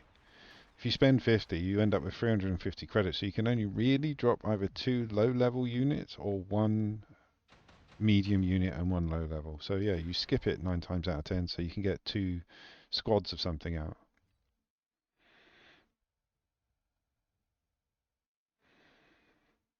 Go with the nano repair, actually.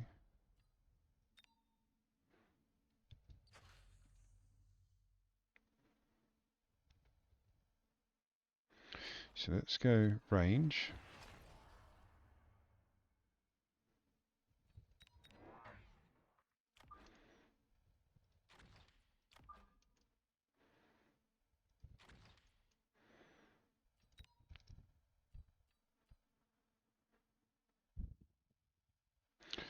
Now, unlock Stormies, but I'll probably only get 1 or 2 rounds use out of them if I use them at all, because you've got Interceptor.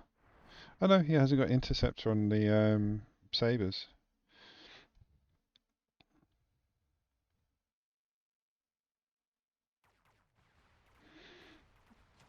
No, my middle chaff.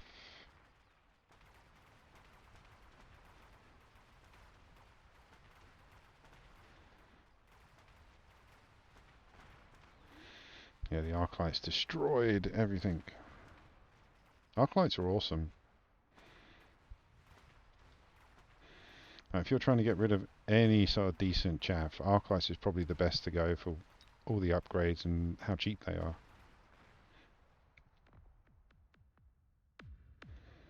But I do like a Tarantula.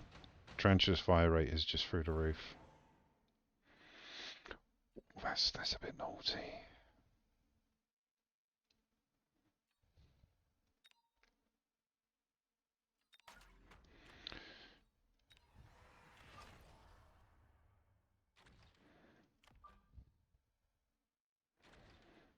I mean, I could just go straight in with that, really, can't I?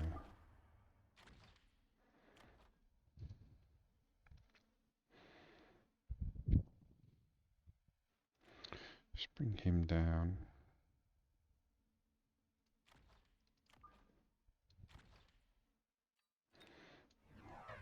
The reason I removed that one is they've got that squad of crawlers. So he would have had a squad of crawlers, 2 squads of crawlers and an Arclight.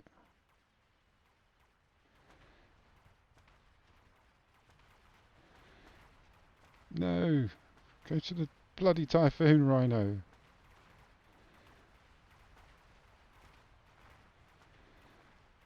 I mean, the Sabres finished him off.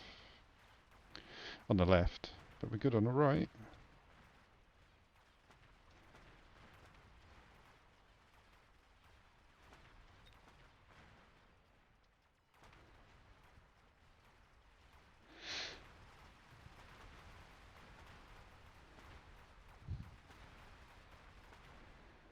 Nice.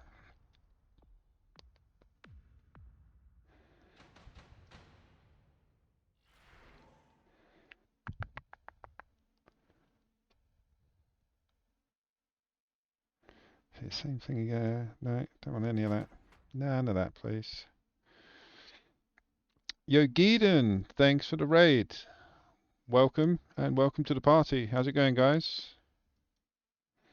Don't forget, there's a little bit of a delay on my vids. And thank you for the follow as well. You're awesome.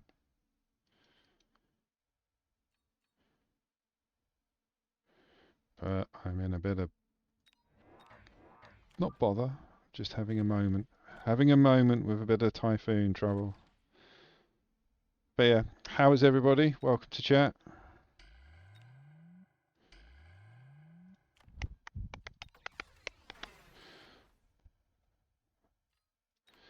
Do we sell that one off? I've got to sell that one off. Because they're going to just counter it constantly. I saw, man. Thank you. Thank you so much for the follow. And yeah, welcomes to chat, everyone. Very much appreciated, Geeden. Thank you.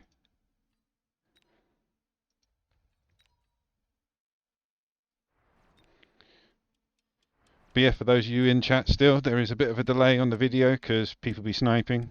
And yeah, Richie, don't play that.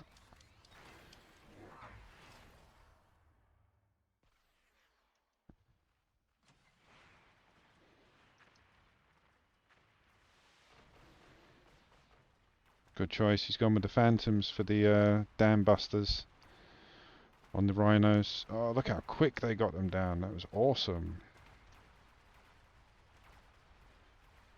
Yeah, so we're going to have to go heavy on the anti-air. Probably just go air spec on the musties, to be fair. To be fair, to be fair. No worries, man. Get your food on. I'll take over. I'm on tonight as well, doing 4-player brawl. Probably ending stream at some point and then be back on in about 5 hours. But I'm not ending the stream for another 4 hours. But yeah, 6 p.m. GMT.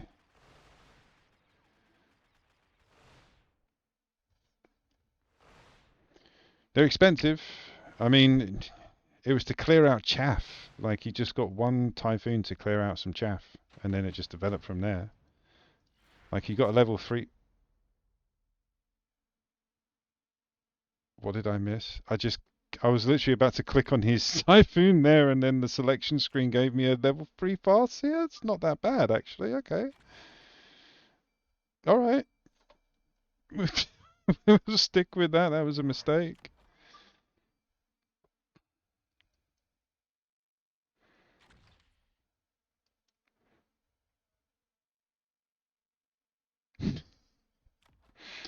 Don't forget air spec. Don't forget air spec.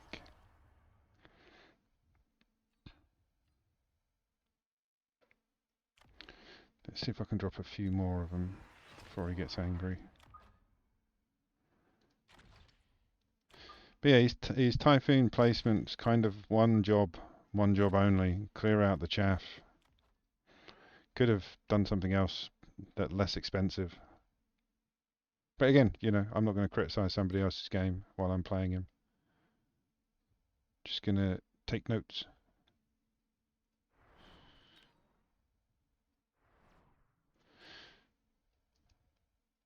It's a round early. Let's borrow.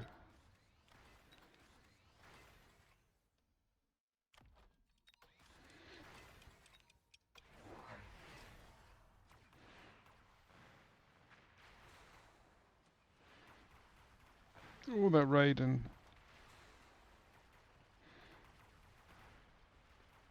So if we get rid of the Phantoms, that's good, because then the Rhino will last a little bit longer. It didn't last too much longer.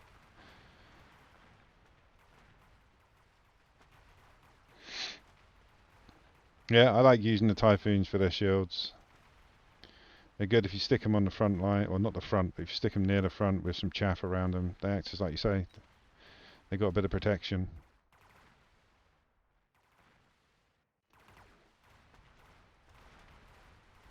Alright, so we're good with the anti-air now. Now we need to take care of some of the big boys in the middle.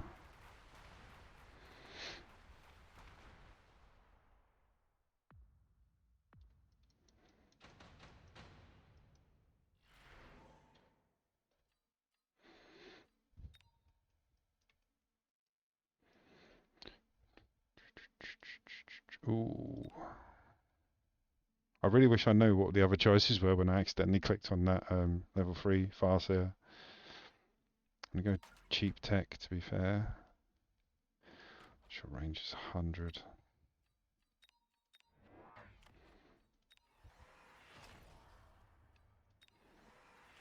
Borrow.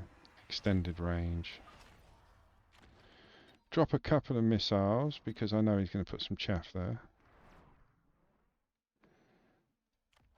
By a moonlight shadow. Let's do it!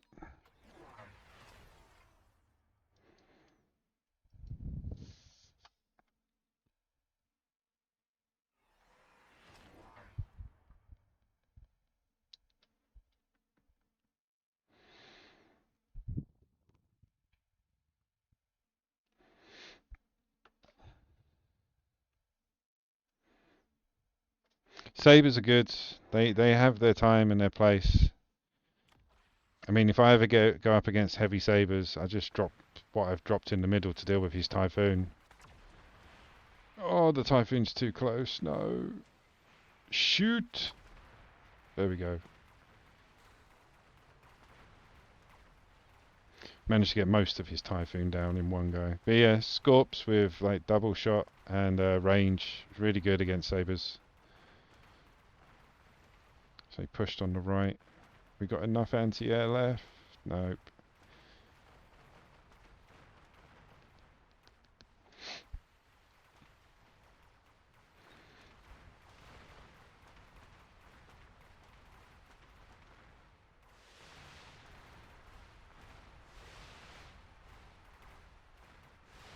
Go on the Farseer. The accidental purchase that wins me the round.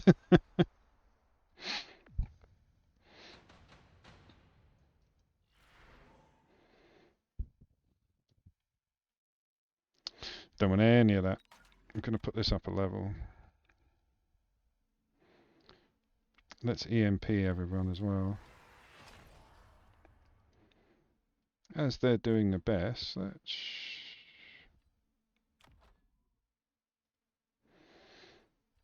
Can I drop another one actually?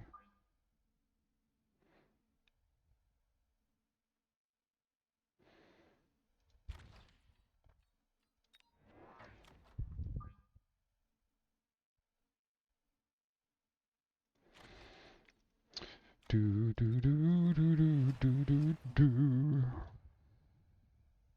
Yeah, I'm gonna chuck another one. Level up the HP a tad. A tad. Right, levels. Levels. Levels. Levels. All the levels. Drop a couple of marksmen in case we have trouble with those Phoenix.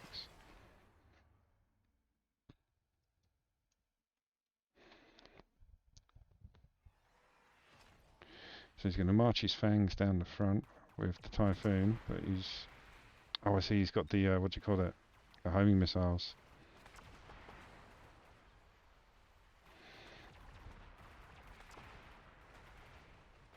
These homing missiles do a lot of damage.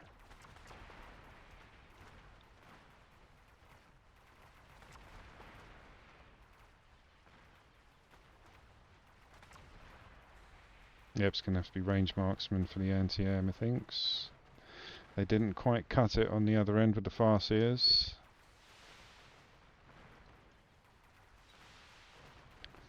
Not even with the electro EMP.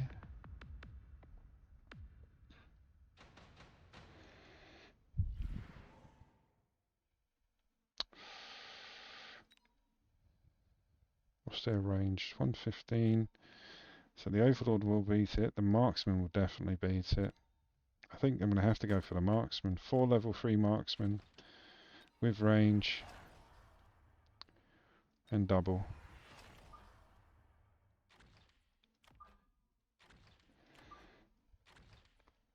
Number 2.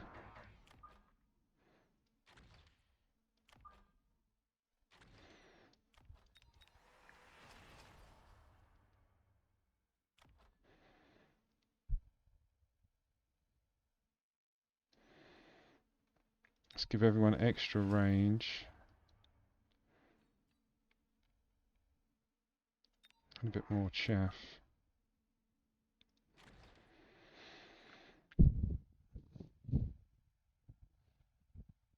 That's it.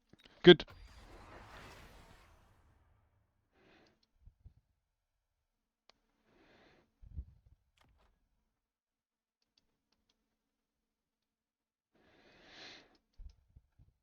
Come the Overlords. Good job I did go Marksman.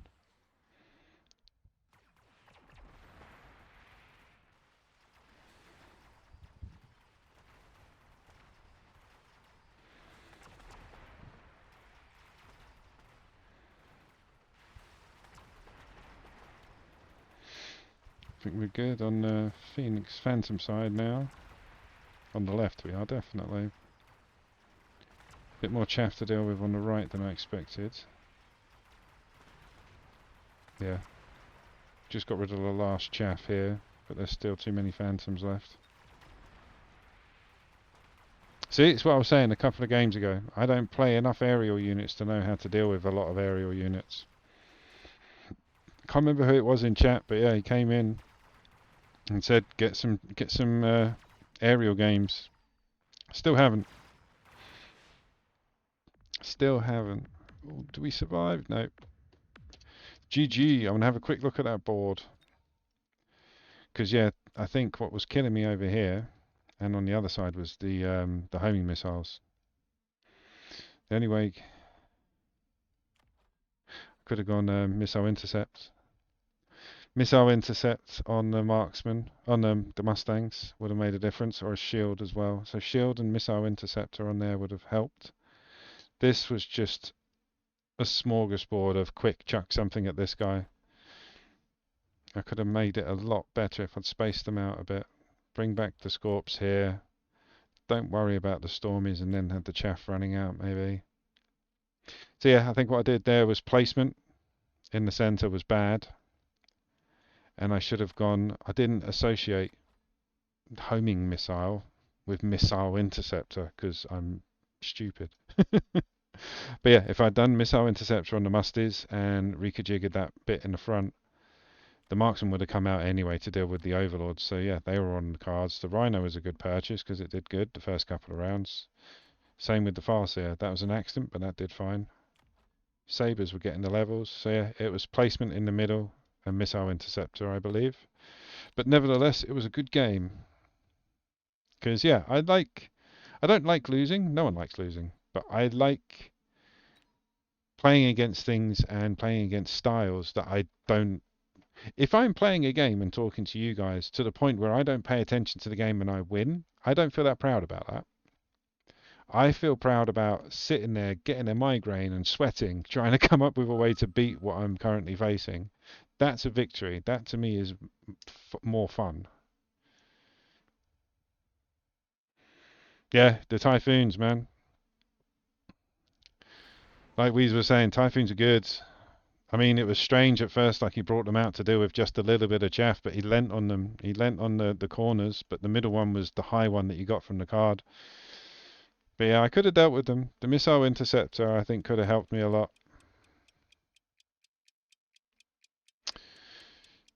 Ooh, let's go Hounds.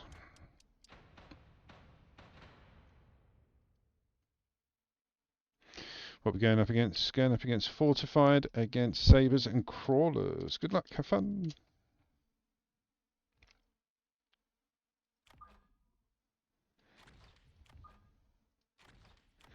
So we've got DPS Bulls, Chaffy Clear Hounds,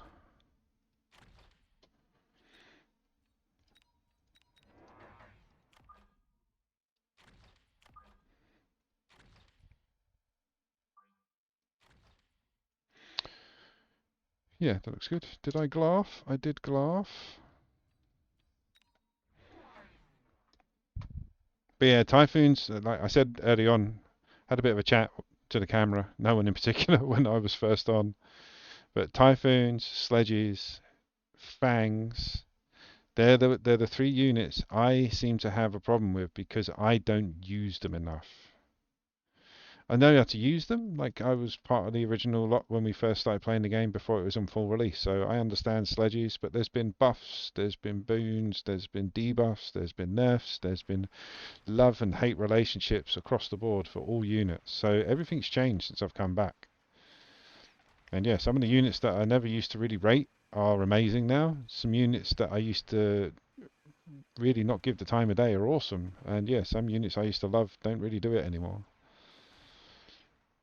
So it's a good way to relearn a game, have a nice break from it, come back, especially in the development stage, because yeah, this game only went live September last year, but it was out for like nearly a year before that.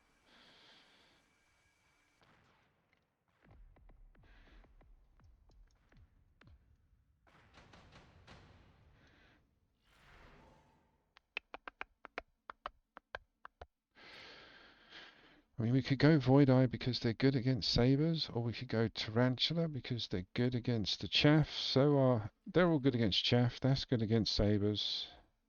He's got anti-air to take care of them at the moment. The Badger would probably do the most damage, but it's also the shortest range for the fire.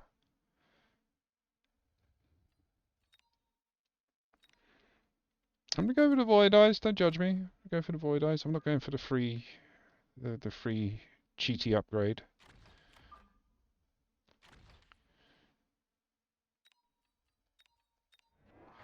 Get my flanks defended.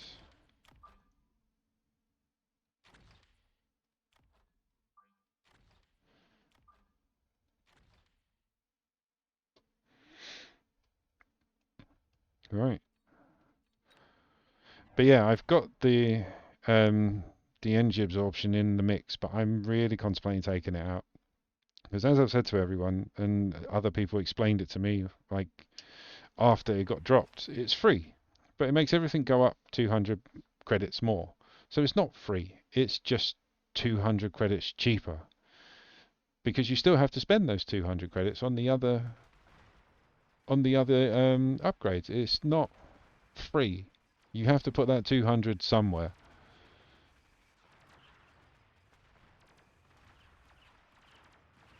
Go away. Okay.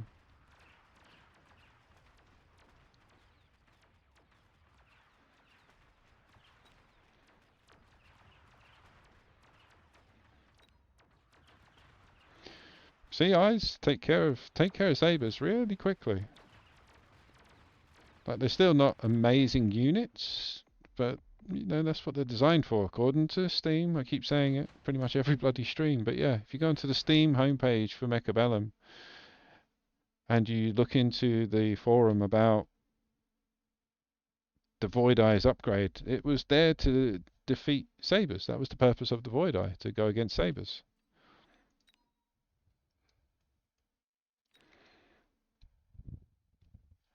I have to skip because I want to do something.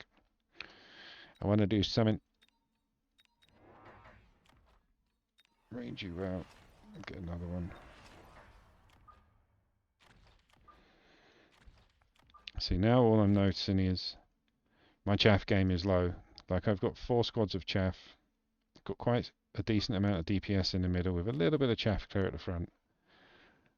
So I'm going to need more chaff and more... Oh, he's put shield up on the Wraith. They're going to need EMP on the marksman. But yeah, I need more chaff and more chaff clear, basically.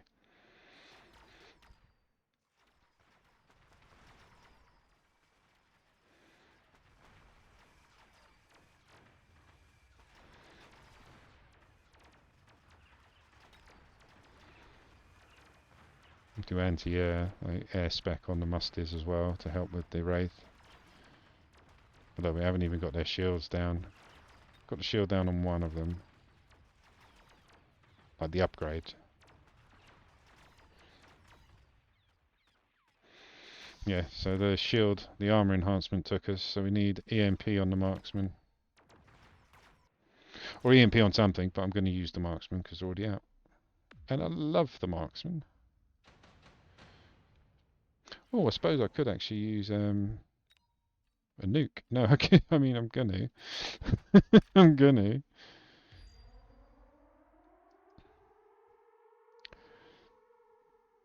Yeah, do you mean the Void Eyes? Yeah, yeah, I know the Void Eyes have got, yeah, EMP armor, correct.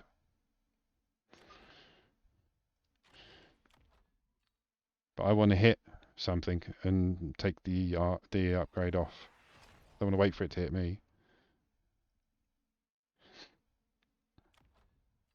Oh, nearly, nearly.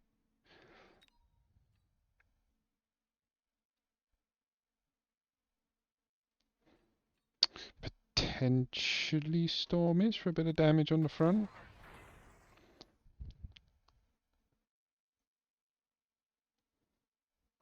It's, yeah,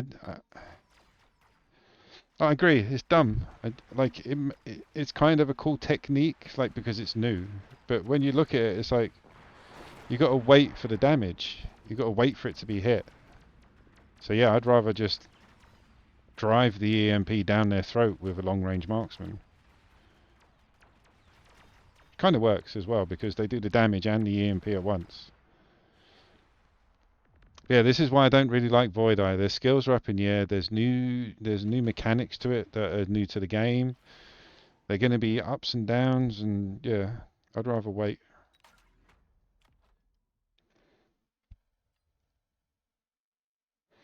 Let's level all these actually. Help out with a bit of the chaff clear. Let's give that maybe. Actually, yeah, let's give it to the Farseer.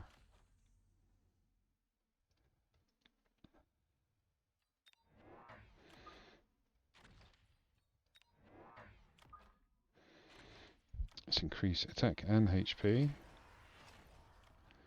Rando level.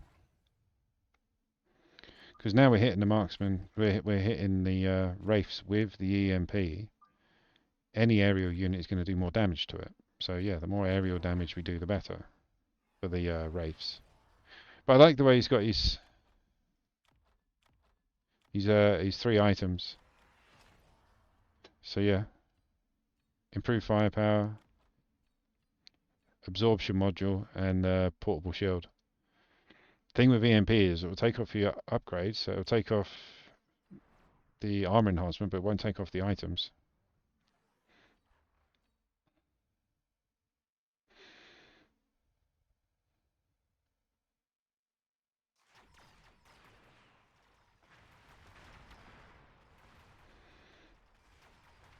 I'm glad we leveled up the dogs.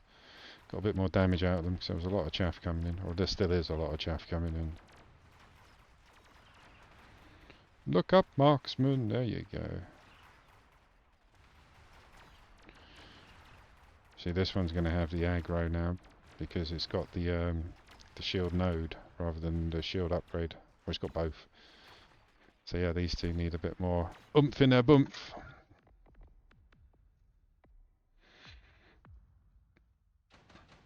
Yeah, exactly. How's it gonna give you EMP? It's Wi-Fi, man. Wi-Fi EMP. Like I touch it and then someone over there gets the EMP jolt. Yeah, makes no sense. I mean, this is what I like about it. It's a new mechanic, but it's not a good mechanic by any means.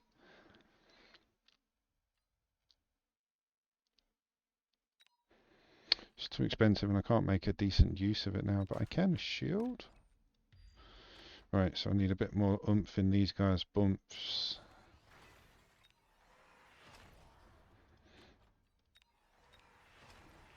Boring around early.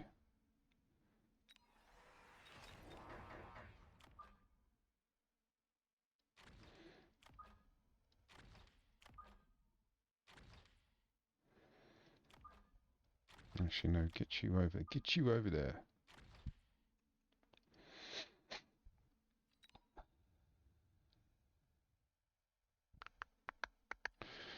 Phoenix is at the back. Oh, here comes Scorpius. No upgrades on him yet.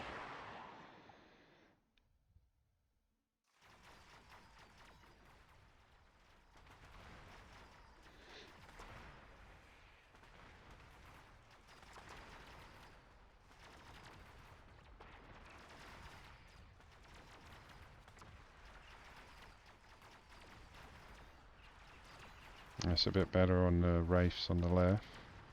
Getting them down quicker.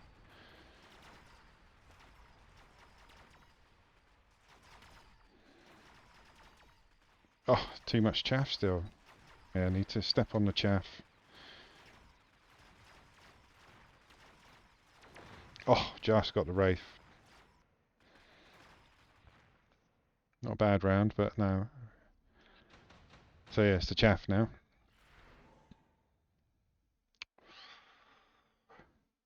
I mean, level 3 Arclights can range them out, or Tarantula. I think Tarantula just tips it on the personal side for me.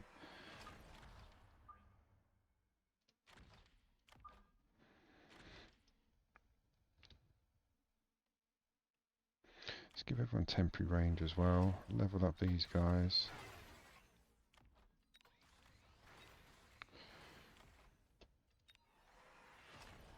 Let's drop 3 more crawlers.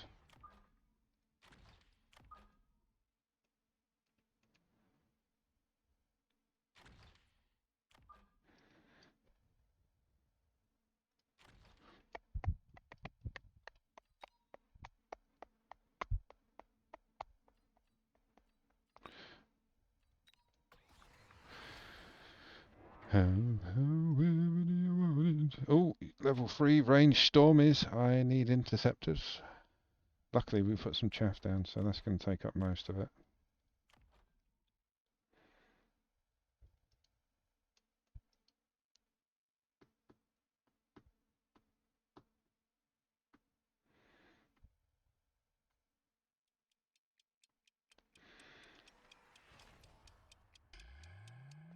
Shielded fangs.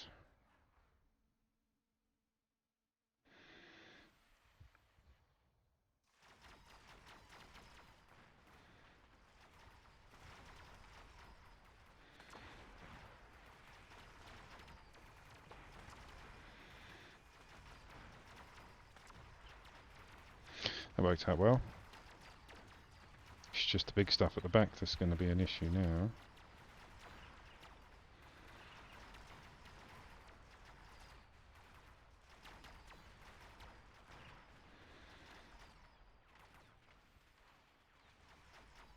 I need missile interceptors. Missile intercept!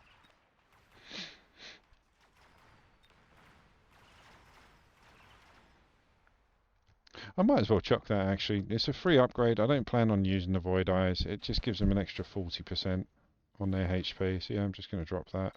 Ooh. Do I trust myself with an Ion Blast? Kind of have to.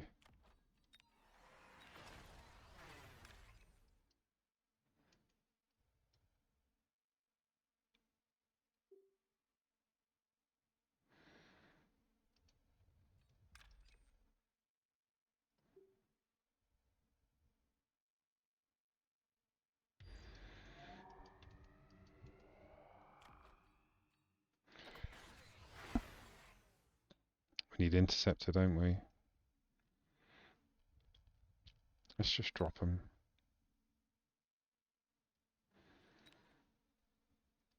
So not that far back, actually.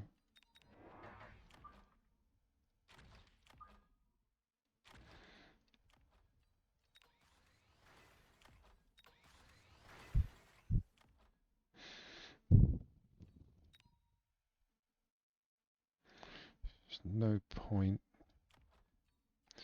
Just make them quick so they can run out, just in case he's, there we go.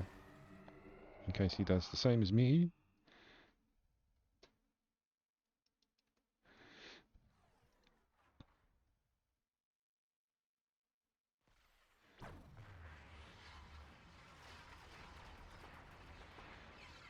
Oh, I've got them all out of the way in time. It's awesome. See, speed boost when there's beams about. Helps.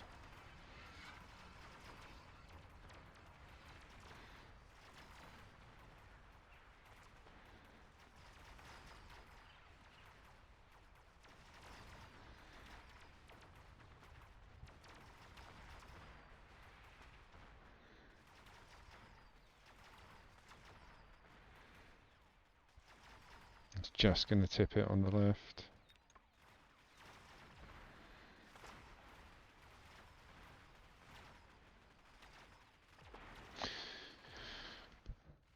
Do, do, do, do, do, do.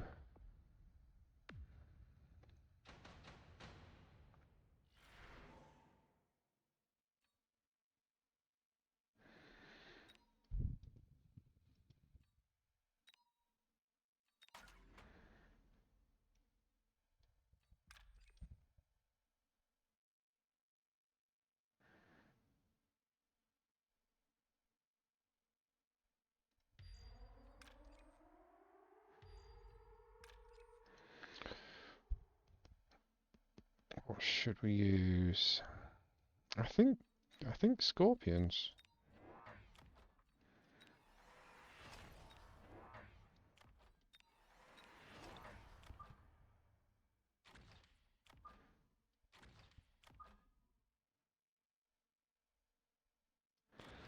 Just gonna have to chuck down some more of these. I was hoping to get away with just 1 and 2, but I think 3 isn't necessary.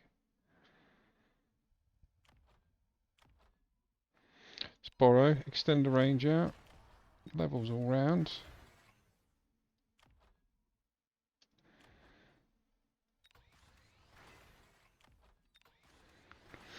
do it.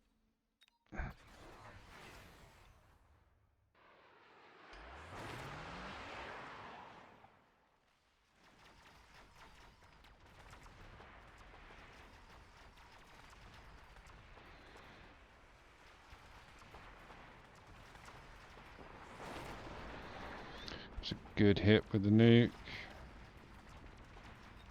Still got a little bit left.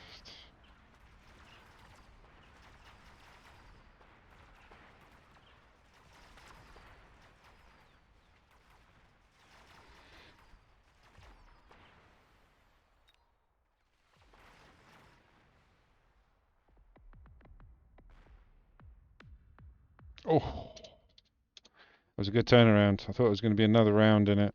Let's have a look at the board quickly. I mean, the nuke brought me the round, so, you know,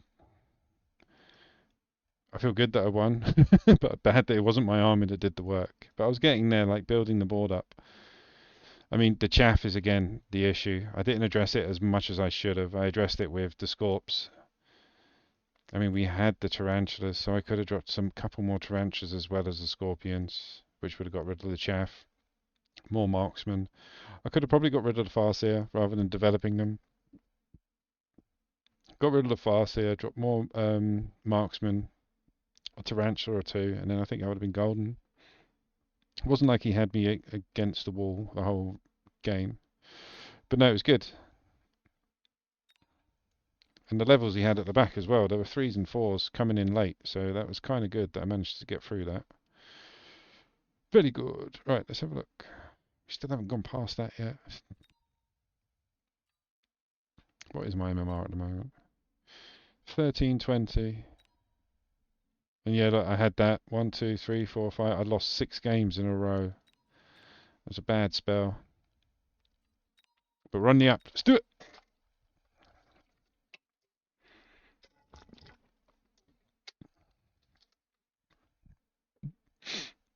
So I just keep calm. Remember, tonight is for the memes, not today. Today is for serious chest face, Richie. Tonight is 12 marksmen, 24 overlords. Happy meme time in 4-player brawl.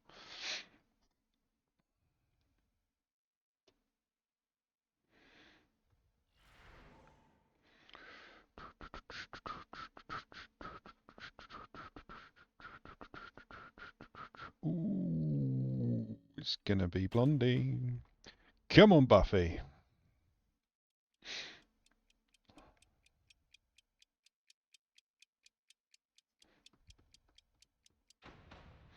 What are we going up against?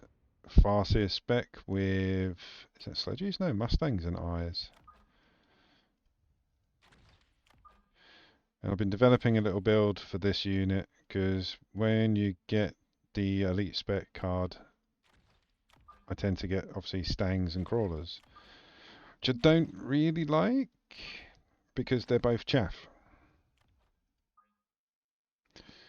But I'm developing a backline kind of play. Seems to be working in most situations. It's a good way to start. Because I've got my chaff and my chaff clear. So now we go for DPS or more chaff clear. I reckon with the Void Eyes, I'm going to have to step on the marksman.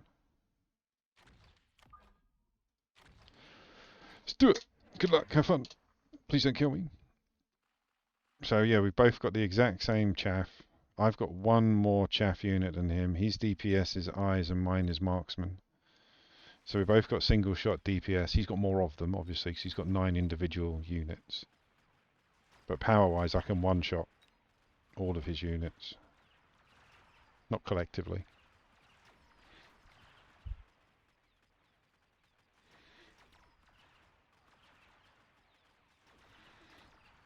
Yep, we got it. Good.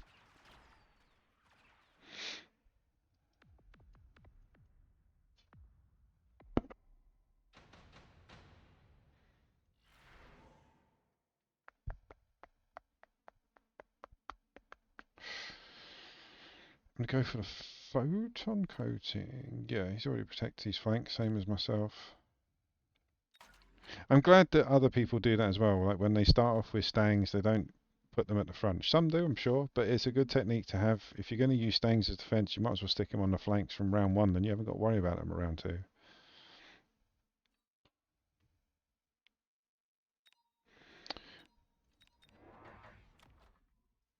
Just drop a bit more heavier chaff, Claire. Not heavier, a bit better.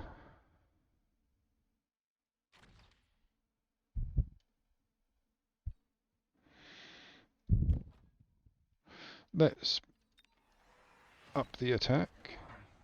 Oh, here comes sabres.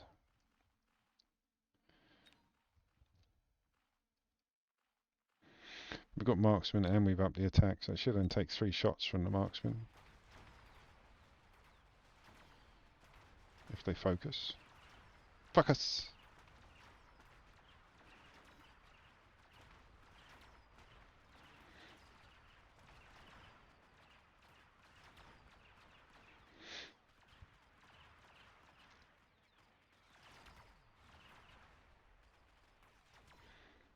Do do do do do do do do do do.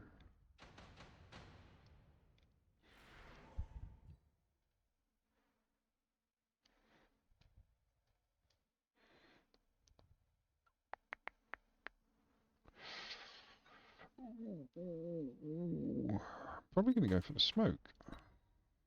That's not one. That is.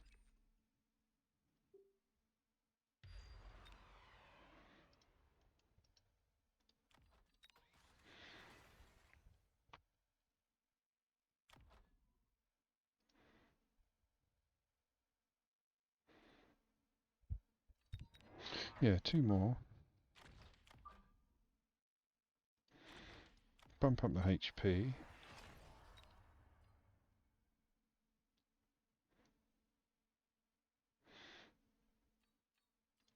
Unlock Stormies, just in case. You never know.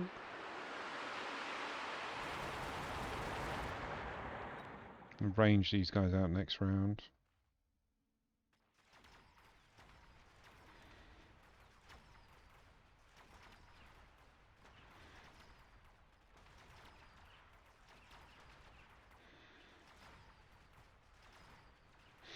We held out longer on that side. Just like a few nanoseconds. He was holding on a bit longer, the Sabertooth. Get the voids! Gotcha. So because I've been pasting him with the arc lights, I imagine you can try and put some chaff. But potentially, because he's trying to avoid the arc lights, he might put them here. So I'm expecting to see fangs there. So I'm going to go for the tarantulas. I only need 2. Need to get that out anyway. There we go.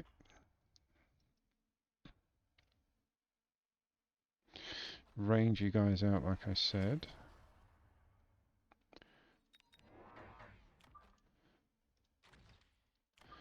Big old wide spread with the Mustangs.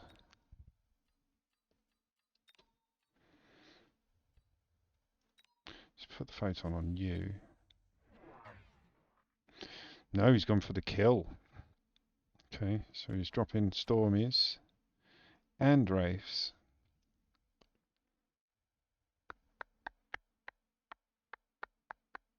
I was right about him putting something there though.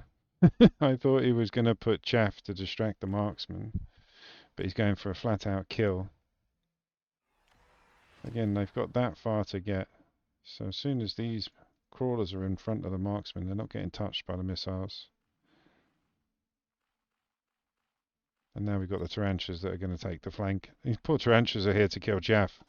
They're just facing down giant tanks and missiles.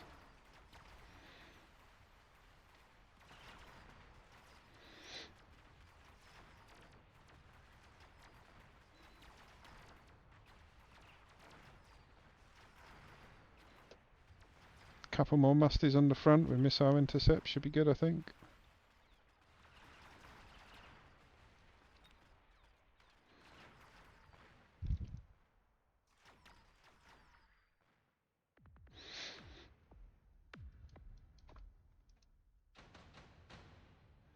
Got multi-beam on the Wraith as well.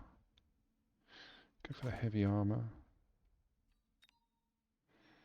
Actually, let's get these out first.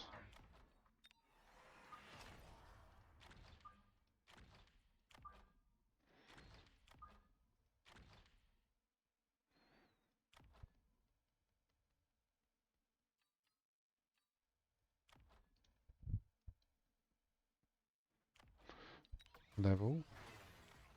Level. Go. Big old Vulcan.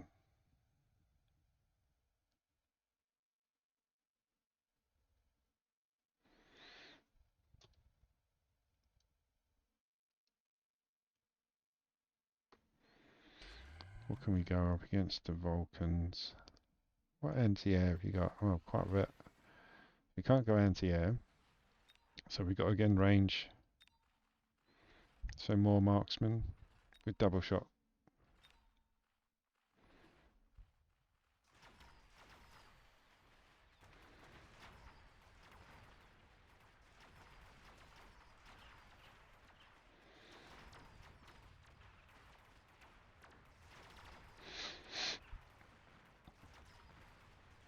Yeah, more marksmen on the right and left.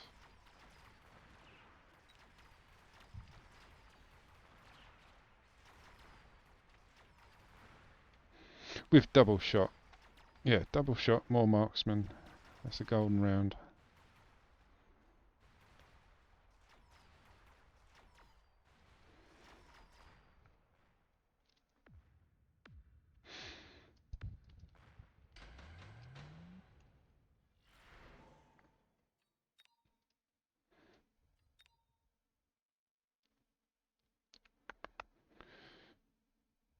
Do I want a rhino? Do I?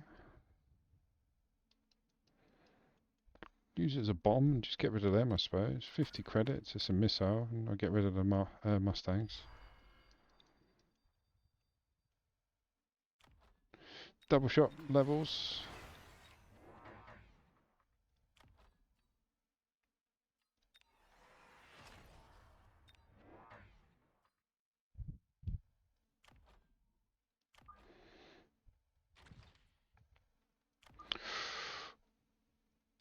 Ooh.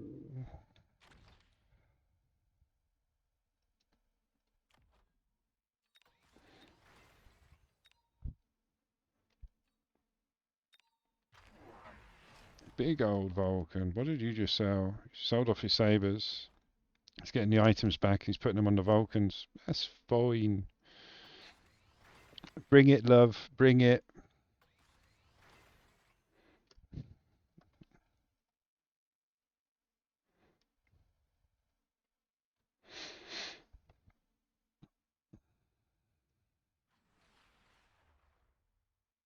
Rhino in the back.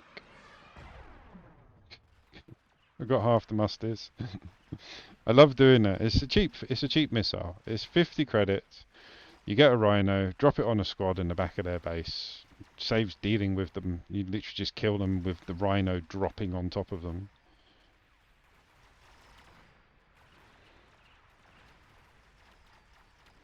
Marksman's a good idea for the Vulcans. Just the Vulcans are getting rid of everything, unfortunately.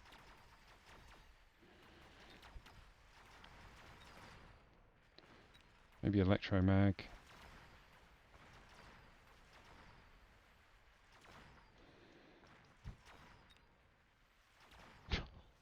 Oh, go on the raid, boss marksman. Oh, he's dead. But yeah, he was basically just standing in a fire, shooting the Vulcans. Proper Primus.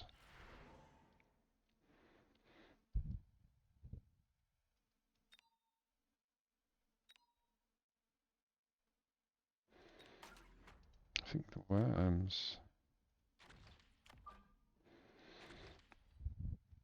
Let's give him replicant.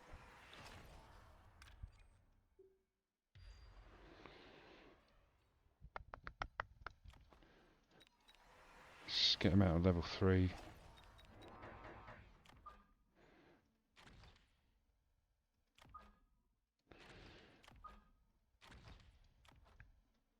Extend the range. Levels. Levels. Any more levels? Anybody? Levels? A little bit of dust. No? There we go. Sausage roll.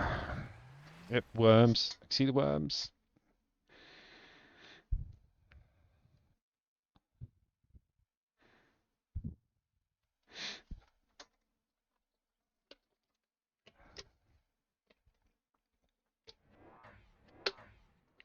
Why would you put Vulcans right in front of marksmen? Not Vulcans, sorry. Phoenixes. Oh, there he goes. Moved them. Yeah, he had the Phoenixes there. It's like, that's not a good place, man. They're going to get eaten.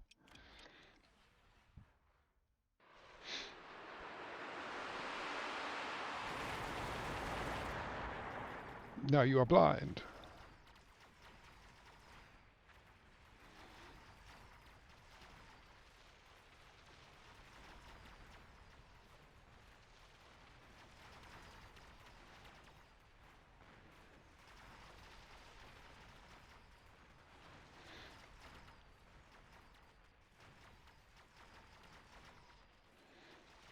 Gotcha. I think that's it. That was a big round. Ho, ho, ho. GG. Let's have a look. Yeah, I turned my back on marksman for a while. Tried to use other units to fill the void, but they will do pretty much anything. As long as you've got the right supporting chaff to go with marksman, they're amazing at getting everything killed, including worms, wraiths, and giants. What could he have done different? More chaff, man. There's hardly any there. I would have given up on these once I dropped missile interceptor. Yeah, if I was playing me, what would I do? I would have had, yeah, a hell of a lot more chaff. Would have only stuck with the 2 Vulcans and then gone into maybe Scorpies. Yeah, Scorpies, more chaff, less Vulcans. If I was playing against me. But it's a good game.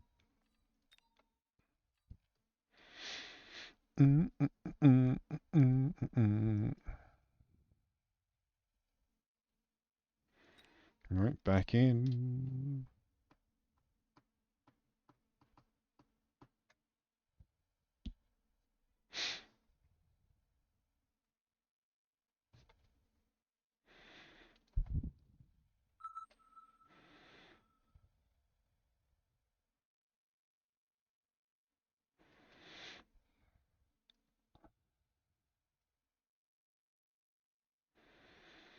Yeah, thinking about it. Chaff. He needed more chaff, less Vulcans, and something a bit more rangy that did higher DPS. Scorpies would have been my choice. Right! Do we go amp or training?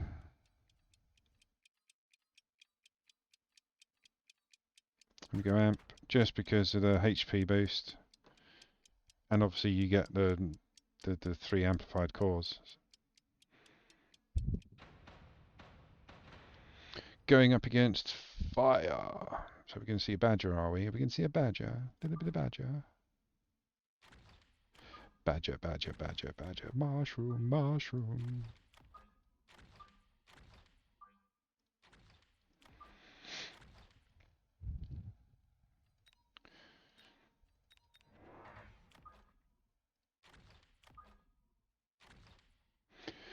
I'm going to give 1 each to the sabres, and then I think 1. Let's have a chaff.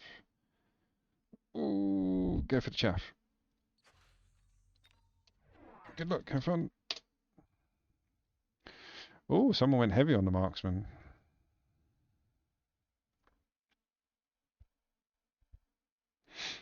So we need lots of wasps.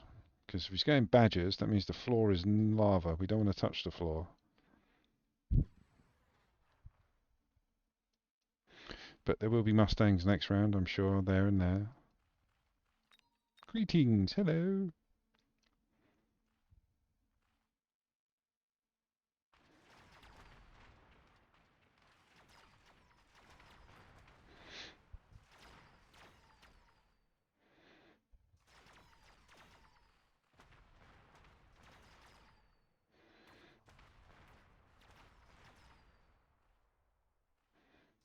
How was the tower closer than him?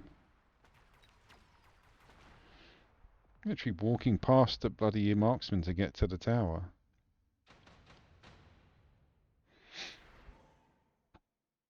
Oh, I want the Farseer.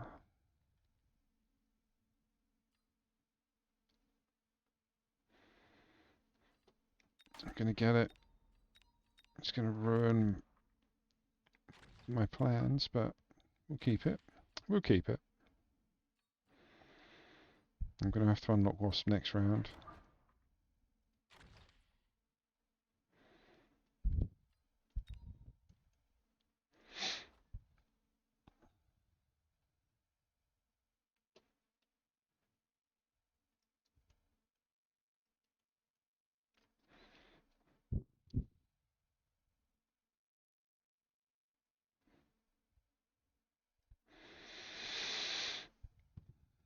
I don't like it when I see fangs. When I see fangs this early, that means he's going to build on them.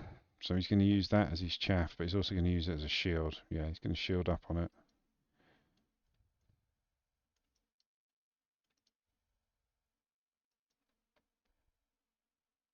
Come on, mate. What are you doing?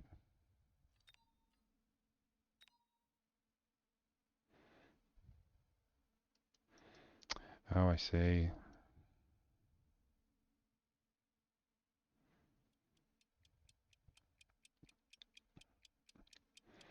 There's a delay on the stream. It's not accurate.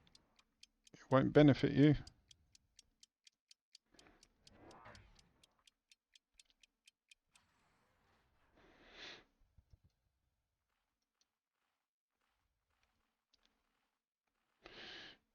Yep, got a sniper.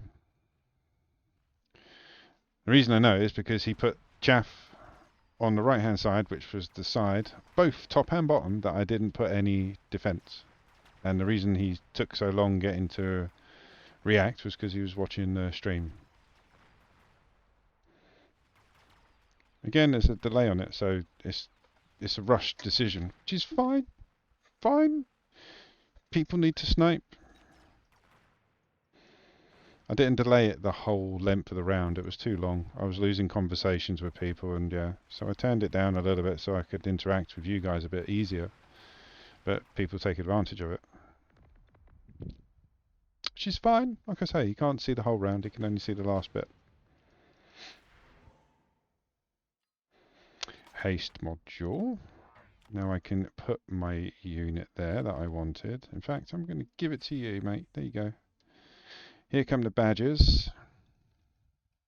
I've got to get the wasps out. Do I?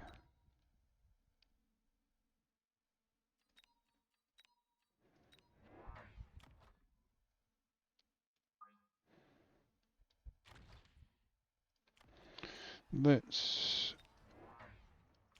Yeah. Gonna lean on the sabres. So we've got a minute left on the round. Let's see what happens. So the round has just finished in the stream, the last round, so he's got to wait for the third round to start. Third round's just started.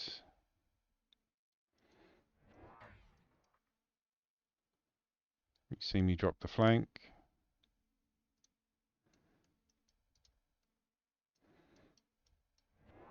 Yep, so his flank's gone. He's redeployed it.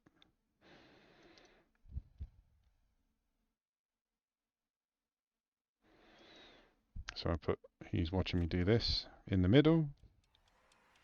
You need to put a bit of chaff there or something.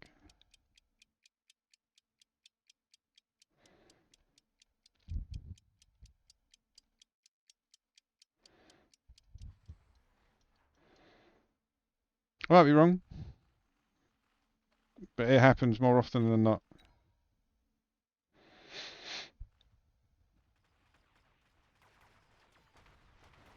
But yeah, people tend to wait to the end of the round so they can literally see 10 seconds of me laying stuff down before they make a decision. And it's a rush decision. You're watching somebody on a screen that's like nearly a minute and a half out of sync. So then by the time the clock starts ticking, I've just started laying stuff down, so then they're rushing around. But yeah, I had like a month of just being sniped every stream, every time I was online. People were laughing at me in chat, going, "Oh, I can see you," bragging about cheating. You know, it was silly. So yeah, I had to put a delay on it.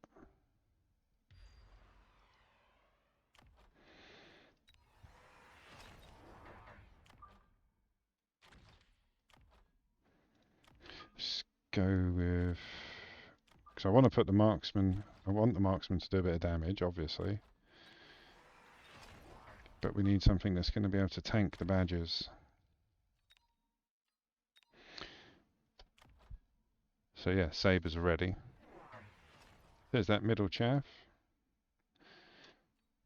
Oh, and the numbers just dropped down on viewers, so he's no longer watching. That's why he's just, so that we've got a minute left and he's already placed his units. So well done for listening to me in chat. Thanks for watching.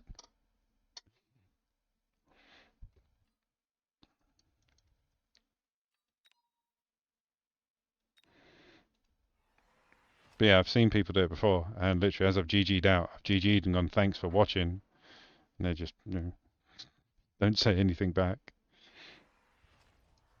Oh, numbers just gone up again.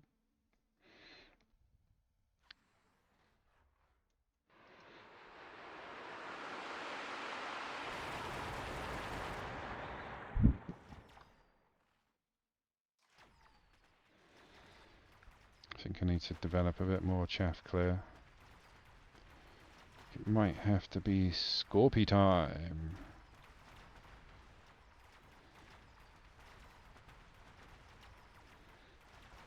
Yeah, on the sides.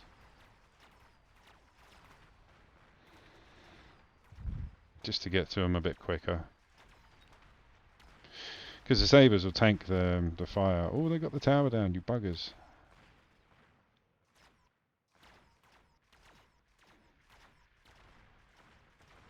See, they tank fire.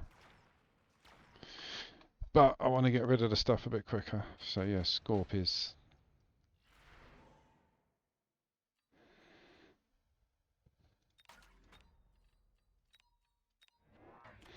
With a bit of range.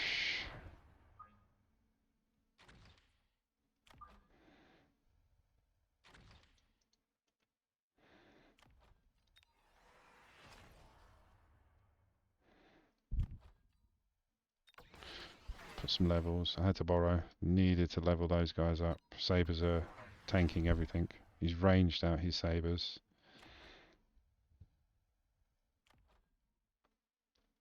I haven't got much chaff either. I haven't. No, he's got plenty. 1, 2, 3, 4, 5, 6, 7. He's got 7 squads of chaff. I've got 5.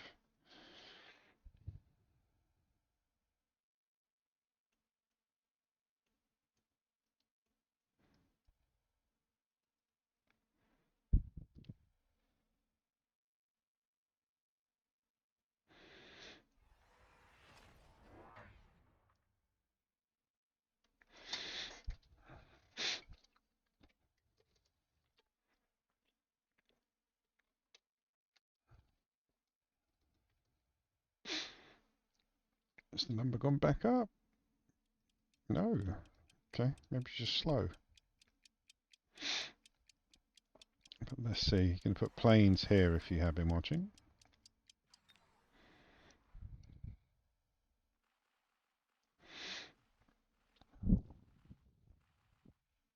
Missile interceptor next on the Sabre.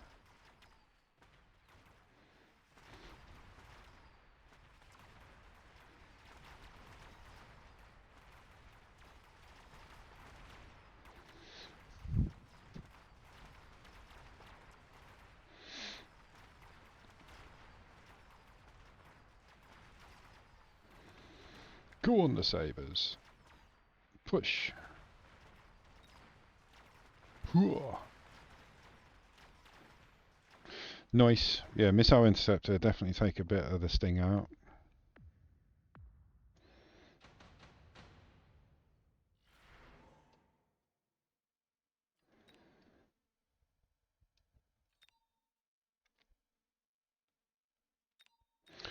We go Wraith just in case he decides to get the wasps out.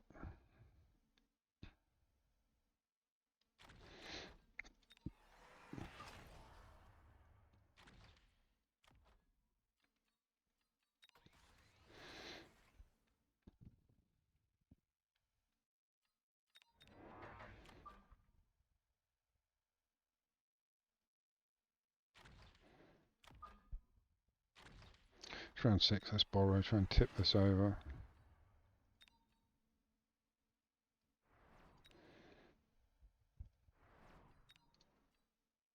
Let's increase attack. Let's do it!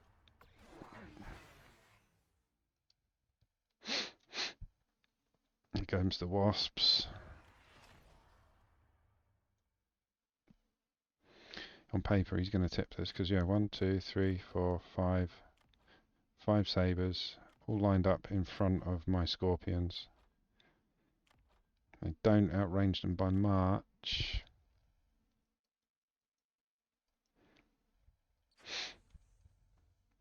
Yo, chicken! How's it going?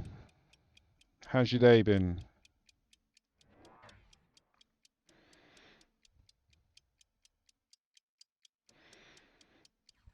Yeah, gonna have to step on the musties for anti-air. I haven't got enough. Got the UFO just because, you know, it's gonna do the damage on the wasp. I just don't think I've got enough of them.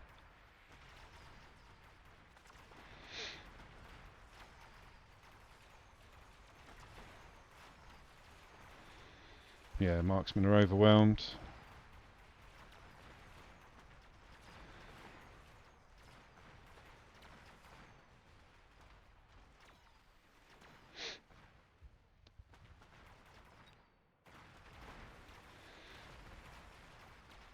It might be okay for this round, but I don't think it's going to be a big victory. Oh no, he's got marksmen as well. I didn't see those. Nope. So yeah, we need to deal with those pesky wasps very quick.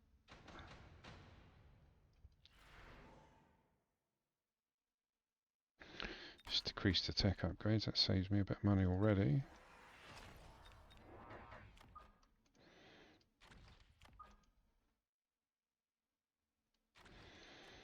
Borrow and get another Wraith out over here.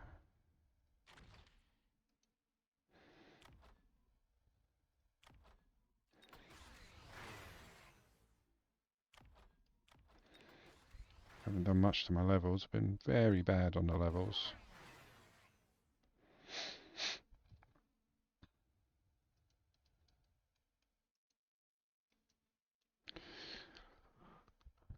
I think we're good though. I mean, these levels are concerning for the wasps, but I've got quite a decent amount of Mustangs now with air spec, and we've got the Wraith over here as well for a bit of splash damage on the old waspies.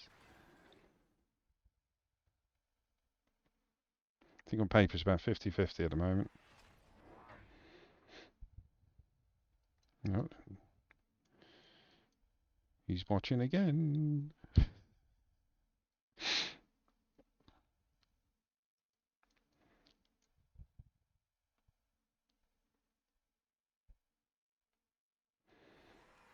Range out the marksman. Good against that Wraith I just put down.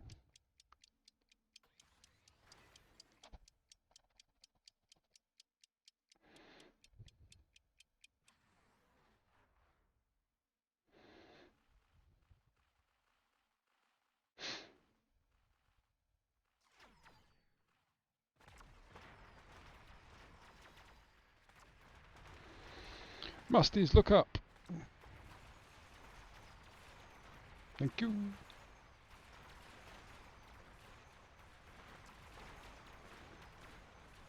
Oh, we haven't got enough to finish them all off. The Wraith did most of the damage at the end. We've got, oh, there we go. We've got the last of the wasps left. We've got the last of the wasps down, sorry. But what have you done over here? Oh, you've ranged the sabres. Okay.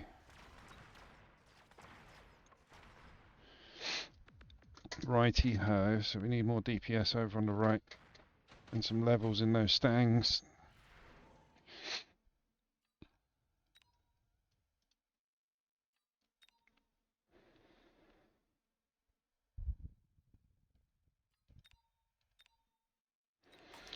Typhoons are going to help.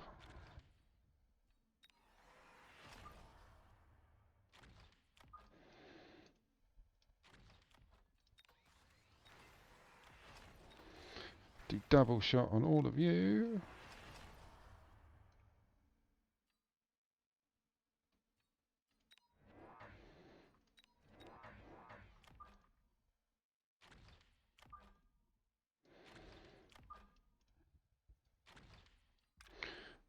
Let's blind them a little bit.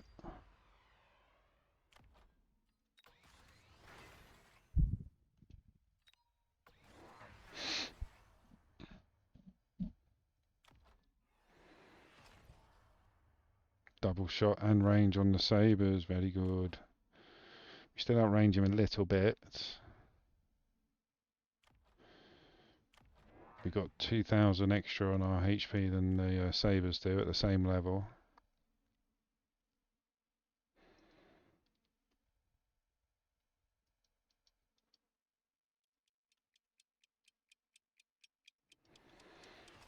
Anti-air on the marksman.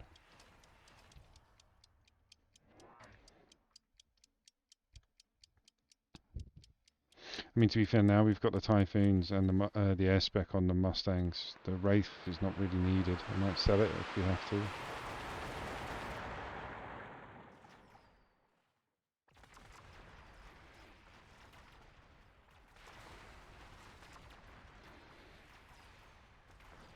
Come on, Typhoon, get involved.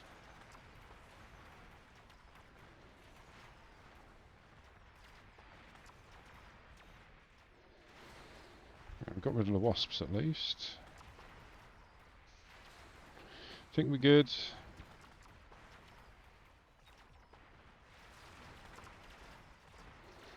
Yep. The extra air spec on the units took the Wasps. That was good. Very good. You too. Yeah, thanks for watching. What would I have done different if I was playing Richie? If I was playing Richie with this build, to be fair, he kind of had me on the ropes. He was just starting to tip. The only thing that stopped him was the anti-air. Maybe he dug in with the sabres. I mixed it up. I went sabres and scorpions. Maybe he could have got a bit more with the double shot and the scorpion. But yeah, a bit more DPS rather than single DPS. I mean, they're tanky. Don't get me wrong. The sabres are there and they are tanky. There's a lot of them. But the double shot from the scorpion is 50,000, I believe. And the single and the double shot from the sabre is 40,000 ish. Yeah. Yeah. So sabre loses a little bit in the DPS department when you're facing double shot and range. But yeah, I would have not had as many sabres, mixed it up a little bit with the scorpions. But other than that, it was good because yeah, range and anti-air on the marksman was taking down the wraith really quickly. Yeah, I think scorpions would have saved him here. But again, it's easy to criticize, and I'm not criticizing him as a bad or a good player. I'm just saying, like, if I was playing somebody that had my setup, this is what I would have done. But overall, pretty cool. Right, back in. Plenty of time.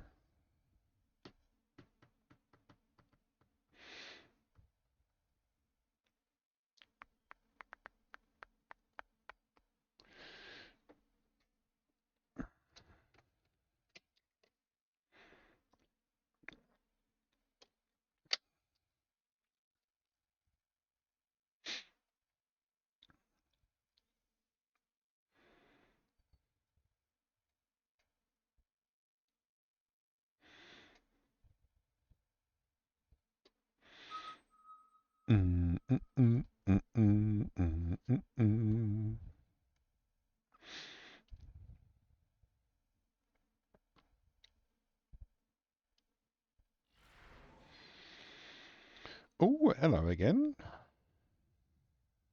It's either elite or giant, and with the HP that much more, it's gonna be.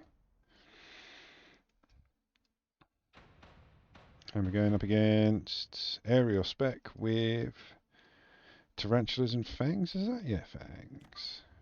Fangs.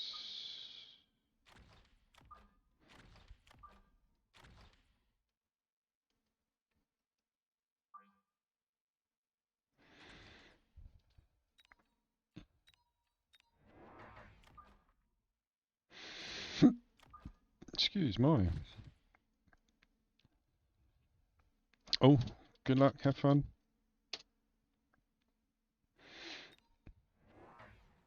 Well, that's no good, is it?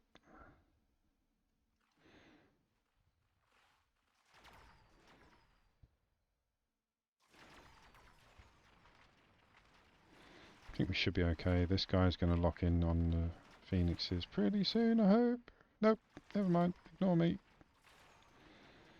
It's going to be this one. He's going to lock in on the Phoenix when these guys have taken out everything else. If we're very lucky. Nope. Too much chaff left on the board.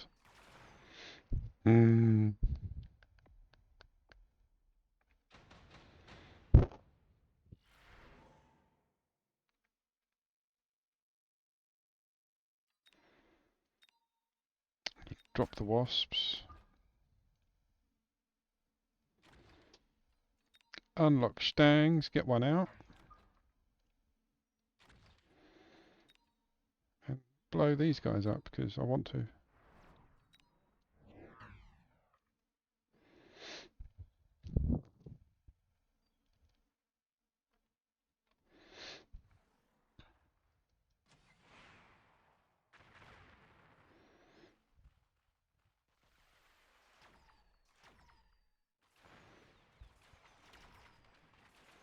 Get the tower.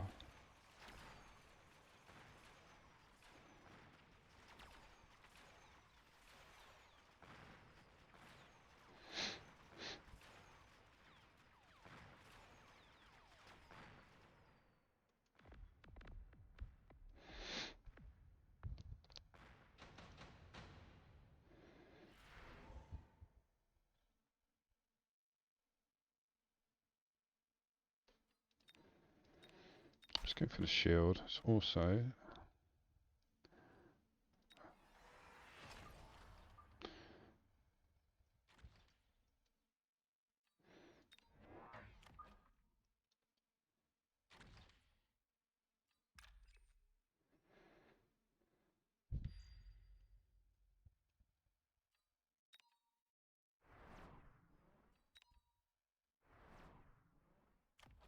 bit of levels.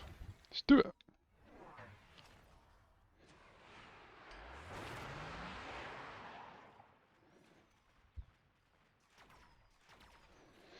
It's worth a try on the fangs, on the wasps. It's common practice to defend your flanks, but it's not mandatory.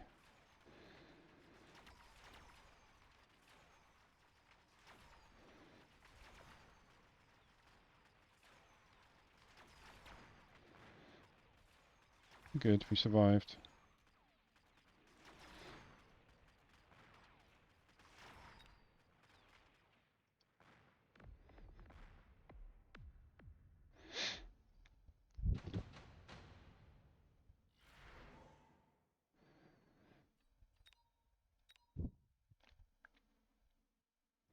Gonna get the portable shield, bring these boys back here.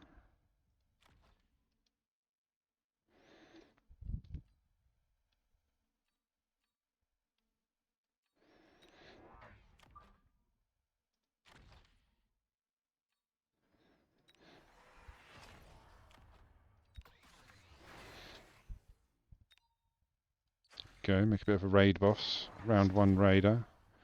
What did you just sell? Oh, you sold the Stormies, which is really good because I didn't put intercept on yet.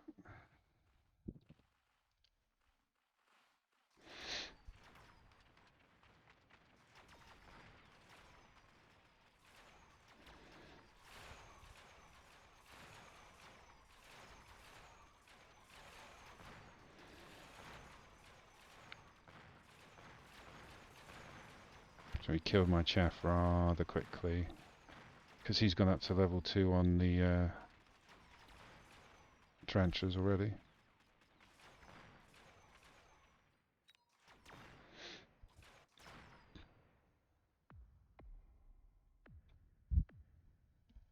Don't sneeze. Don't sneeze.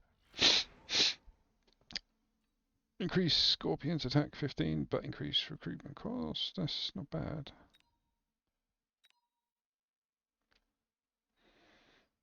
I quite like that. I know they're expensive as they are. It's 500 credits. Let's get one out. I can even range it. Yeah. Yeah. Oh yeah.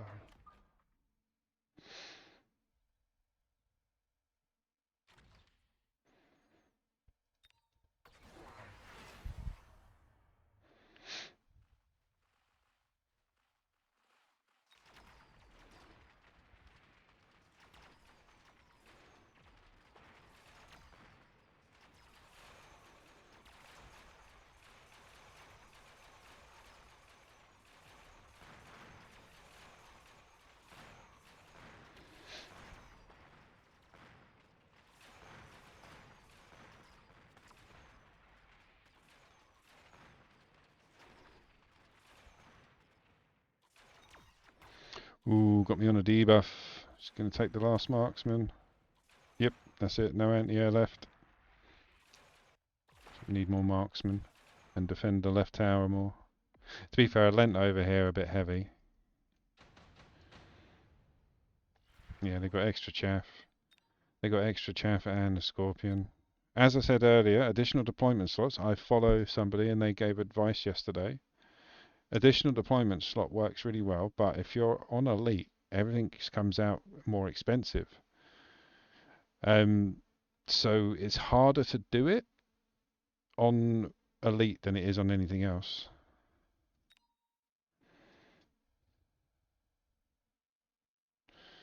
Do I go for... Ooh, yeah, let's go for that.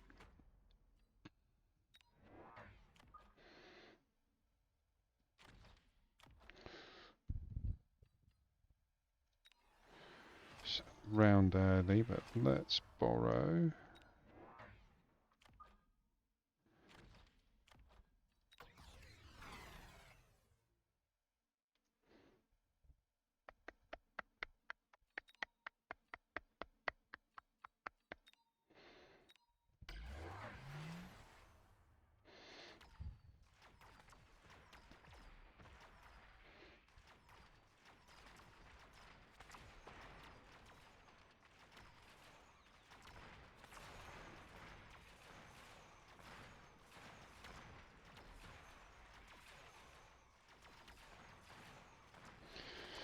Shoot him!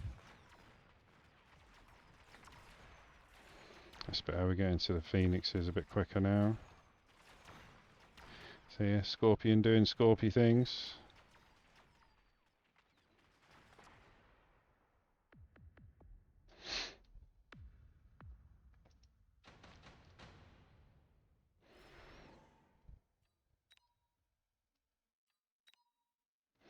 Kind of want to go for the Vulcans.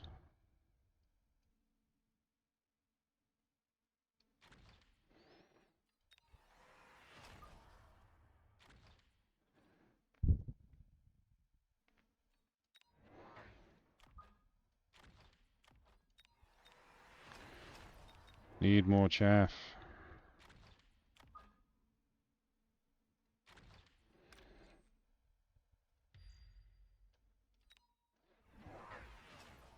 Oh, wormies.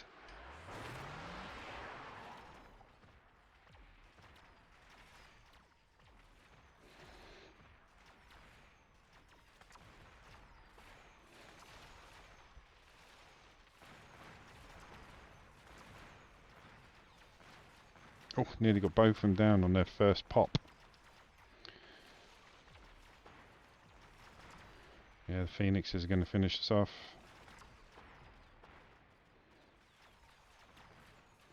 Right, dig into the anti-air side of things now. I mean, he is air spec, yeah.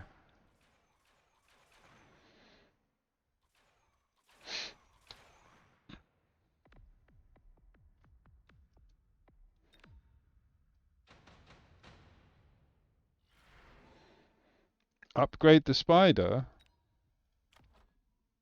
No. If I need to, I will.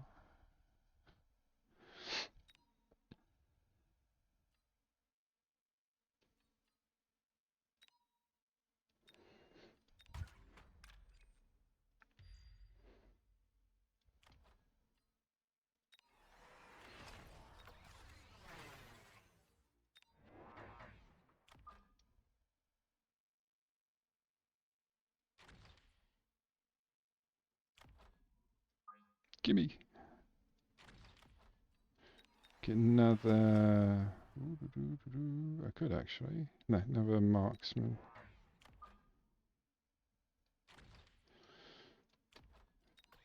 Levels all round. There we go. Steel balls in case the worms become an issue.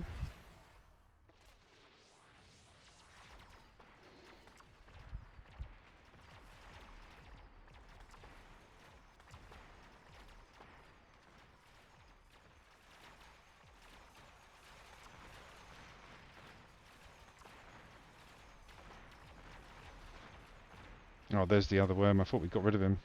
Damn you.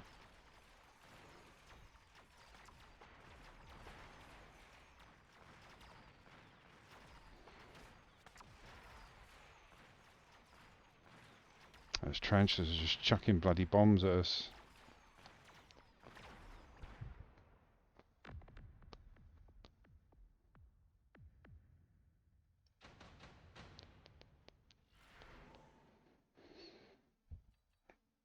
Go for the missile just to get it out of the way.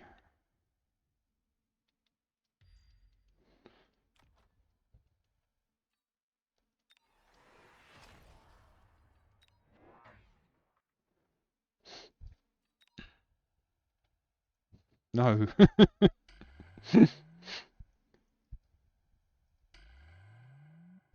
What would I upgrade it to that would do anything? I mean, I'm clearing out everything on the bottom. It's not the chaff. It's not what the tarantulas that can do can help me. It's the marksman. I need to be able to deal with air rather than ground units. Ground units are fine. What I'm going to do is increase my attack and defense.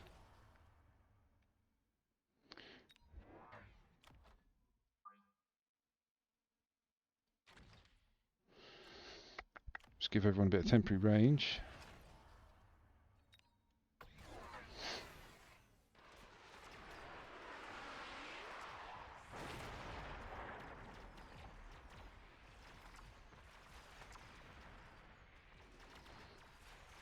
There we go, a bit more damage coming off the Vulcans.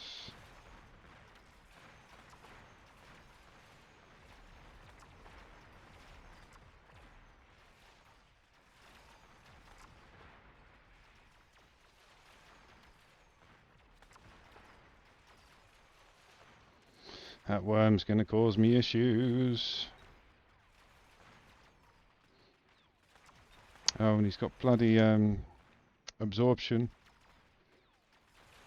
Oh, do you mean level up? I'd level it up, yeah, if it was, yeah. I chuck a level on it because it needed to be leveled up. Upgrades are the things inside, the upgrades, not levels.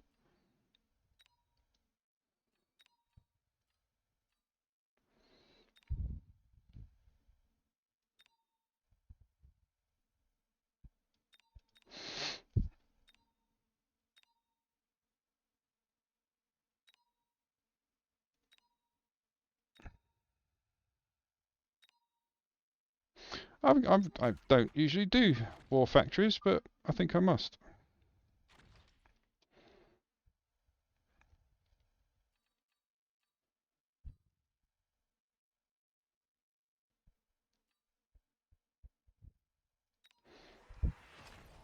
And then steel balls.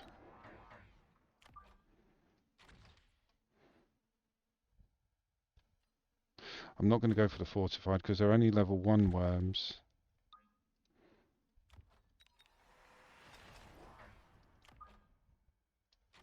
So their HP is not going to be that high compared to the others. Other units, that is.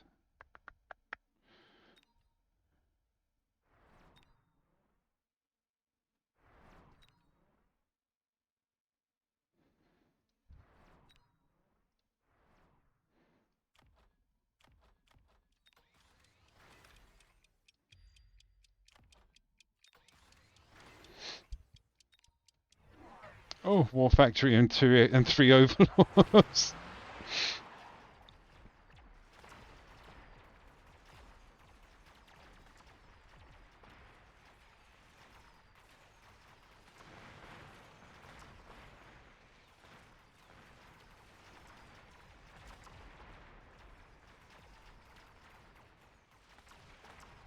The balls did not get the worms.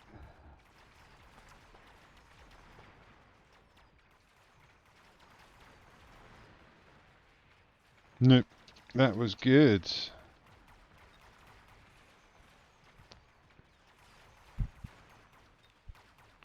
But yeah, he had range Phoenix. He started from the off, and plus he's air spec, so they were doing a hell of a lot of damage. But I want to look at the table.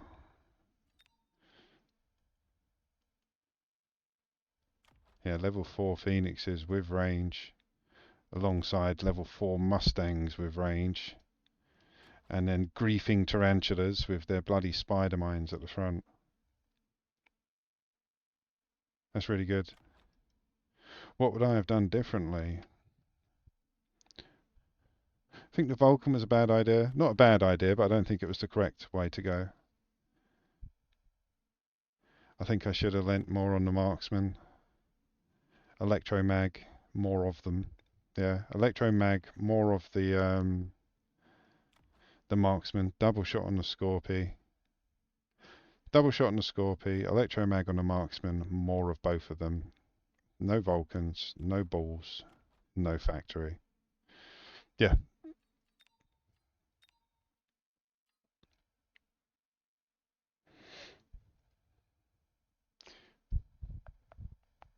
Want to see where we are. No, where is it? Season, there we go. Rank 61 in this division, Division 501. 149 in the world, just for combat power. Not bad. Right, cracking on.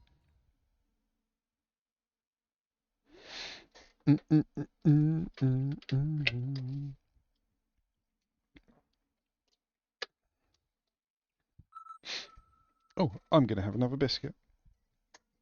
It's a 3 biscuit day.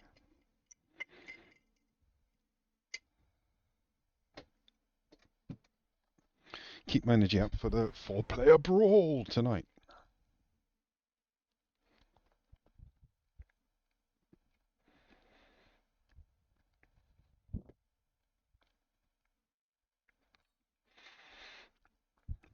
Go for Typhoon or Badger? I'll go Typhoon.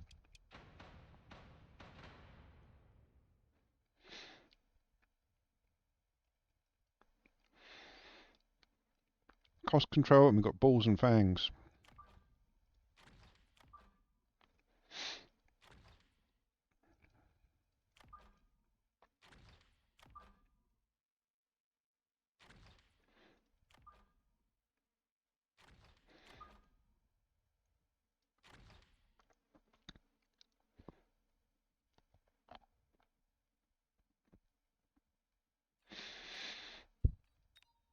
I'm going to go Marksman, because I presume he's going to go Arc Lights.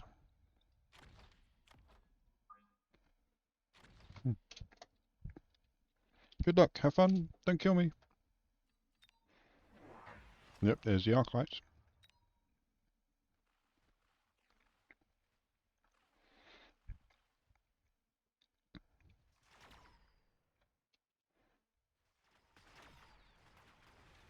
Oh, that's nice.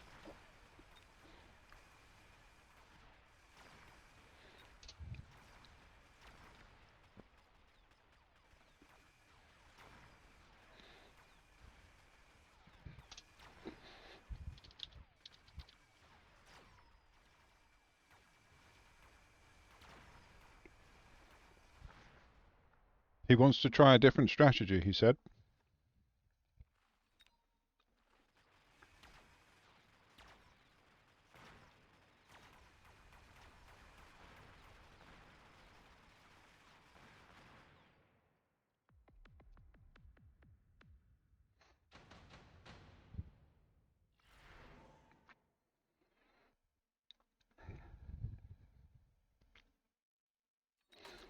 So he wants to try something new. He's gone up. Oh, he's cost control anyway, so yeah. Okay. What are you potentially trying then?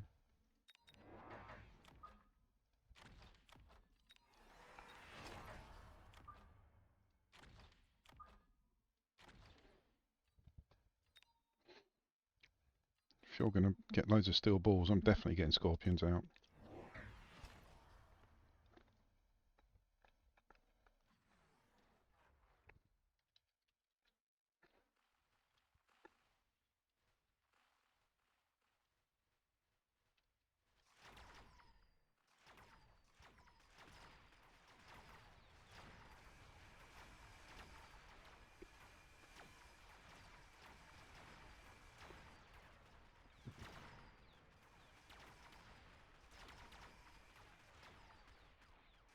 I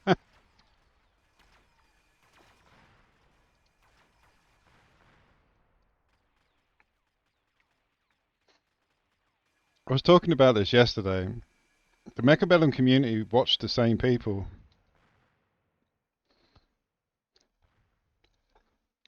Um, there was a video recently, somebody just, not saying it's a new technique, it's been out there for ages, but it was reminding everybody about it. About mechanical division on steel balls. What's the name of the one on the thing?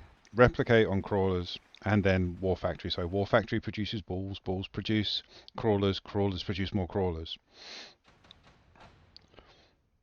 And yeah, that's what he just said. He was like, I want to try something new. And as soon as I saw steel balls with mechanical division, I was like, let me just type this in.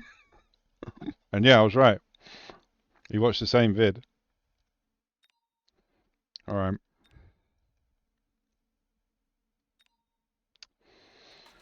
So I know what to defend against now.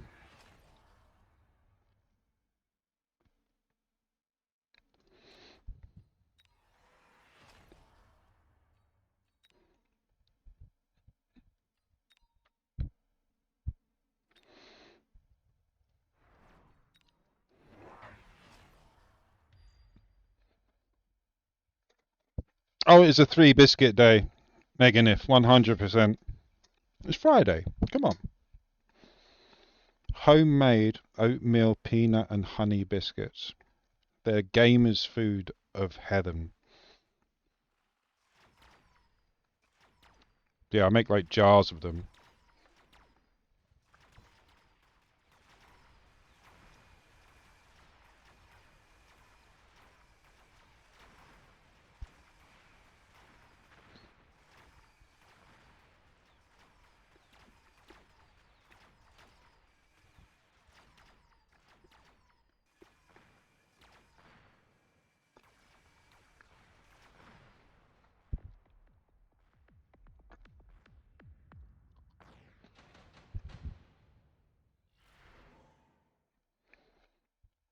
Oh, need the tarantulas.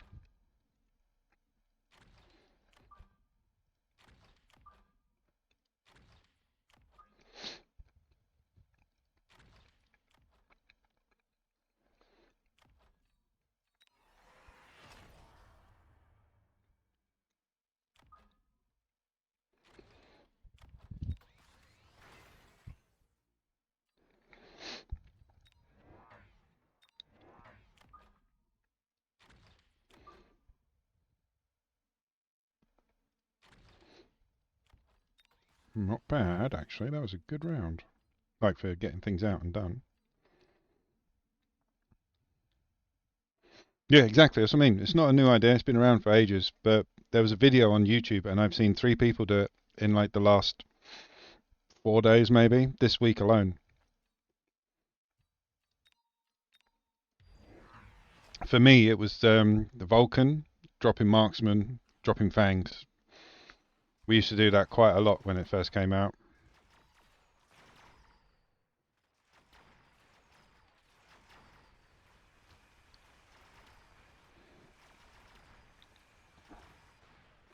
But basically, there's going to be a ton of crawlers, there's going to be a ton of steel balls, and there's going to be a war factory.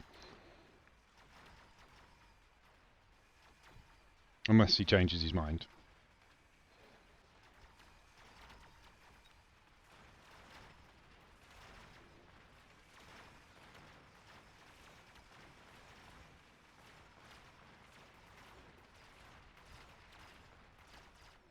And we got the balls down and we got the crawlers. But again, I'm going on one side. I'm just hacking out this side.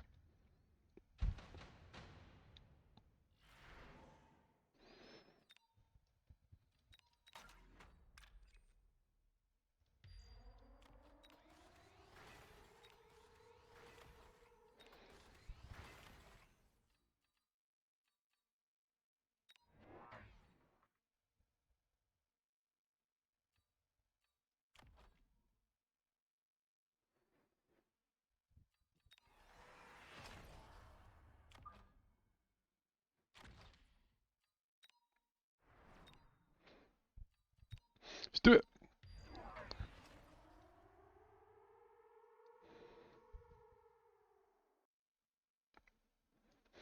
So my strategy behind this is marksmen are going to kill the steel balls.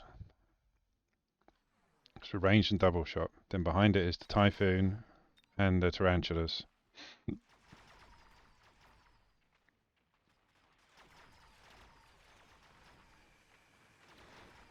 And bang goes all of our army. Wow.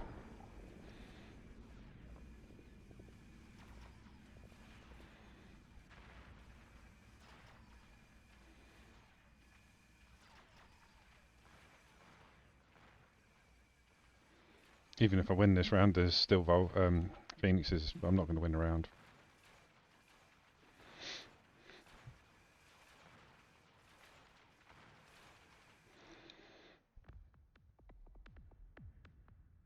I'm expecting to see a war factory now.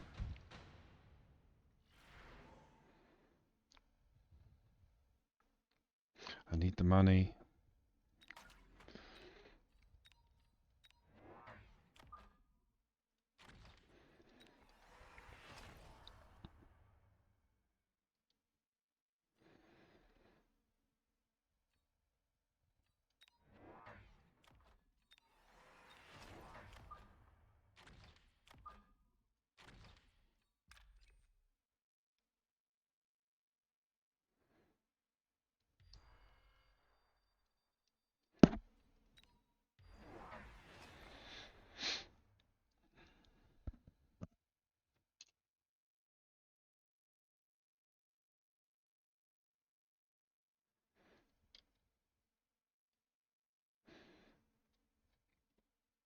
There's the war factory, and there's the steel balls.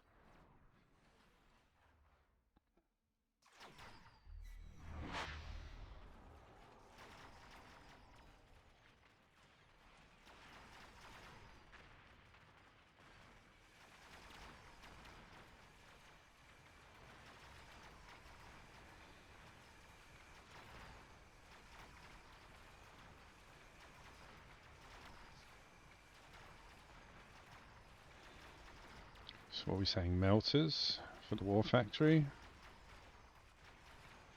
I'll just double down on the marksman.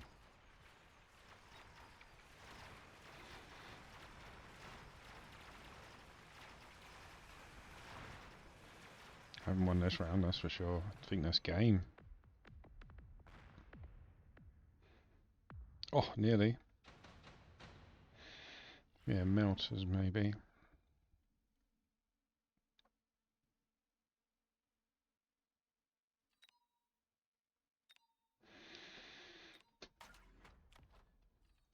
Let's do degenerate beam.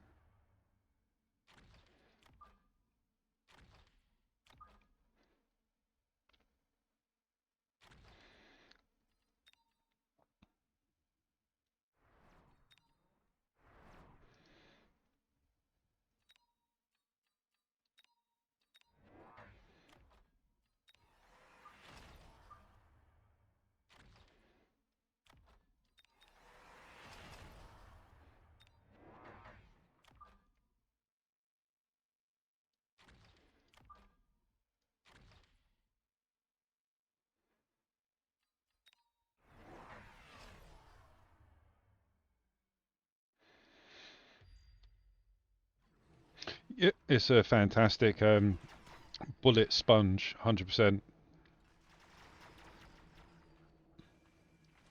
I've tried chucking them out there, here, there, and everywhere, but I do prefer to play with infantry, like smaller units. I mean, I've got my giants, don't get me wrong, I have my favourite giants that I like using. But yeah, I'd rather win, or I tend to like winning with these sort of units rather than that sort of unit. Just going to get my tower down far too quick. Yeah, I went too far on the left.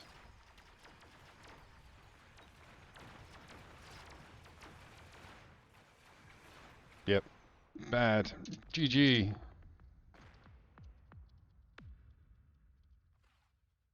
Well, it worked.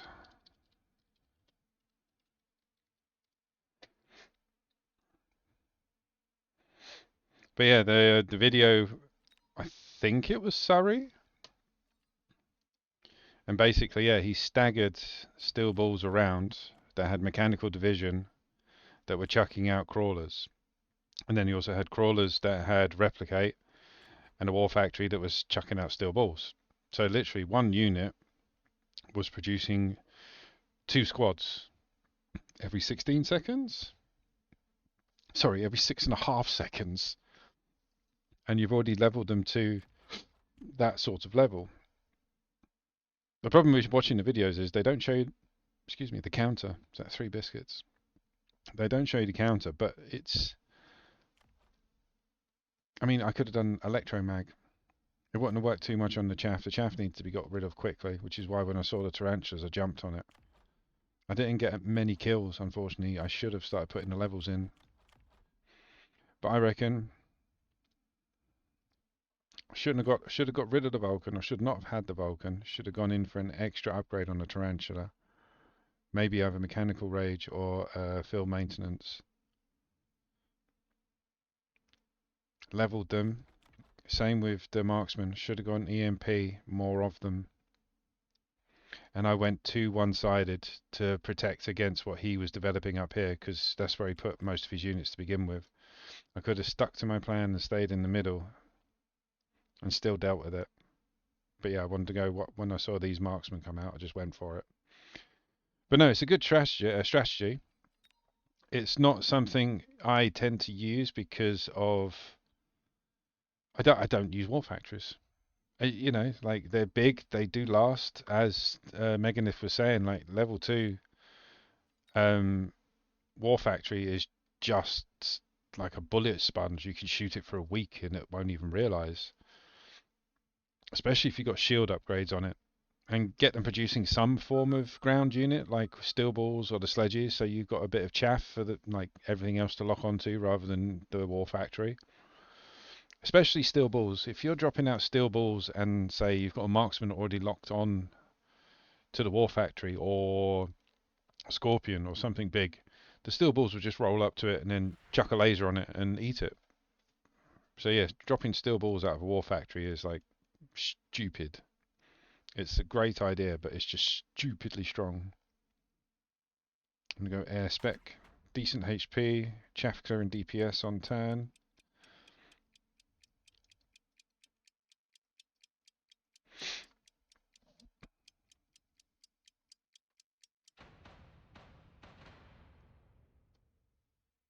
Going up against cost control and fangs and tarantula.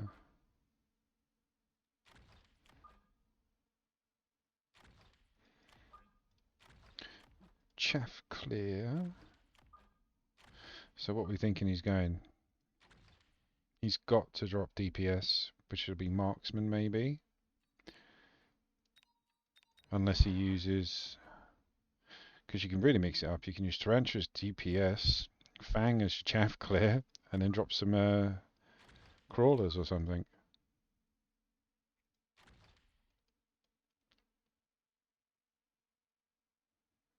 Just playing that last game over and over in my head. What did you sell?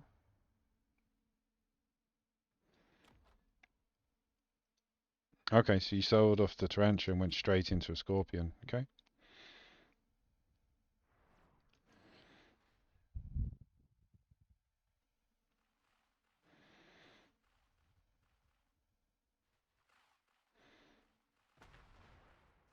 Potentially, like I say, next season I'm looking on pushing my MMR up higher than I can at the moment.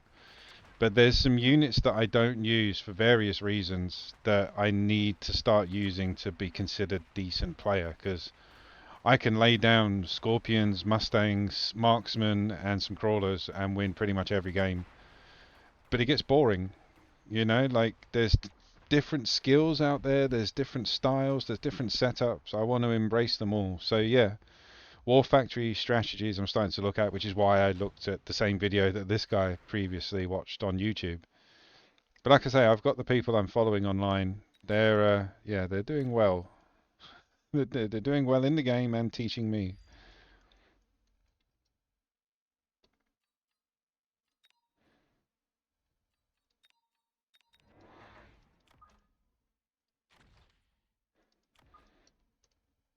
Right, if anybody watches Woot, he is probably one of the best strategists in the game for playing different. Like he always sets up asymmetrically, but then that's not the battle. The battle's over here, then the battle's over here. Then all of a sudden there's three overlords. Then he puts jump drive on them and they're over here. Like his way of playing made me consider never playing this again because it looked too complicated. I'm like, if that's how people play and get to the top, like I don't want to play like that. But then I've seen people beat him, and like the way they play is kind of the same way I play, just a bit better, obviously. So yeah, there's 1,001 different styles out there. I just want to start embracing some of the units that I don't use so that I can mix my style up.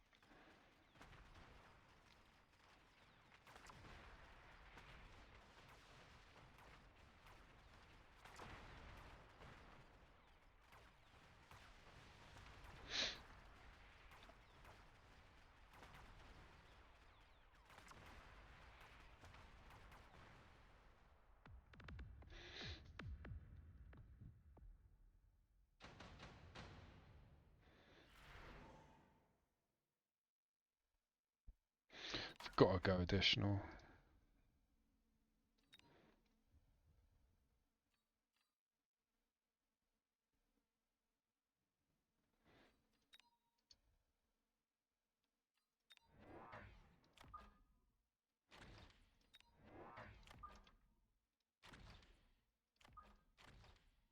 Do do do.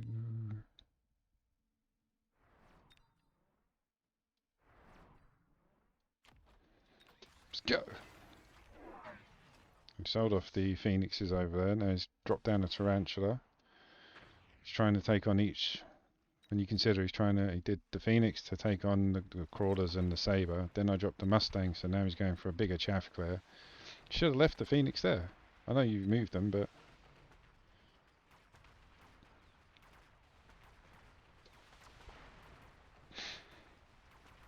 oh, my camera dropped out. Hello. So I need a bit more anti-air on the left, or tank up the musties so they last a bit longer. Fire saber. Ooh, fire saber would be good.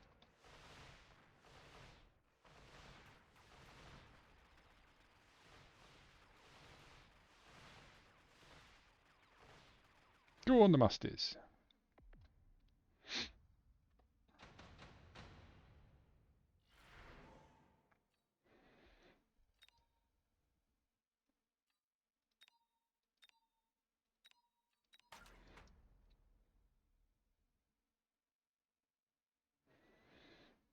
Yeah, late game jump drive it's killed me so many times.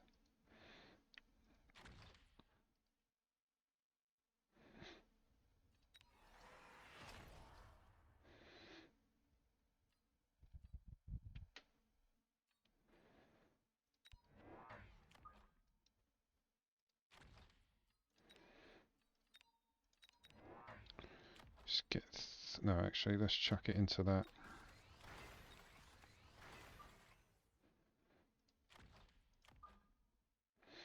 But yeah, someone beat me, and they already had three overlords out in random places with jump drive not active. They were in random places, and when we finished the level, he'd put 6 overlords on my weak front line and had them what do you call it? Mobile beaconed straight to my tower. Like the last round was a heavy round, but yeah, to watch 6 overlords combine like together produce wasps and just make a beeline to your bloody tower, it was just like they just kept getting bigger and bigger and bigger because of the amount of wasps that were around them. It was just ridiculous, but awesome. As you know, I don't care if I win or lose. I just like seeing good games and being part of them.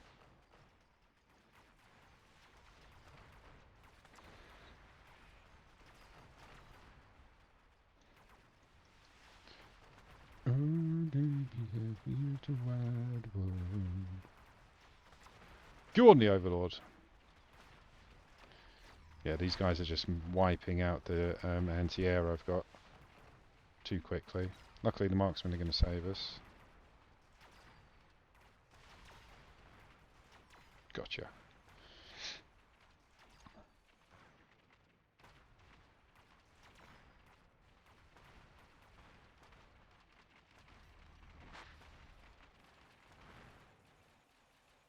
Yeah, yeah.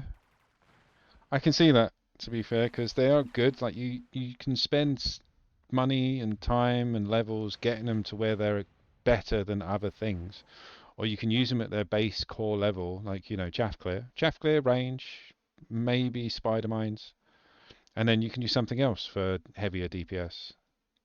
But they are good at DPS in the mid games. I'll be honest. I've used them a lot.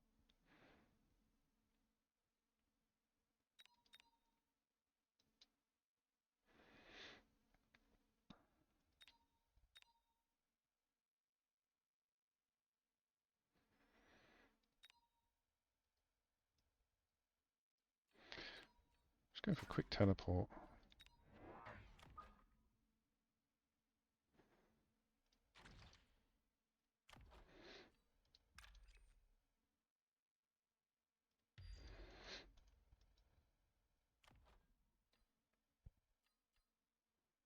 It's going to cost me 500 for jump drive next. Need to push on this.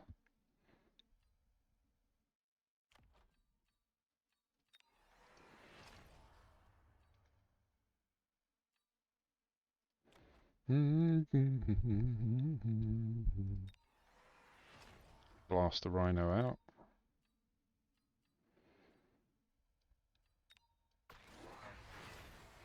Oh, he's got thingy. He's gone blitz.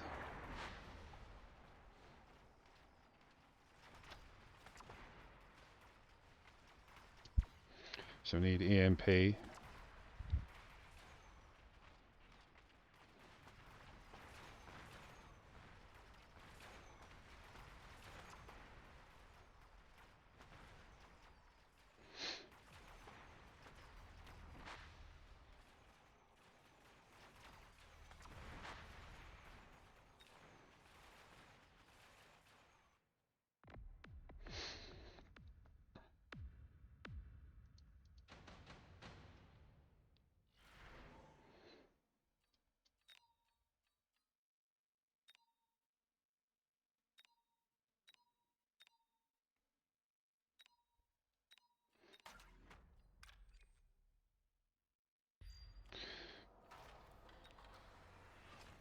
Just come over here. Need you guys with EMP, and I need one literally right there.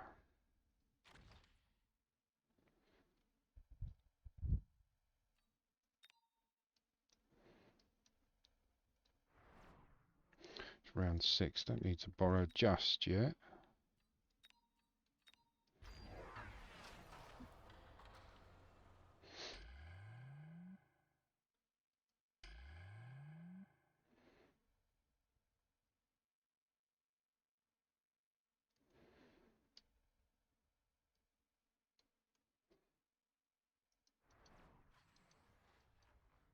How's that rhino going to play out? Yeah, there you go. So EMP to rhino, so we take off blitz. So when we blow him up, he doesn't do any damage.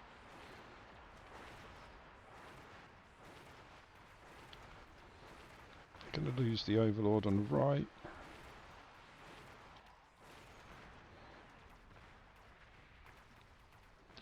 I didn't shield up for that anyway, so yeah, I lost quite a lot on that round. But we had plans.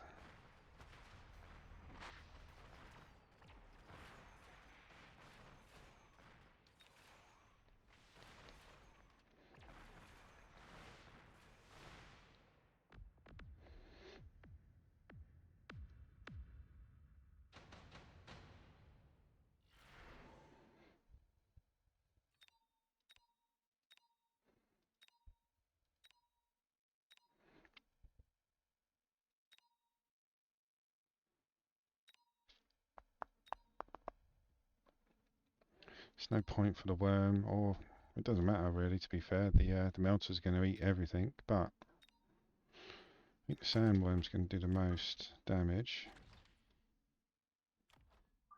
I'll bring you over here, level.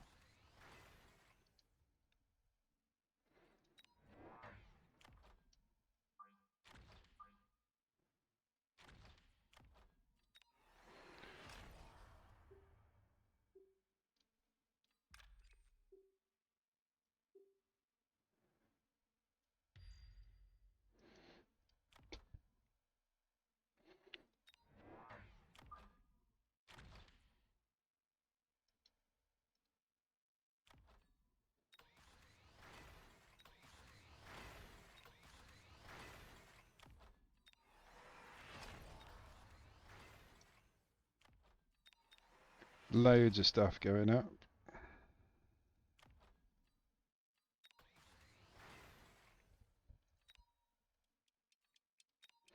Do it! Oh wow, that's a hell of a lot of units that just appeared.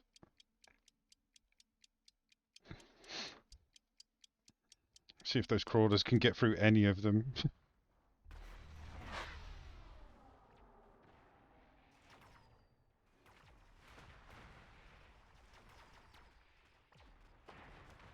No, didn't even get that far.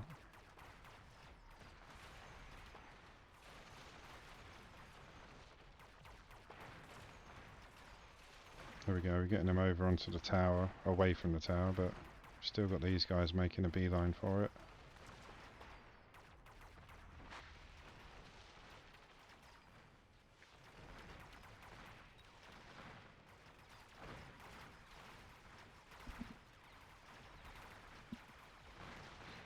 Oh, the melters.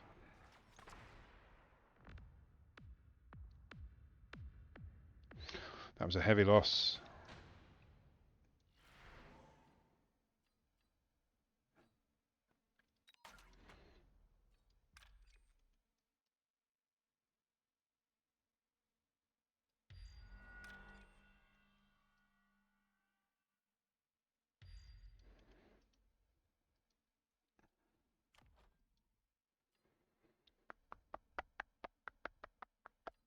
Mechanical Rage is a bit cheaper.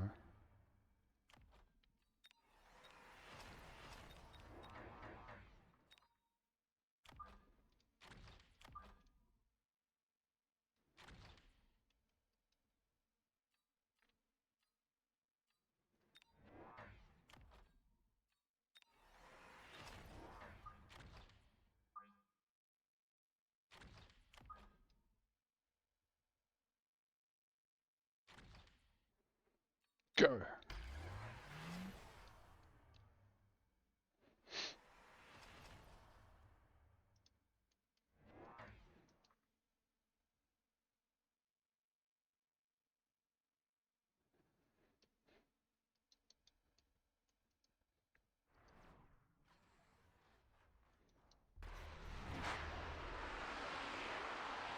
Oh, what a orbital javelin.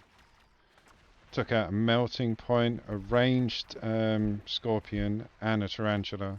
That was awesome sauce. Of the sauciest of awesomes. Oh, the worm ate me. How dare he?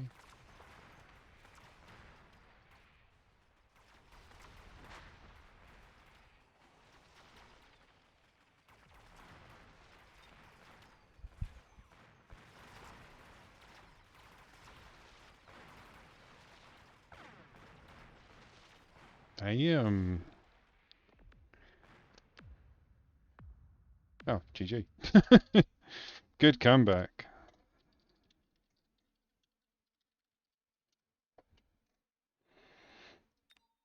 Oh, I wanted to look at the bloody board. Yeah, I was trying to ignore the fact that my right tower was getting attacked. I was trying to deal with the debuff and put everything into that focal point on the left. It did not work. I keep going against my own words and playing asymmetrically, even though I'm telling myself over and over again, stay in the middle, be symmetrical. That is where you're strongest. I went lopside. Full lop. Right, let's crack on.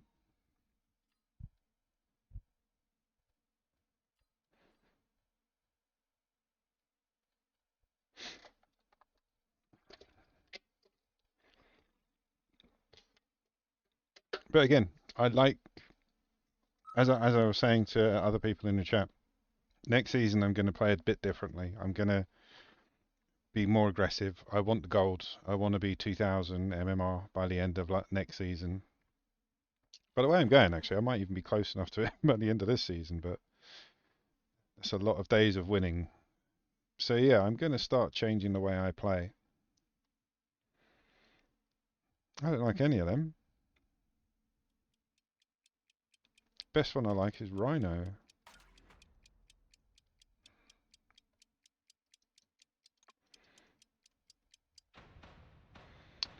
Going up against Sabers. Sabertooth spec, and he's got stangs and eyes. Ooh, Stoudy is on.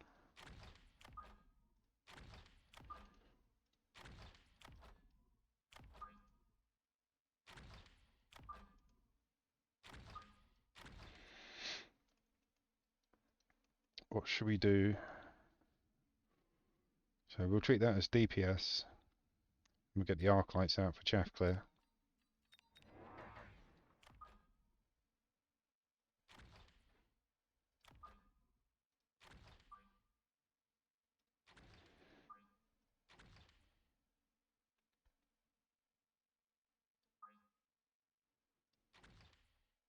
Yeah, that'll do. As soon as you get into the 1300s, everyone, this is why I keep changing up my bloody attack. People keep coming from the bloody side. God damn it. And this is what I think loses people the game when somebody tries to do that, because it is a shock tactic. It is a, right, let's play. Oh, you're over there. Oh, I wasn't prepared for that. I believe, and I'm going to try it this round,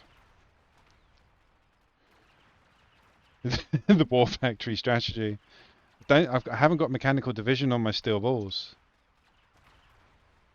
I mean, again, I could get it out of round 2 and just use it as a bullet sponge. I really want that emoji. What is it? TwitchCon hype emoji. Yeah. But no, I've got it there. It's there, dude. Like, it's there. I know that it's ready to be used. I just need to wait for the right moment. And it's not this one. Might be in a minute, but not right now. Because if I drop a warfare, I mean, like, you've got it in my bloody head now, chicken. So, right, okay. So if I go cheap fangs for flank defense, right? Let's. So forget it out. What does it come out? Well, how much does it cost for round level 2? It's 1200, isn't it? Yeah. So look, I'll unlock it. Right, it's there. Okay, it's there. We'll see. If you're good, chicken.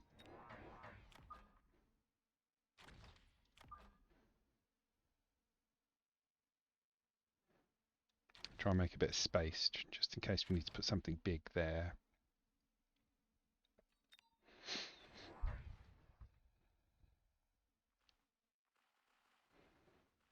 No. I normally go Mustangs in the corner, which would have dealt with the Wraith.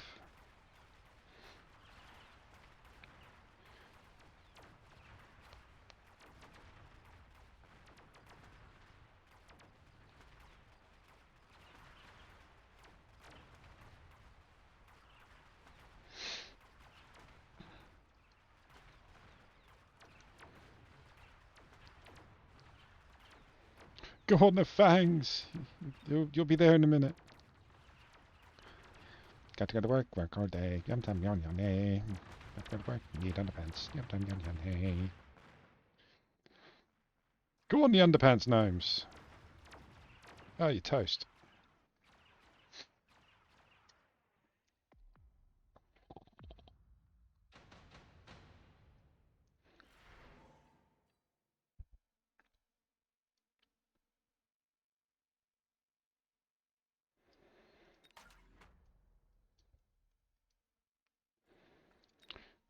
Stangs, 2 of them.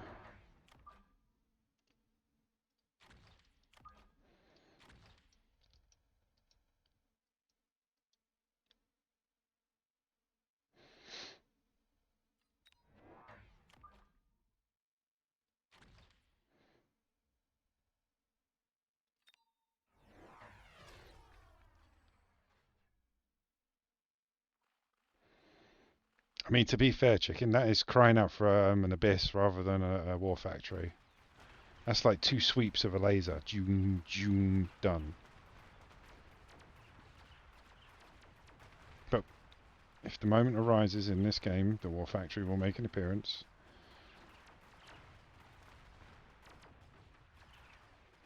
Right, Mustang's got eaten.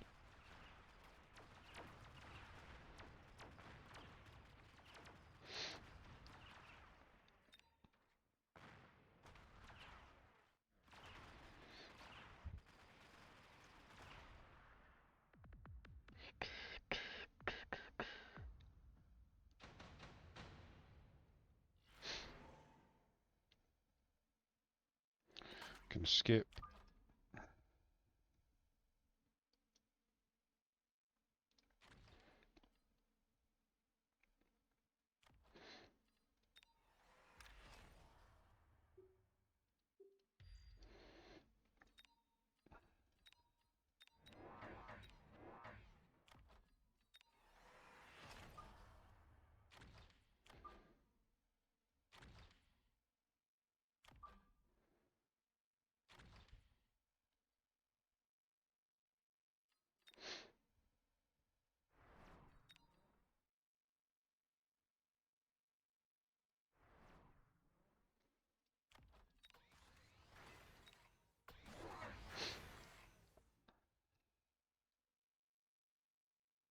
I mean, that is definitely crying out for an abyss, chicken. If we're going Titans, yeah, that's definitely calling out for an abyss.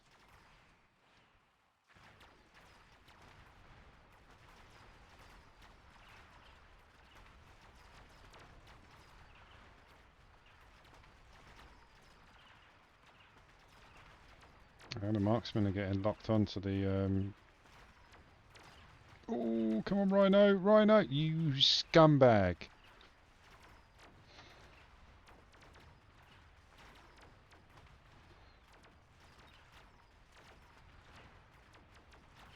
Yeah. Bloody Rhino didn't get to the tower in time. Caught up with a couple of crawlers. Okay. How's a bloody Wraith this much of an issue at round 4?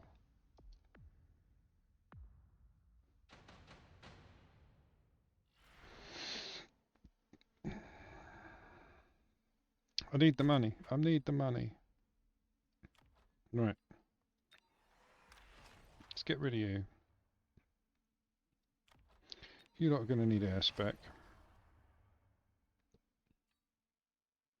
I mean, I can get one out now.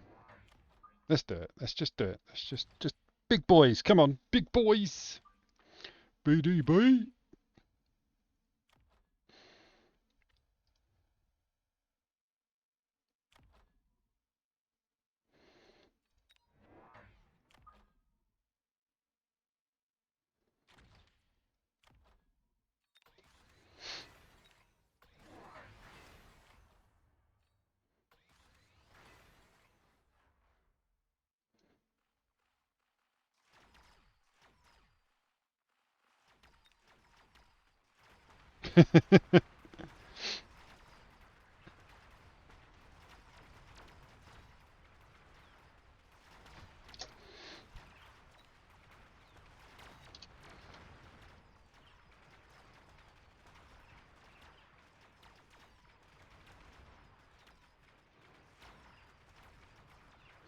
Remember when the War Factory first came out and everyone was just dropping tons of steel balls and stuff like that? Me and the group of guys that I played with, we turned all that off. So it was just a giant tank. And yeah, we used to get quite a bit of mileage out of that.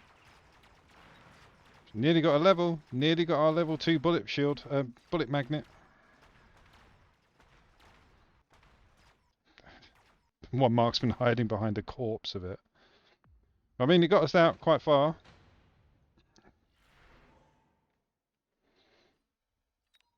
I'm going to keep that redeployment. That might be very handy.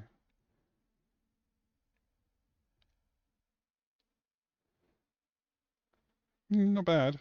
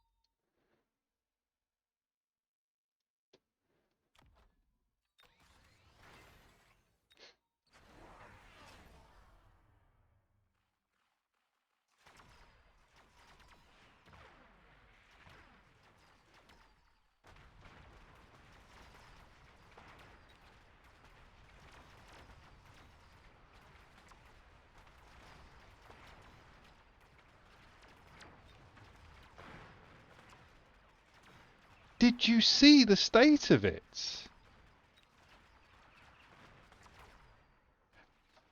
That just got destroyed. Oh, my crawlers made it up to the bloody tower. So what? It wasn't the siege cannon with acid. That wouldn't do it. GG. So what the hell was killing? I mean, I had bloody enhanced armor on there. My shield is 220,000. I'm getting 6,000 every 3 seconds from those guys. 34,000 every 6 seconds from those guys. And 7,000. No, how the hell did that lose 220,000 HP by being shot by something like a collection of units that would not do that much damage in a week?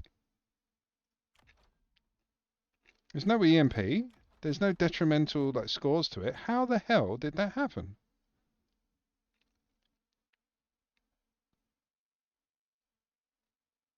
See why I don't play around with bloody War Factory's chicken?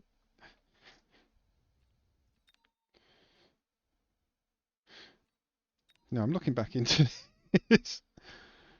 Because I want to learn how to use these things. And I'm sure everybody wants to know how to do it well. But you just saw me, none of this stuff, look.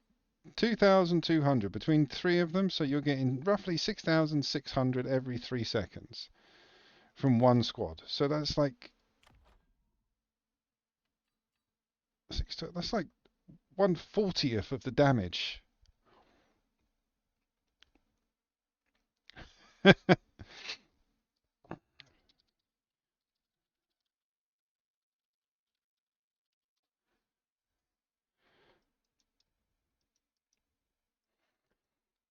So you was on an ad break, chicken. Well, let me explain to you something.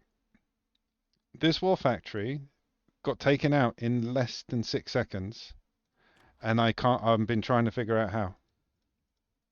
I don't know how that happened. I've done the maths, like the damage per second. Like it can tank 220,000 damage, yeah? Every 6 seconds, this guy is only doing 34. Every 6 seconds, he's doing 34. We've got 220,000. He's got 34. I don't know, man. I don't know. I really don't think it was the acids. Because look, you think about it. Scorpion enters siege mode, increases range by 100 meters, but decreases attack by 40. So it's the attack's gone down roughly by half. So it's around 4,000 damage. That's the range. Sorry, the damage on the acid. It's because it was in the pool of acid. It takes 250% damage.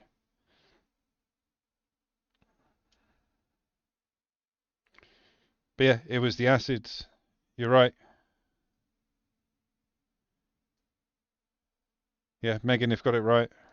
No, it was the acid. Like looking at it now, it was the acid. Look, 250% damage. So basically, it was doubling all that damage that I just read out.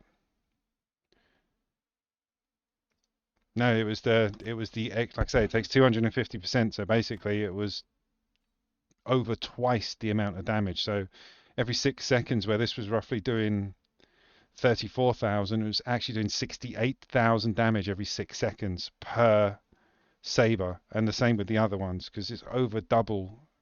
Wow. So yeah, acid really does screw up giants. Okay. But again, this is why I wanted to, change the way I play in the next season. So yeah, acid really, really damages giants and titans. Who called it out?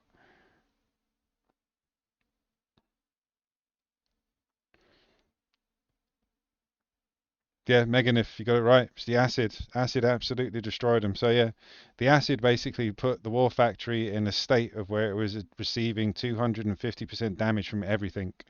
So over double the DPS of every unit that was in front of it. That's why it just got chomp, chomp, chomp, chomp, chomp. It was like literally 6 seconds. Not even that. Just chomp, chomp, chomp, chomp, chomp, chomp, chomp. Right, one for the memory, guys. There's scorpions on the field with acid. Don't bring out a bloody war factory unless you've got 1,000 chaff in front of it. Or even that, because the war factory will roll over it. But again, there's ways around it. You can use mobile beacon, make them move from side to side at the back of the map, chucking out units. But to use them as a bullet sponge, if there's scorpions with acid, be careful. But we know now. That's good. Yeah, well done, Megan. If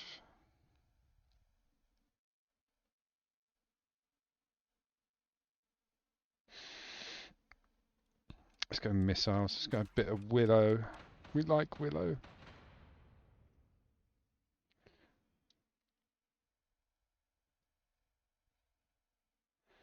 No, that's like in the actual the upgrade itself, the one that gives scorpions acid, it said 250% damage.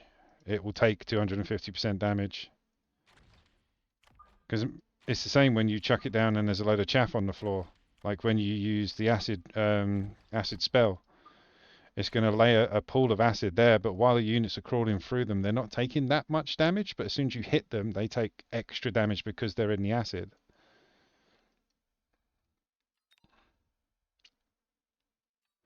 Need DPS. But yeah, next time I get Scorpion out, I'll have a look at it. But yeah, it was the acid, 100%. Yeah, but unfortunately, it was hitting the war factory, so I don't know. I'd have to put them. I'd have to surround the war factory with them, or like I say, like I suppose if you did like 4 squads of hounds, like double tier, like 2 by 2, in front of the war factory, they'd take the acid damage, but then, like you say, with the sprinkler system, they can get rid of it.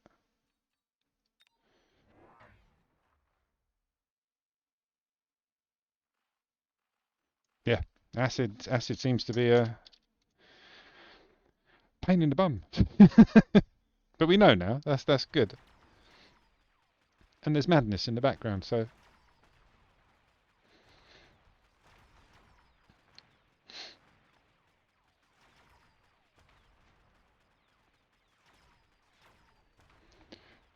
do do do do do do do do do do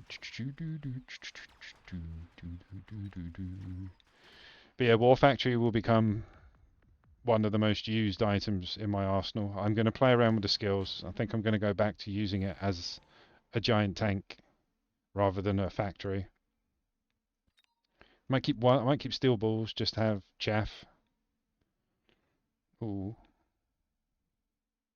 Yeah.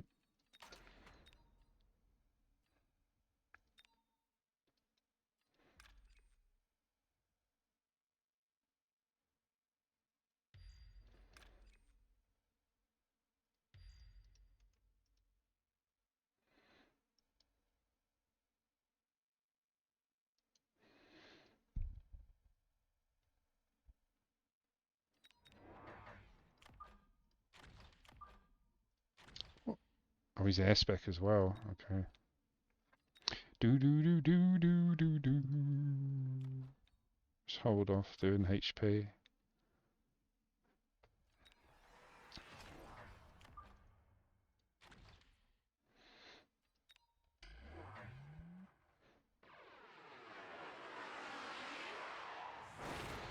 Got a bit of the hounds, which is good.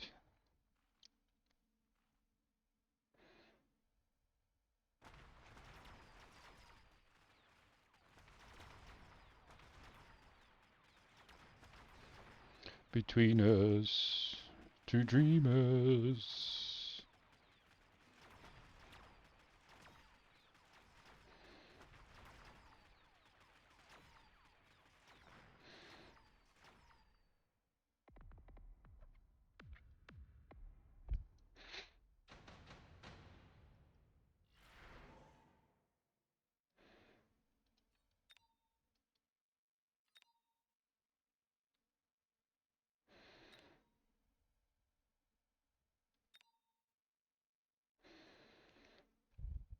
I mean, that's the cheapest option. I was going to get out some crawlers anyway, but I'd get a cheap fortress out of it as well.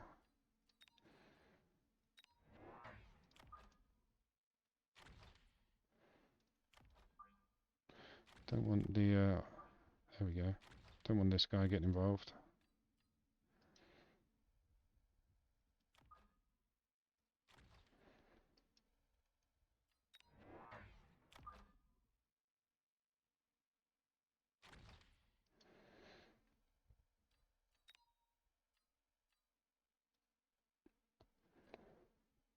Stormies! Oh, that's no bueno.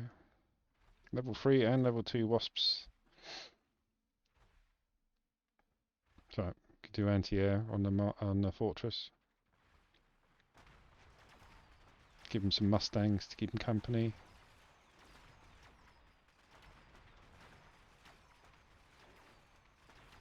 Look how quickly those wasps are getting that level 1 fortress down. They are level 3.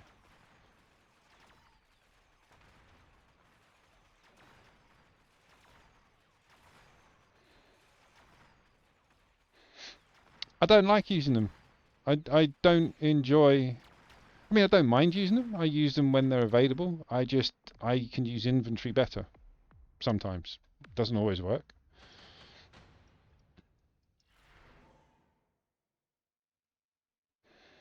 Yeah, exactly. Like, I use melting points, Vulcans, rhinos. Not rhinos, sorry, fortresses. I do use giants when they're needed.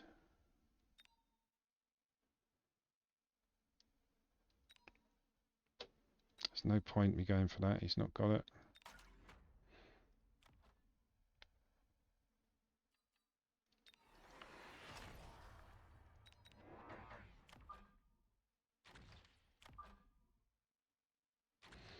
And another bit of chaff.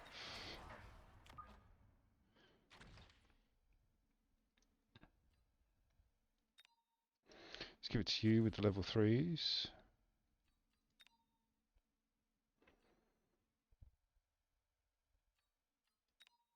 Go.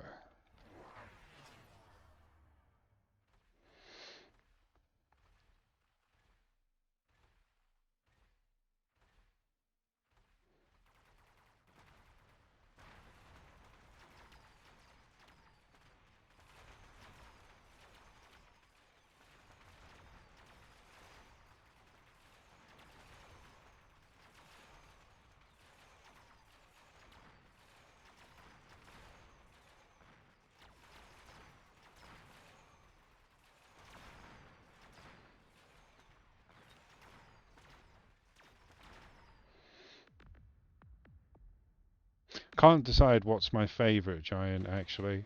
Fortress or Melter. They both appeal to me, and they both have the right place. But I think Fortress is just like a giant unit.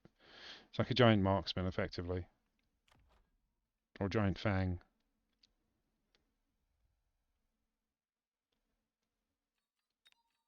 Oh, I haven't done the thing yet. Do the thing, man. No worries, Meganif. Thanks for watching, man. Catch you on the next one. If you're about tonight, I'm doing 4-player brawl at about 6 p.m. So in about 3 hours. But yeah, thanks for being a part, man. Take it easy.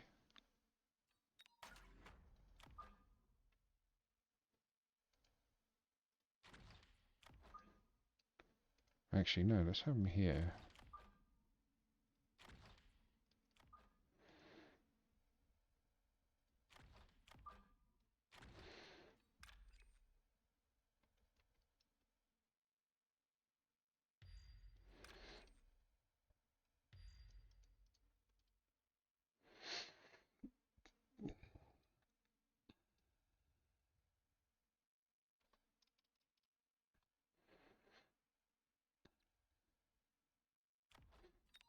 I'm going to do all the levels.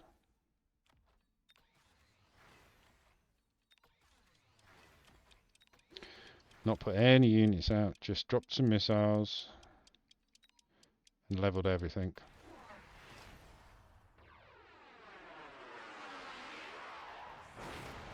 There goes these wasps.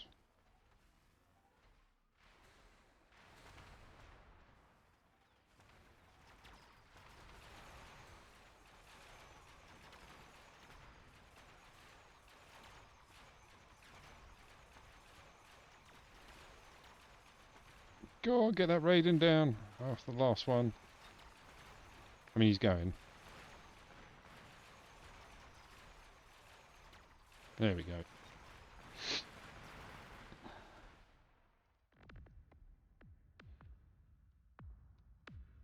GG! Right, let's have a little analytical look at what I would have done differently if I was going up against Richie. One very simple fact would have changed the whole game. There is 0 chaff on my opponent's board. 0.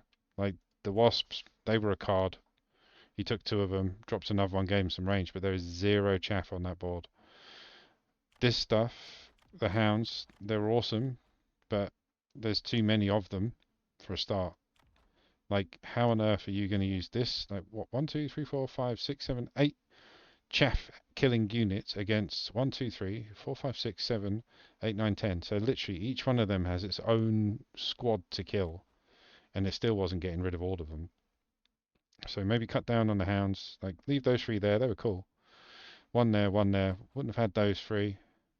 Would have had crawlers, like mine basically, because yeah, it would have distracted everything I had that was killing him. No wasps. I mean, if you drop them because they're a card, stick them in the flanks, stick them in my flanks, leave them, forget them. Don't worry about it. But yeah, there needs to be a lot more chaff here, and maybe some DPS, because vanilla sabers with 1 level. But again, it's easy to criticize somebody once you've beat them. It's, you know, I'm sure he had a plan. I'm sure he was sticking to it. Just didn't quite get behind it. Right, back in.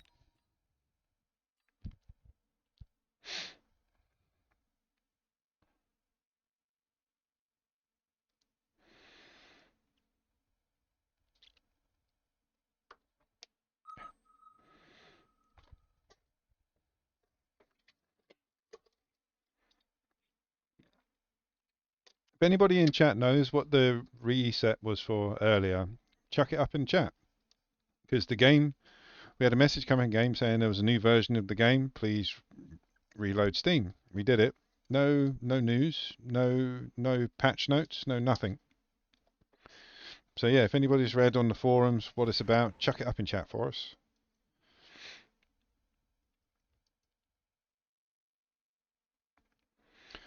Oh, I don't like any of these. If anything, it's going to be a toss-up between you two. Let's go for the Farseer.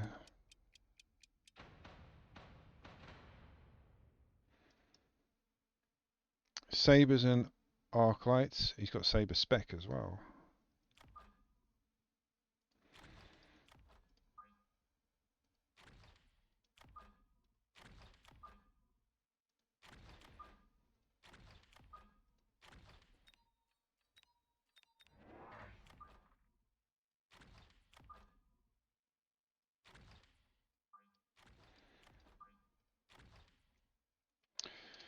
Good luck. Have fun. Let's go. Oh, look. Flop. I'm not getting caught up in it. I'm not getting caught up in it.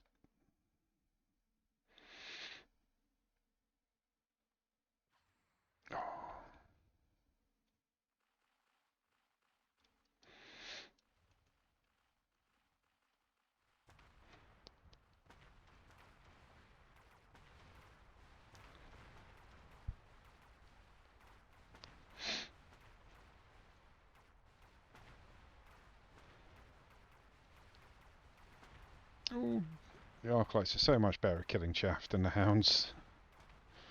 I'm sure on paper they're not, because there's more hounds in a squad than an Arclight. My favourite starting units. If I was going up against the ideal units, which could be anything, but I'm just thinking like in a good situation, because I hate going up against Stormies, I hate going up against frontline Fangs because I know what's coming later. But I love starting out with Mustangs, Crawlers, and either Arclight and Marksman. I like getting my chaff bed down and my DPS or chaff clear sorted. So yeah, it'd be Mustangs and Crawlers to start, and a 50-50 choice between Marksman and Arclights. But realistically, I'd love to start with 12 Farseers. That'd be my best start. I love the Farseer, the way it looks, the way it supports, the damage it can do. Like, get it to level 3 in an Arclight. A Farseer is amazing. But I'm liking starting with Sabres, actually. Like, I like starting with them. They never finish the game. It's always something else helping out. Do I want anything? I'm going to go for a photon coating. But yeah, Mustangs, Crawlers, and probably Marksmen, to be fair. They're my favourite to start with, because I can build from them in a way that I like to build. Like, normally I range out the Marksmen and give them double shot. Musties normally go intercept and anti-air. Crawlers, if I'm feeling fruity, I'll stick on replicate and subterranean. And that's like 6 upgrades across 3 units. With the levels, that's it. You know, Mustangs used to be the nuts. Like, when the game first came out, a Mustang swarm was like devastating to everything.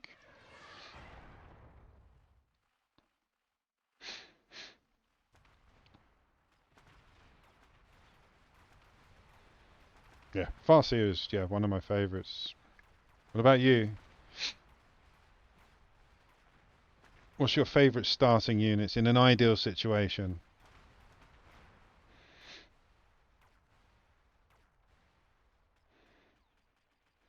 Sabre and Arclight, yep. See, again, when I first started playing with Sabres, I made the mistake of thinking that they were chaff clear because they had a bit of splash damage. You know, they're not. I relied on them as chaff clear, so I'd have like Marksmen as DPS, Crawlers for chaff, and then I'd have Sabres as chaff clear, and I just kept getting overrun. But yeah, they're DPS more than anything else. Even though they have got splash damage. But yeah, Sabres are pretty cool.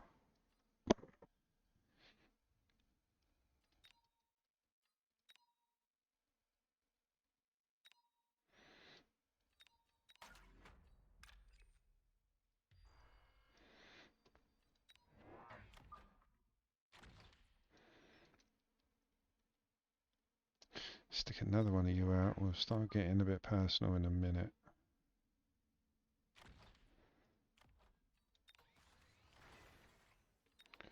And let's put photon coating on you because you're going to take the brunt of it.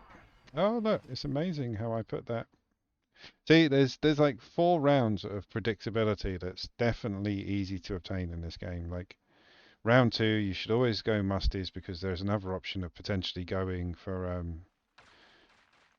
flying units. But you see how he put missiles in his corners because again he's protecting his flanks because round 2 you can use flanks. I use Mustangs so they can then later join the fight. The same with that card. He wasn't going to put it in the corners because I'd already had Mustangs there. So he stuck it in the back, which is where I stuck the extra squad.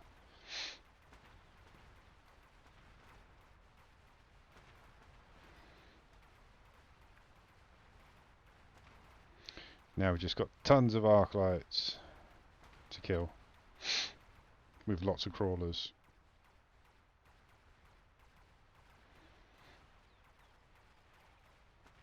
We're going to have to range out these boys.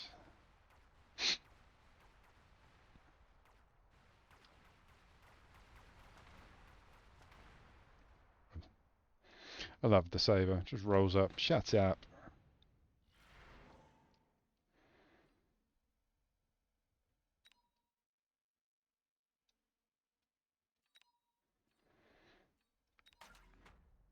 As he has 0 anti-air.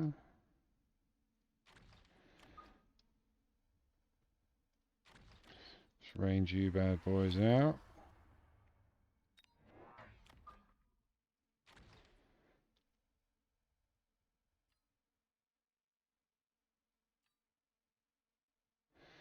Let's do the levels. I was going to stick out another unit, but I'm going to do the levels. Keep on top of them. You done the phantoms as well?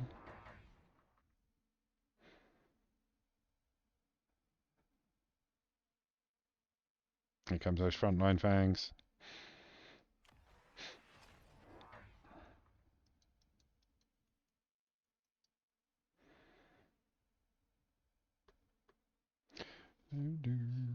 So we're going to have to get rid of those fangs, because again, fangs, once they're shielded, will take double shot from a scorpion in the face. The shield will protect them from the first shot, and then the second shot will take down their health. So fangs with shields on the front line is so overpowered. It's ridiculous. I mean, you get rid of them, but they take so much time to get rid of them because, yeah, like I say, they've got the extra shield. The same if you drop a missile. The missile will take away the shield, and then the fangs are still there.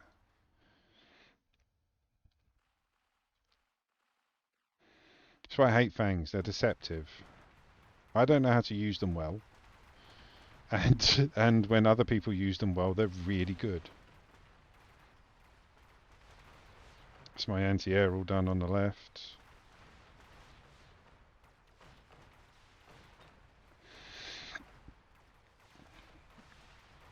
Is it just levels over there? Yeah. I think the level 2 arc lights helped him out a lot. Come on. Come on, debuff. Go away. Where the hell are you two going? Come back and shoot these bloody planes in the face.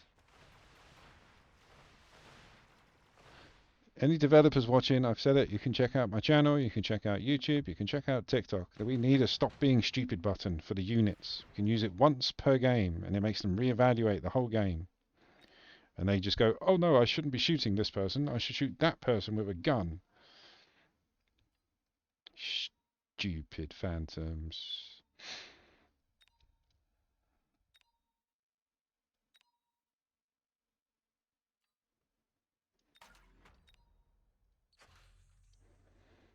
So yeah, there's the levels over here.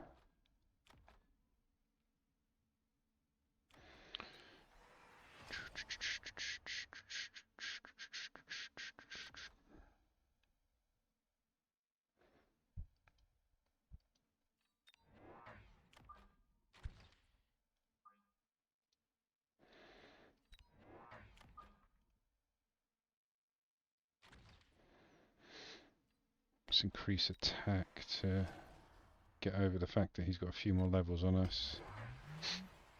So you thought I was going smoke? No, not going smoke. This is a flat out assault.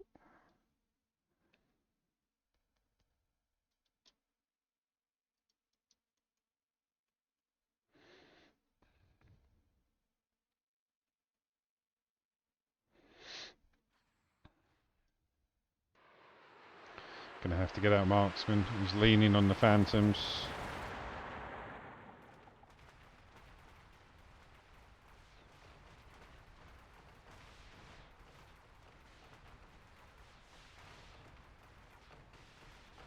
Yeah, they're taking too long for the Mustangs, even with air spec.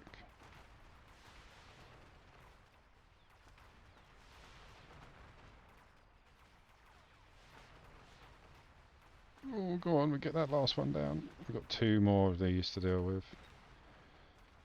And there's tons of fangs. See, look, stupid phantoms.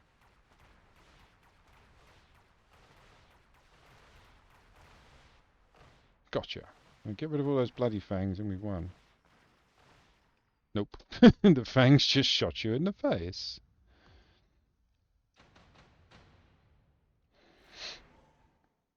Ooh, well, I needed. Oh, I'm gonna go for the marksman because I can use them a bit better. Let's range you guys out. It's round 6. Let's borrow round early. Let's drop 3 more phantoms. Now they're ranged. Should be a bit more dangerous. And if not, we've got ranged marksmen to help out.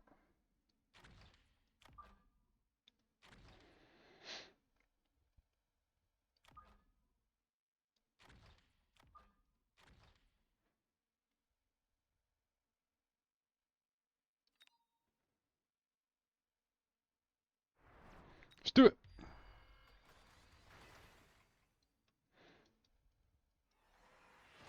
He's dropping a rhino. But I've only just placed them there. How did you know?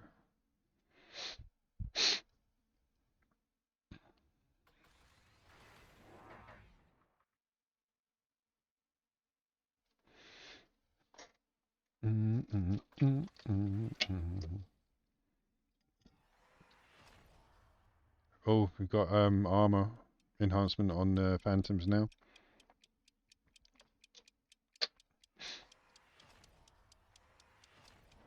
It's a lot of chaff at the back, isn't it? 1, 2, 3, 4, 5, 6, 7, 8, 9, 10, 11. Yeah, 11 squads of chaff.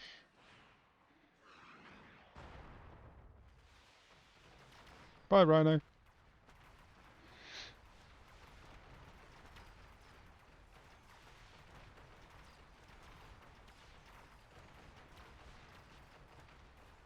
Wow, that chaff.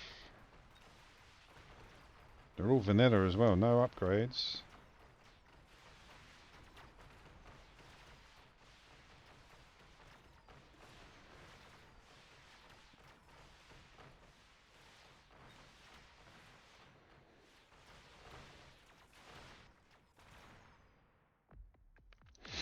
Right, okay, chaff clear. Need better chaff clear. At the moment I am just using the sabres and the hounds in the middle, but these guys are coming from every direction. Go for the wasp swarm.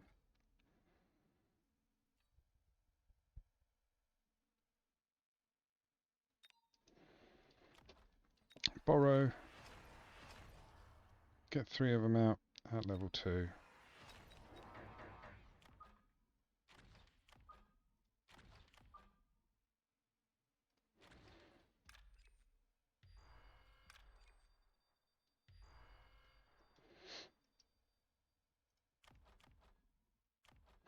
Let's increase HP a little bit, just a little bit. Here come the forces with the anti-air.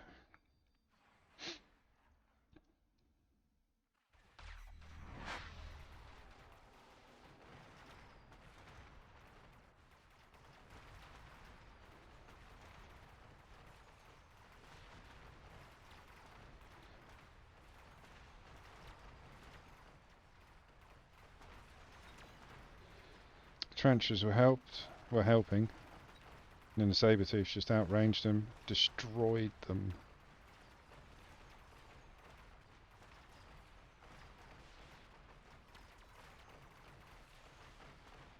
We're on top of the phantoms as well now. Just a bit too much DPS coming our way.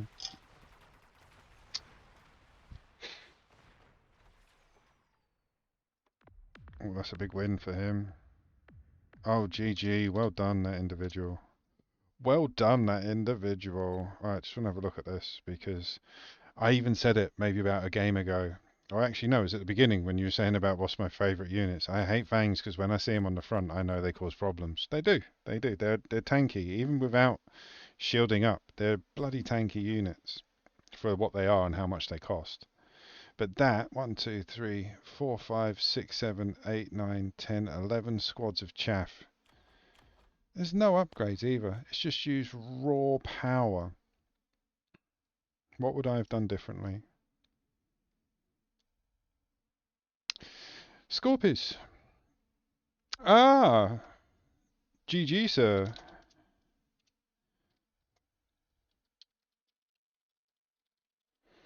Well played. But yeah, what would I have done differently? I think it was when I went Phantoms. We both went Phantoms. I should have just left the two. Leave it at that. I could have then doubled down on the marksman. Yeah, these three Phantom Rays, didn't need them. Marksman, I needed to put double shot and get more of them out. And rather than going for Tarantula, I should have gone for Scorpion. But yeah, overall, that was a bloody good game.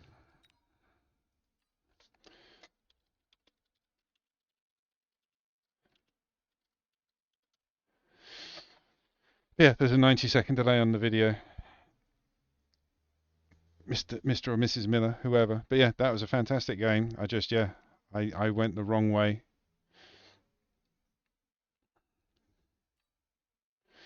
Right, what I'm going to do, boys and girls, is I'm going to raid you out to another gamer, and we're going to end the stream here. Thank you for watching. Thank you for taking part. Thank you for all of my lovely messages and my new friends today. And I will catch you guys on the next one. Thanks for watching. Bye.